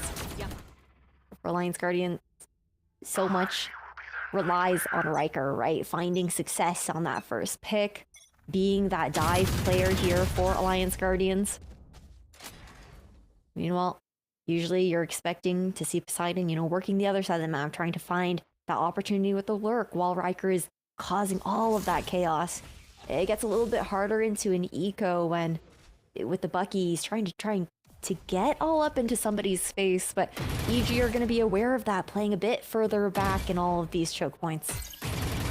It's a different approach to a defense when you don't have that Viper. How do you create that resistance with just the one controller? Well, exactly. Zerona buys LMGs, Ares, Odins, and just spams at his heart's content. Alliance Guardians, well, at this point, don't have the weapons to, well, I guess the Bandit can still hurt. Can't discount that, but at some point, they'll have to figure out a solution to Zerona commanding so much of that map. Alliance Guardians definitely need a band-aid after that encounter. And they just creep up right into the op. So this is a no-go zone for Alliance Guardians. Try and shake things up with the flash. Maybe just enough time to get a plant, but it's just... I'm hoping and coping, and it's not going to happen this time for Alliance Guardians. But this is some early momentum that EG could definitely use at this point. Absolutely. I mean, that play also comes down to the information search that comes out from EG on the other side of the map. You have 2 players pushing up into B main. They see that nobody's there, and that's the signal for Pancakes and Mitch to fall back into elbow, play a little bit deeper compared to the more forward positions that they had been holding before, and Zerona had just done so much chip damage that round with the Odin down mid, spraying through the smokes alone. Now, timeout to be called. First one of Corrode here by Alliance Guardians. Things have not been going in their favor. You see the fact that, you're anticipating, okay, once they want to hit those sites, it's going to be that high-octane gameplay coming out from Riker's Waylay, but they're constantly starting these rounds with very just quiet contact plays, usually up towards mid, but haven't been able to find any success up against the Zerona, who's very happy to just camp behind that smoke with the Odin, and it just makes it so much harder to try and take those slower moments in the beginning of the round just to do that bit of information searching that's necessary, because they're trying to save so much of that utility to actually support Riker once they're ready to execute. I think Alliance Guardians, if I were them, I'm fighting for an orb for Riker, and you can leverage that Viper's Wall to make that fight even easier. They have that sort of set up around A. I think the B orb would be a little easier, and they've had success grabbing that since EG don't have too much. But I think it's the worry constantly of where is Pancakes and where could this op be sitting.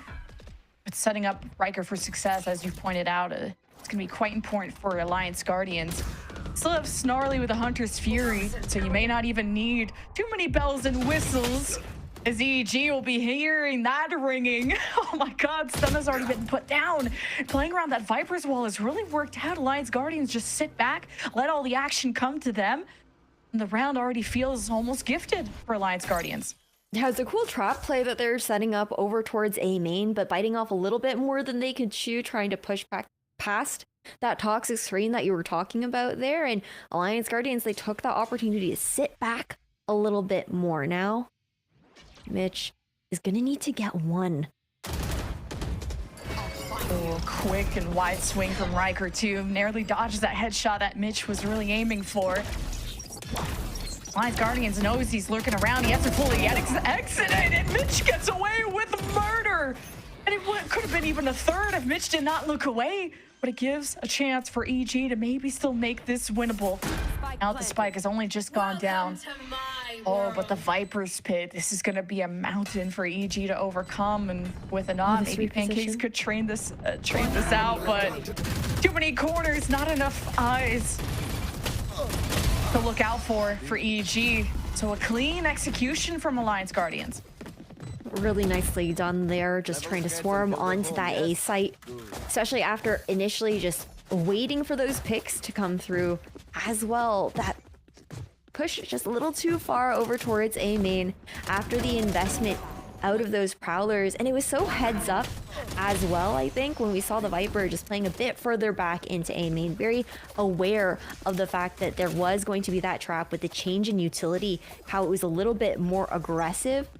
Just being cognizant of that made all of the difference there for Poseidon. Alliance Guardians could still have another good post plan, now just having Snarly, as Mitch just gets so much information off of the Nightfall. Pancakes will be ready to receive. Shorty around, Stunna going on a flank with a dimensional drift. Alliance Guardians sensing danger from all sides, 2 ults invested from the defense. No one's showing face yet. No, just that patience. Again, seeing if EG are going to go for any further aggression or try and catch the timing on a flank. Little do they know that that rotation through mid is completely cut off right now. EG are so comfortable just stacking over towards this B side.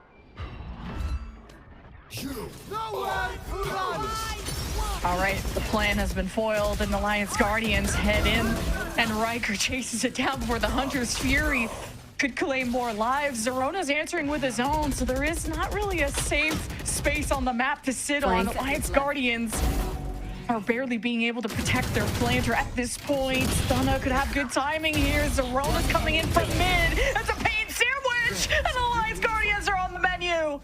Portal closed. And we pointed out how important that position was going to be, coming out from Stunna and capitalizing on all the chaos that was appearing on that B site there as well. Incredibly well done by the defenders now.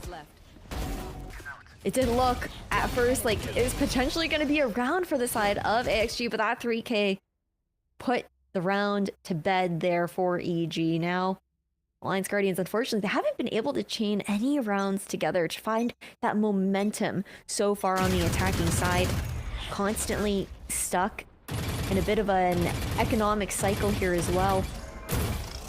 Okay, Alliance Guardians is disrespecting this smoke spam that EG put on back-to-back.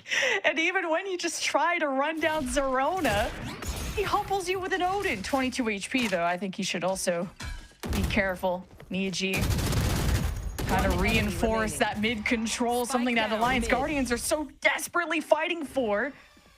We'll get nothing out of. So a flawless one at that for EG to bring all these weapons into the next one. And it's a little bit of that bait play, right? You see Stunna revealing himself. The TP is absolutely heard by the Alliance Guardians players. And typically it's Zerona over towards mid. So they're just going to assume, okay, maybe he's repositioned somewhere else. Just kidding. I am still B-Link with the Odin, and I will be mowing you down with my bullets. And it's just crazy how much value one weapon has been getting here for the side of Evil Genius's Academy. Not to take away from, you know, the rest of the plays that are going on there too, but that Odin just forces AXG to give them so much respect when it comes to certain places, and it's expected on Corrode when the walls can be so paper thin. Oh, what a prowler! And Riker is still unaffected.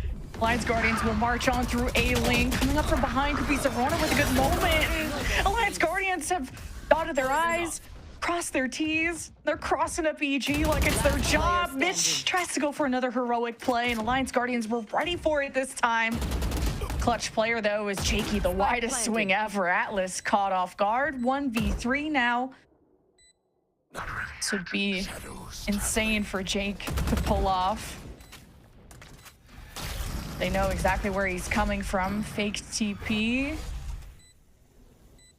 And Guardians are not even going to walk. They're not going to risk it. Jake is not going to pull off anything here. Going to wait out the smoke, but the spike continues to tick away.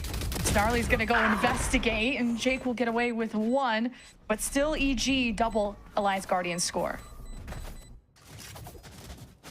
It's looking comfortable so far. Right now, Alliance Guardians, the fact that they're still able to chip away round for round here, they're building a little bit of something that they will be able to work with into the next half if they're not really able to find their footing here on attack. But I think it is still good signs that they're, you know, still not allowing Evil Geniuses to even really build up their own momentum either. We talked about the Odins too. And with the double scan, of course, Mitch is also going to pull one of his own. Double the scans, double the pain. It's worked out for EG. Alliance Guardians keep challenging it. And if you don't, then you're going to have walk-ups like this happen. Although I don't think Pancakes is going to extend too much with just an op. Yeah.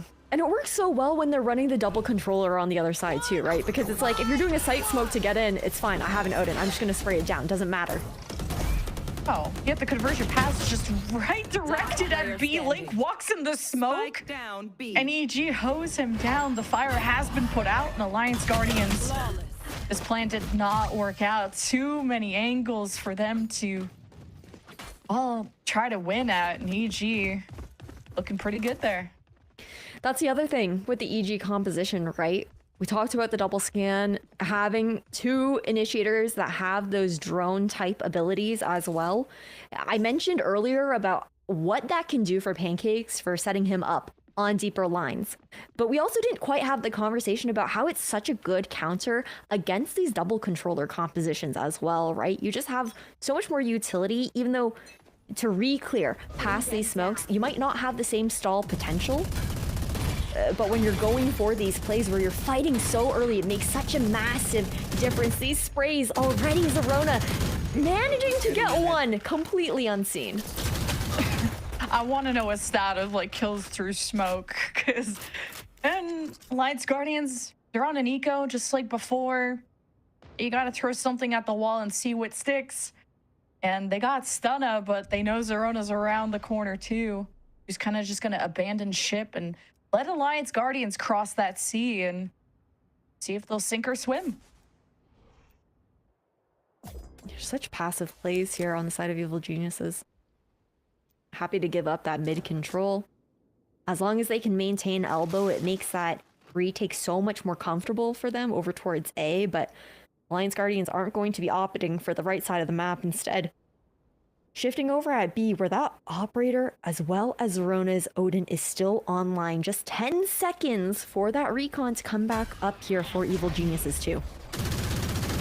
Pancakes was using his Stunna's body as bait, thinking they were definitely just gonna go for that weapon upgrade. You would think Alliance Guardians needed it, but the risk, it's not something they were willing to take. And instead, the power of friendship is enough to get Alliance Guardians a plant. Half HP, though, is most of this attacking team. The drone to just see AG are close by enough. Now you definitely know you do not want to challenge this corner with pancakes and the wings.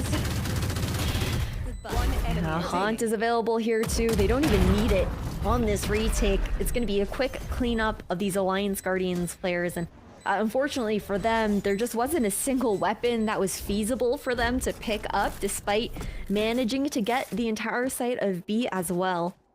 But a great lead for Evil Geniuses to amass in this second map of this best of 3 series. Alliance Guardians map pick here of Corrode. If you guys missed it earlier on, Evil Geniuses managed to put Abyss to bed. So, second timeout to be called. Alliance Guardians, question of whether they're really focusing on this round or maybe even looking forward into the next. Maybe a talk about how they're expecting Stunna to try and use the dimensional drift, when they're expecting that in the round, and maybe some zoning that they might want to do with that Hunter's Fury coming out from Snarly here as well. Both timeouts from Alliance Guardians used in this half alone, and this one I think just to mentally get themselves back into this game, and mainly I think just slowing it down because they're just walking up mid multiple times against the Odin, the Ares. Now 2 players invested from the defense in mid, when maybe just waiting it out because there is only that Omen as that controller. It's not like a Viper and all these other hoops to jump through. Once those smokes are gone, like Alliance Guardians could kind of assess the field a bit better rather than go into the unknown and get killed through the unknown, unfortunately for them. Okay, Lemon, hear me out. If the math is checking out, we're looking at the timeline. Pattern recognition, right? Surely this is an 8-4 half. It's given that, like with the Hunter's Fury, but unless Stunna just goes and spawn with Dimensional Drift again, because he's that wild card I'm excited to see. You never know what kind of play he's necessarily gonna go for sometimes. But that's also what teams need, right? A player that is willing to take some of those more calculated risks. Being able to play their own game, that's for certain. So yeah, slowing that down. Alliance Guardians playing off that Viper's wall, seeing if they can get a fight on their terms. No opening pick gifted to them there. Off that info though from Riker. Going in, recalling out. Hunter's Fury doesn't get any pings, no info, but he gets that smoke out from Jake. And now they can see, now that the rest of the map is open, what they can do with it. But now Mitch has an Odin, Jake has a corner, Alliance Guardians trade, but what else? It's just Snarly and Atlas, and there's a Nightfall thrown into the mix. Last round of the half, it's do or die. And Alliance Guardians are doing a whole lot of dying. Snarly in a 1v3. Should be cool to put in the montage, but caught with a bow and arrow and no gun. Unfortunately for you, Ash, it's 9-3, not 8-4. Hey, all good. I had a vision and Evil Geniuses said, not today, not today. But a great half coming out from EG. Their map control has been phenomenal with their positioning, always capable of playing off of each other. And the value that was coming out from those Odins was so good there as well. It's just a lot of micro decisions that come out from these very experienced players on the side of Evil Geniuses that it feels like has taken them over the line there for Alliance Guardians. We've seen some of the ideas coming through, but when you're staring down those LMG bullets as well, it felt like there were rounds where we didn't even really get to see them get started into it. Like a deer caught in headlights or a player caught in Odin spam, like you just gotta freeze and get cooked. And ooh, clean shot from Snarly, taking out definitely an ace from EG's sleeve. This is an important pistol round for Alliance Guardians, or they may just have to say goodbye to the series. And EG are getting poked and prodded, kind of the taste of their own medicine, sitting in mid and getting spammed through smokes. But it's defense, now they have a Viper, they can seal off B and allow them to stack the rest of their players at different parts of the map and really trust Poseidon by himself. Yeah, this 1v1 will make the difference here, honestly. Stun's gonna get caught out, and Snarly's gonna fall now. AG, they feel that need to maybe even re-clear towards mid, knowing that a flank could be impending. At least the buddy system was slammed, and Riker, especially with the smoke, you can force EG to stagger in. They're trying to re-clear elsewhere, and this insert from Snarly could be dangerous.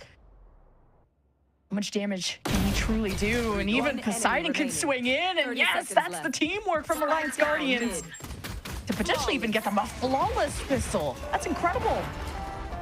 Hey, a great way to start the half here for Alliance Guardians. Just denying that double digits on the side of Evil Geniuses as early as possible so far. Now, you've got that Outlaw coming online here for Riker as well. Expecting to see good value come out of it is what I was going to say, but unfortunately for him, EG are actually going to look to completely stack outside of B. But the other problem there is there's a lot of delay on this B site. You've got the cycling of that Viper's utility, the Molly as well from both the Viper and the KO.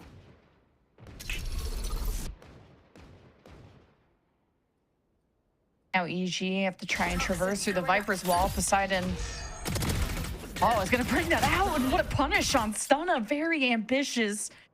Thought they scared away Poseidon, but he reemerges and takes out a star from EG. And they have a few more up their sleeve. Just watching this cross, and Riker with the Outlaw, as lethal as ever. That confidence starting to bloom too as Alliance Guardians walk up. They want to make this a quick round and maybe back-to-back flawless. I caster cursed it, but still a win for Alliance Guardians. Comfortable one at that. And just slowly trying to build up into finding that tie. For Evil Geniuses, the buy rounds coming up, and they're looking to lean strictly outside of A to kick things off. I was a little bit surprised that Stun actually went for the commitment on the TP play there over in B, just taking a little bit of a risk to see if he could open the site up there for Evil Geniuses.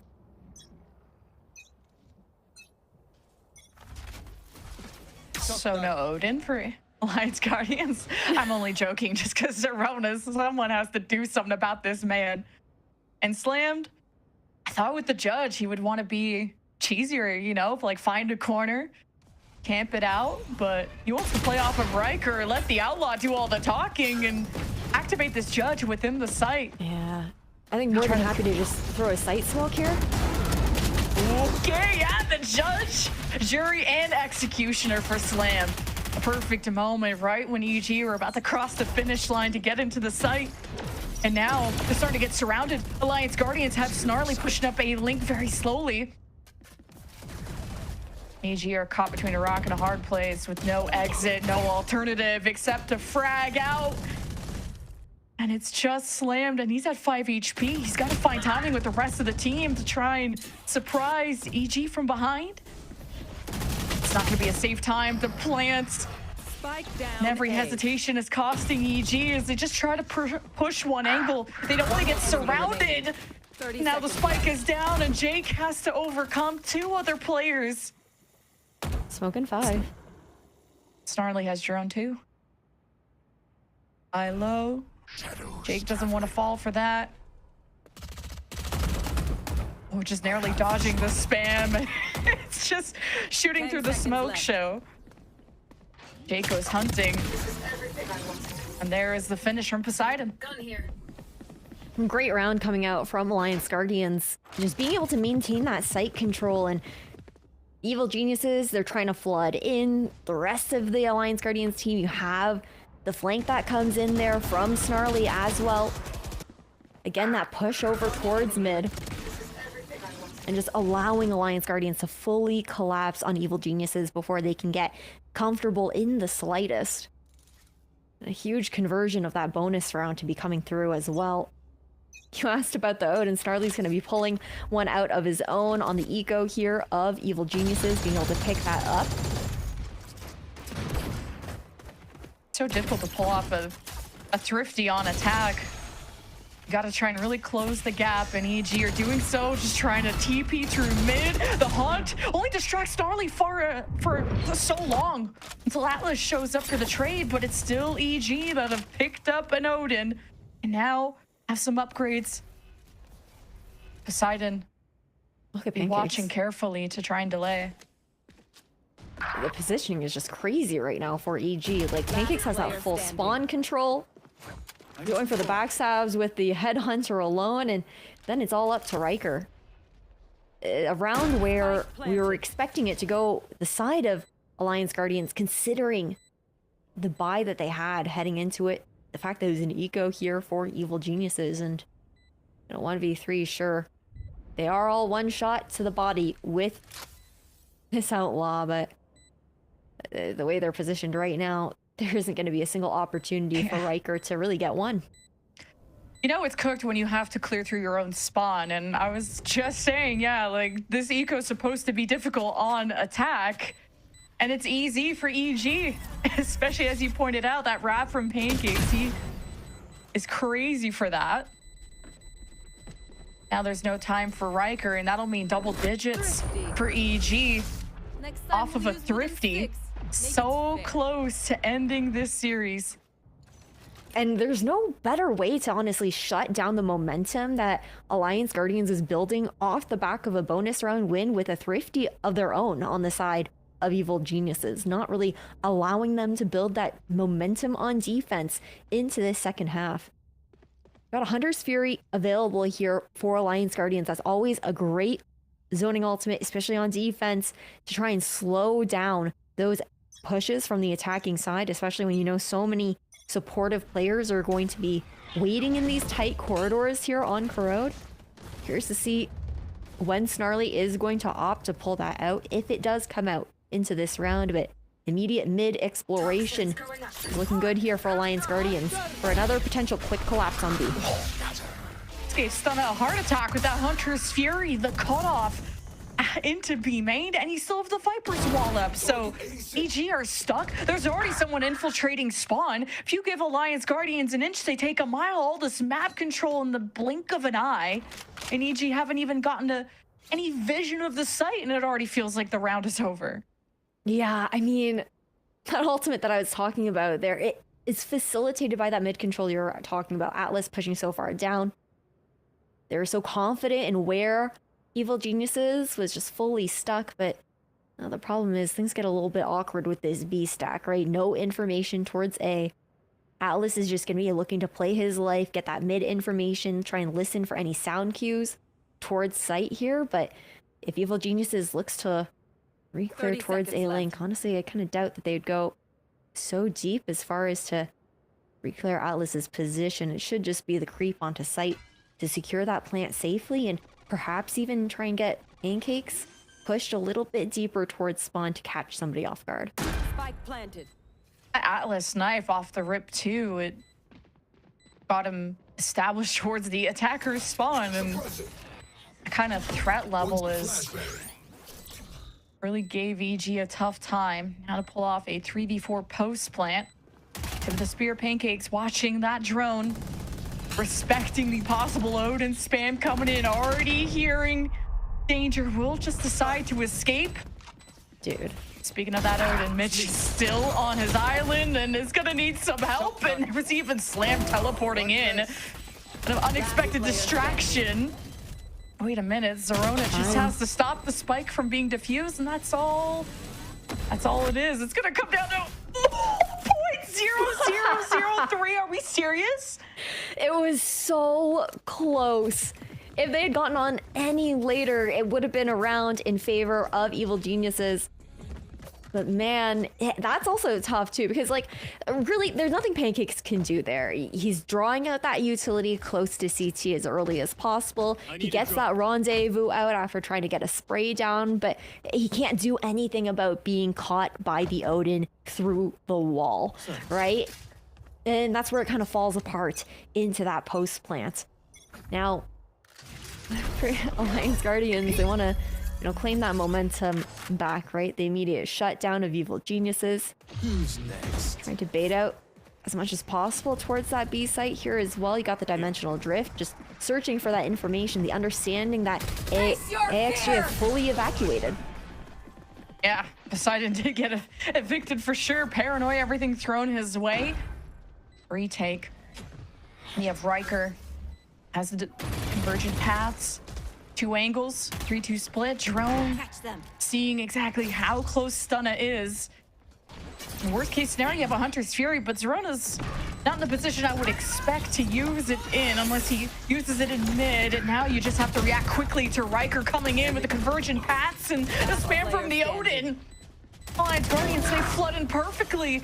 Another successful retake to keep themselves within 2 rounds. It's a beautiful ultimate that comes out there from Riker. Honestly, that ult made all of the difference because I do not think they would have expected 2 players up into tower, playing that crossfire, playing that high-low simultaneously, also ready to swing off of Stunna and that information. Timeout to be called now here by Evil Geniuses Academy. Right now, they're seeing that lead slip away, right? They ended that half 9-3, have only been able to find a singular round so far on attack, and it was a thrifty at that. It's so crazy we're even in this position. EG have only won 1 round in this half, 5 in favor of Alliance Guardians. And a bit of a taste of EG's own medicine with these defensive Odins being such a nuisance on the right side of the map. You got the Viper's Wall from Poseidon. That has been difficult for EG to easily win at, whether it's they try to gate crash Stunna in Poseidon's face, and that's a first blood for the defense. To Stunna dimensional drift, that gets them into a post-plant position, but then the retake hits you from all sides. It's not been easy for EG to be stable at any point of the game, post-plant or not. I feel like the conversation at this point, it has to be that mid control, right? This is something that now 6 rounds into this second half, EG have got to have an idea of how Alliance Guardians are going for that early mid information that's allowing these stacks to happen, or for them to be in position for a lot of these fast bloods. So I'm curious to see if there will be any protocoling to try and contest that space. It'll only be the tool de force that's going to be online here for Pancakes, but with all the smokes online, it's not going to get the vision necessary to get any type of early pick. But Pancakes is such an important role too, because he's seen these knives thrown from Atlas and all the smokes that come up. Does not want to let Alliance Guardians push through spawn, because then EG will have no choice and nowhere to fall back on.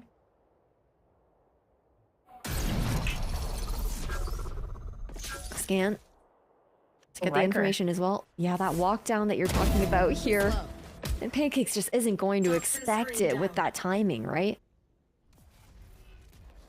And EG just haven't kind of developed into B yet. It's Pancakes that has to hold back so much pressure from mid. Multiple players peeking him, or in this case, Riker being inserted. EG are going to give themselves other options, and that's just the power of a Viper that has layers of smokes to delay you into B. And EG put a lot of stock into Stunna to open up these opportunities, and without him, what can EG really do? Mitch tries to get active in B. He's picked off. Riker gets his 3rd kill of the round. Make it 4. And Alliance Guardians wait in the shadows of EG to maybe steal away a lead. Take a sec if you need. Yeah, I mean, the conversation that they're having, sure, we did see Tuilafos was online. I know we were looking a little bit more forward into this round as well, considering the low buy on the side of Evil Geniuses in the previous one. But even the adjustments that I'm expecting to see kind of carry over into this too, like the 3-1-1 split coming out from EG. I do like the idea there. Just trying to get as much information as possible. But what is even going on? Hold on. We swapped point of views a couple of times there. We had like the dash out from the Waylay, the immediate TP away. Pancakes somehow dead. Now be completely taken here by Evil Geniuses. But taking the site hasn't been the problem. It's been keeping it. Yeah. Stunna down B. definitely having an impact. As Pancakes tried to have his own through the right side of the map, but Riker is doing his job, this push and pull, this bait, engaging first, kind of acting like it's a pseudo chamber at that point. Now it's all up to Zerona. 1v2, Riker injured, Zerona getting his ones and winning now with the third kill. A clutch to get EG just that much closer to a win. And he's constantly been that player for them. We saw it in the last map of Abyss as well. Zerona, he's so good, not just with his utility, but in those clutch kind of situations. Even if it isn't necessarily a clutch, but the position that he's in to be able to get the multi-kills to completely turn the tide of a round is just absolutely insane. Unfortunate for Alice, you know, he pops the ult in a 1v or a 2v3 situation, and yeah, it turns into a 1v1, and it just like completely, you know, projects where your positioning is on the site. Dude. How does he know? He knows too much. See, Brock is somewhere smiling of just these diabolical Odin plays, man. Like, Snarly absolutely cooked and read that like a book. Okay, wait, and just like that, we're back to a 3v3. Hunter's Fury, though, for Snarly is keeping EG at bay and dancing around. Definitely not safe enough to push into A. Zerona backing away as Pancakes tries to carve out a different path for them. Yeah, I mean, you have a minute on the clock. They're forced to go for that mid re-clear. Just knowing how AXG likes to push down and get that additional information. All three players looking to stay together here as well, ensuring that they have the highest percentage play at winning out this round. If EG don't win this round, it's so cooked. Like, look at the ults that EG have for the next. Like, Hunter's Fury, Dimensional Drift, Nightfall, they have all the tools in their arsenal. Hit this for a home run. And Alliance Guardians, well, they had a 5v3, and that lead is dissipated away. They're just going to wait for EG's move. Yeah, play that retake together. For Evil Geniuses, I mean, it's the right play here from Pancakes as well, right? Goes exploring over towards CT. Trying to get a read of where these players should be coming from. That drone is heard now here as well, and Zerona is going to go for the check on flank. They know that all three players are going to come from mid. Ooh, Poseidon is going to pit towards mid and could even bring his wall up to seclude Zerona away from his teammate, and I don't think it's gonna come down to any kind of crossfire between Zerona and Pancakes, although now watching from above is in great position for Pancakes, and Zerona through the Hunter's Fury gets enough work done to defuse. I just don't think it's gonna happen. Zerona clutches again for EG, right when it matters. Although he falls, it's EG standing up tall. Yeah, match point here for Evil Geniuses. And it's that utility usage as well, right? The Hunter's Fury being popped early, understanding that all three players were stuck inside that Viper's pit. So it was a limited amount of space that they really could have been in. Just very nicely done and calculated here by Evil Geniuses. And Zerona in particular, alongside Pancakes to help clean up the rest of those picks. But now for Alliance Guardians. All coming down to this. Can EG hold their own within spawn? And, well, Riker nopes out of there. The bait and switch does not work out for this defense. They full sent it, and it's just getting refunded right in their face. Poseidon, 1v4, Cape on his back. Pancake is going to call out his position. Coming through the top of the site, Zerona is going to go deal with business with the Nightfall ensue, the drone, all the information, all the ducks in a row for EG. Can they make this duck quack? Poseidon now trapped, and EG will strike the final blow, 13-9 to take the series. Really nicely done, especially just being able to put a stop to the momentum that Alliance Guardians were building in that second half of Corrode. They looked so good on defense with the way that they were fighting for sight and being able to just kind of take those picks as EGA were trying to flood in. For Evil Geniuses Academy, though, it really came down, I think, to some of those momentous plays, like giving a lot of credit to Zerona for being able to steal that momentum back there for Evil Geniuses. Those multi-kills made all of the difference there to be able to take them to that map win early. And it got kind of sketchy at the start of that second half. The way EG were down, what, 1-6, and they just couldn't get an attacking round going. And then they had that timeout, and everything clicked. A big congratulations to EG Academy, who will now be positive in the standings after being 2-2. But I'm gonna be excited to hear from their interview. And Alliance Guardians put up such a great effort too. So fun to watch them and pushing one of our best teams to their limits. That says a lot about them and their future. And their future is not done yet.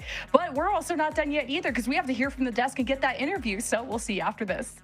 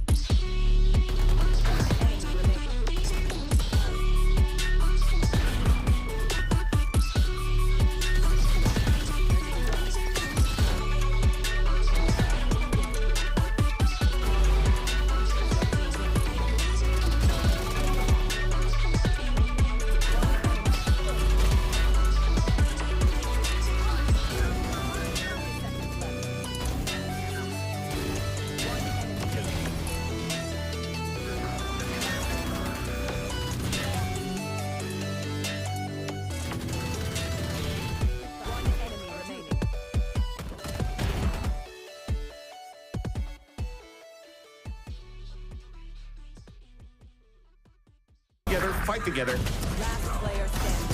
Exactly what Corrode needs. Delivering as the anchor. Through the smoke and off we go. Envy trying to get this class around this time though. But the stand and fight, he's down to Ada. There's Alum, that's the Phantom. Brought up by the save and trouble without his rifle. Way out, but the spike can still be held with just enough time. And isn't by that bite act done. Early drop down and Ange catches all of it from hell. Heading into the second map of the series of Corrode, we got to see an Alliance Guardians yet again step up, just not quite enough to be competing up against the Academy team for Evil Geniuses. 13-9, the final scoreline. Evil Geniuses take series 2-0. I mean, Roy, going into this, it was a clean sweep prediction coming out from the Analyst, but I will say the way that it played out and the step up Alliance Guardians had, like, EG had to work for it. No, there's actually a world where Alliance Guardians come out on top. Unfortunately, that world isn't this one today, but it was a great showing from Alliance Guardians. And Dan, I know you're smiling. I know you just say it. Just say it. Just go ahead. Just say it. Just What? I'm just laughing. I have nothing to say. In fact, you guys got this. The silent thing is crazy. No, I'm kidding. I can't leave. No, but this was, we had our questions. Did I say EG we're going to 2-0? In fact, yes, I did. I did that. And I got predictions correct the whole day. Remember how you fought tooth and nail that you did not, in fact, say that after map 1? No, I had to slap my knee for that one. That was great. Oh. Valorant, guys. Yeah. Valorant. No, I do want to talk about this map though, because like you're saying, Sarah, it was closer than we expected, to be honest. We talked about EG Academy and how those teams that they faced before are the teams that we see at the very top with the 4-1s. But this back and forth was really, really good. I was saying in the green room that they were having a Sova off in one of those few rounds where you see the different plays that these initiators were making, whether it was with the Odin, with the ults as well, tagging a few players, helping with the setup early on, with the shock towers as well for the post plan. Just initiators that are ready and playmakers in every single part of the round. Yeah, I honestly feel like good initiator players can make any game winnable. Like even if like the odds are underdog type situation, like it still feels like whenever the initiators are doing well, the team is a well-oiled machine. But for this game, I was honestly pretty impressed with a lot of the Alliance Guardians players as well. Like you know, we got to see the Riker pop off. We got to see a lot of moments coming up from Slam. Snarly did really well. But in terms of just overall impact, I feel like I kind of need to, you know, give a shout out to Zerona. He had such a great game. His utility was so on point. The clutch factor, it felt like whenever the team needed him to pop off, like he was always ready to put up the performance and be there for the team. Honestly, what we've seen so far from Riker, and it doesn't apply exactly the same, but you know what it reminds me of? It reminds me of about 4 years ago, I think 3, when Narrate was part of Mad Lions, and this guy was just going insane, doing anything that it would take to win rounds. And it really feels like Riker is having this kind of performance where even if the team's struggling, even if the team's having a slow start, he's fighting to make it close. He's fighting to get those rounds. Even when EG seemed like they had such a big advantage, it was Riker, the one still kind of being unafraid to push forward, to get that space, to get an opening back up and continue to execute their game plan. I just think it's super impressive, even if they lost today. Yeah, I mean, just look at the raw stats. Like they have more first kills. They got thrifty. They got clutched on. Like, and it still ended 9-13. Like, and they also had a really poor start in the first half. Like, they're genuinely. I'm not just saying that just to kind of just like support the team, but like there's a genuine world where Alliance Guardian just come out on top, and it's off Riker's back, it's off Snarly's back, and their performances. But looking at EG, like focusing a little bit more on EG, I still feel like EG is the team that it still isn't playing to their full potential just yet. It does feel like at times like there's a bit of a dysfunction, or sometimes it feels like rounds are breaking down in unusual ways. But overall, I feel like EG is progressing in the right way, and I feel like they're getting more on the same page with every passing match. And I feel like with due time, with more reps, this is going to be like certainly a very dangerous team in VCL. Something that EG Academy has that many other teams really fight to have is those players that can close out the rounds. You look at every single player on your right, and you've had moments today, or you usually have those moments where they are quick to react, closing the rounds. I mean, we saw it for Zerona, we saw it from Jake as well, for Mitch. It's just everybody willing to step up and being comfortable in those moments, and that's really what it felt like won the game at the end. And I mean, with that victory, EGA one step closer to finding their way into playoffs, so well done to them. And now to chat a little bit more about it, we have Zerona on the line for our post-match interview. Zerona, congratulations on the win. You get the 2-0, but the maps were actually really, really close. The double overtime in map number 1, that second one, pretty close. In those maps, how were you able to find the edge to be able to take that victory in the end? We should. Played our game and we won, you know, simple as that. Didn't overthink. Why overcomplicate it, right? Love Exactly. This second map, though, I want to complicate it. I want to talk about this comp that you guys had, the double scan, because it kind of, we've seen it before, but again, it still kind of caught us off guard. And I want to know, what is it about that comp in particular that gravitates the team towards it, as opposed to a couple of the other ones we've seen popping up on Corrode? I think the comp is ran because I know our coach pulled up one day and he's like, "This is the comp we're running," and we ran it. I'm just here to listen and like do what I'm supposed to do, you know? That's all I do. A good soldier over there. That's what I'm hearing. 100%.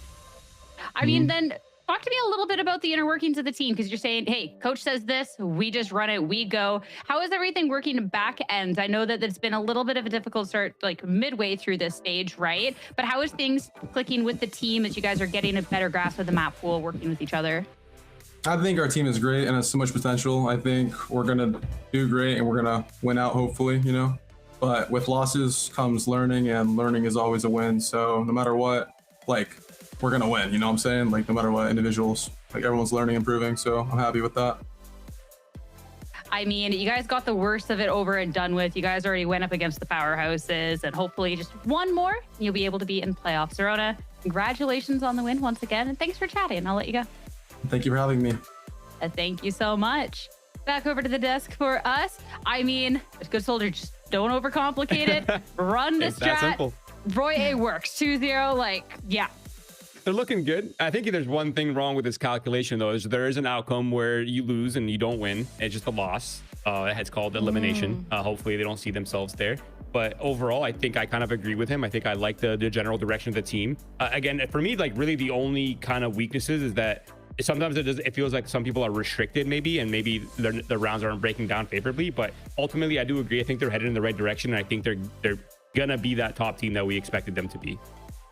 And you said hopefully heading in the right direction, which is not elimination, but unfortunately was not a fate that escaped other teams going on into today. Earlier on, we did have to say goodbye to Winthrop University. We saw them eliminated on broadcast and on the side stream. Dan saying goodbye to Rose as well. So 2 more teams joining Blue Otter in the elimination zone. It's a tough one out here. It does get pretty intense, and it's so different because on one side you have these teams that are struggling to get the win, and then on the other side, whoever gets that #1 seed that we remembered last year, it was constantly, it was envy in that stage 1. They were sitting comfortable. They had so much time until we went into playoffs, and also so many VODs to watch from everybody else. That's kind of the difference that you see between the very top and the very bottom. And getting eliminated so early on is not ideal, but something that has to be said and that we've been talking about is how much more competitive it has gotten, where these games at the bottom, these players that get eliminated, they're still putting up a fight. They're still making it much more competitive than we've ever seen. Especially too, Roy, looking at that top part of the bracket, we're still matches to solve in round 5. Those are things we'll get to see tomorrow. But this 3-1 bracket, like, wow, those are going to be some banger matches. Like, those are just awesome. Yeah, those are gonna be such sick matches. I can't wait to see which ones we get to see. Is the schedule out? Actually, I should probably check into that. I'm working tomorrow. I should definitely be checking into that. But no, I think the EP is, you know, that's a team that we're all excited for. Obviously, NRG Academy is the team that we kind of all expected them to be. We all projected them to be the top of the league. Core, kind of the silent runner from the bottom, and SRB, the team that is on paper one of the most stacked rosters that we have in VCL. It's gonna be a fun day tomorrow. It's gonna be a fun day tomorrow. And one that we are ready to rest up for. So we're going to be wrapping this one here. Everyone, thank you so much for tuning in and bearing with us as we work through everything. We hope you enjoyed the matches nonetheless, and make sure you come back tomorrow for another great day of Valorant Challengers. Have a good night. With that peak. Winthrop really slowed down when they had those picks, and the lockdown. ADG will be riding right on the edge of it, and now already present back into the site. Winthrop didn't even get spiked down. That's Sacred! Right? It's full clearance, even the paranoia thrown in. ADG are going to realize that no one's home. Yeah, this is a great plant here for ADG, not having to pressure too deeply into that site, but getting the take quickly coming back in. Oh, and that flank getting activated from Sim. We want to see more of this on Haven, but it was so difficult to get past Sacred. This time, it's just from front to back, and Chaotic just spams through for the 3K, trying to get ADG's momentum back in their favor. Fair with a Bucky could be doing a lot of damage. ADG realize and keep their distance. Make that a 4K for Haven's MVP.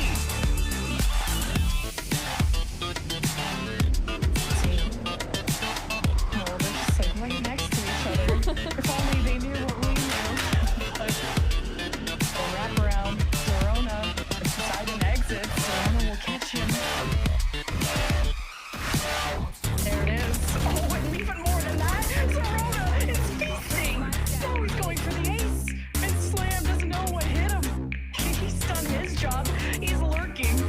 But now he's got to do four of the people's jobs. Get the spike, bring it over, entry plan, post plan. He's got to do it all against all 5 of Alliance Guardians.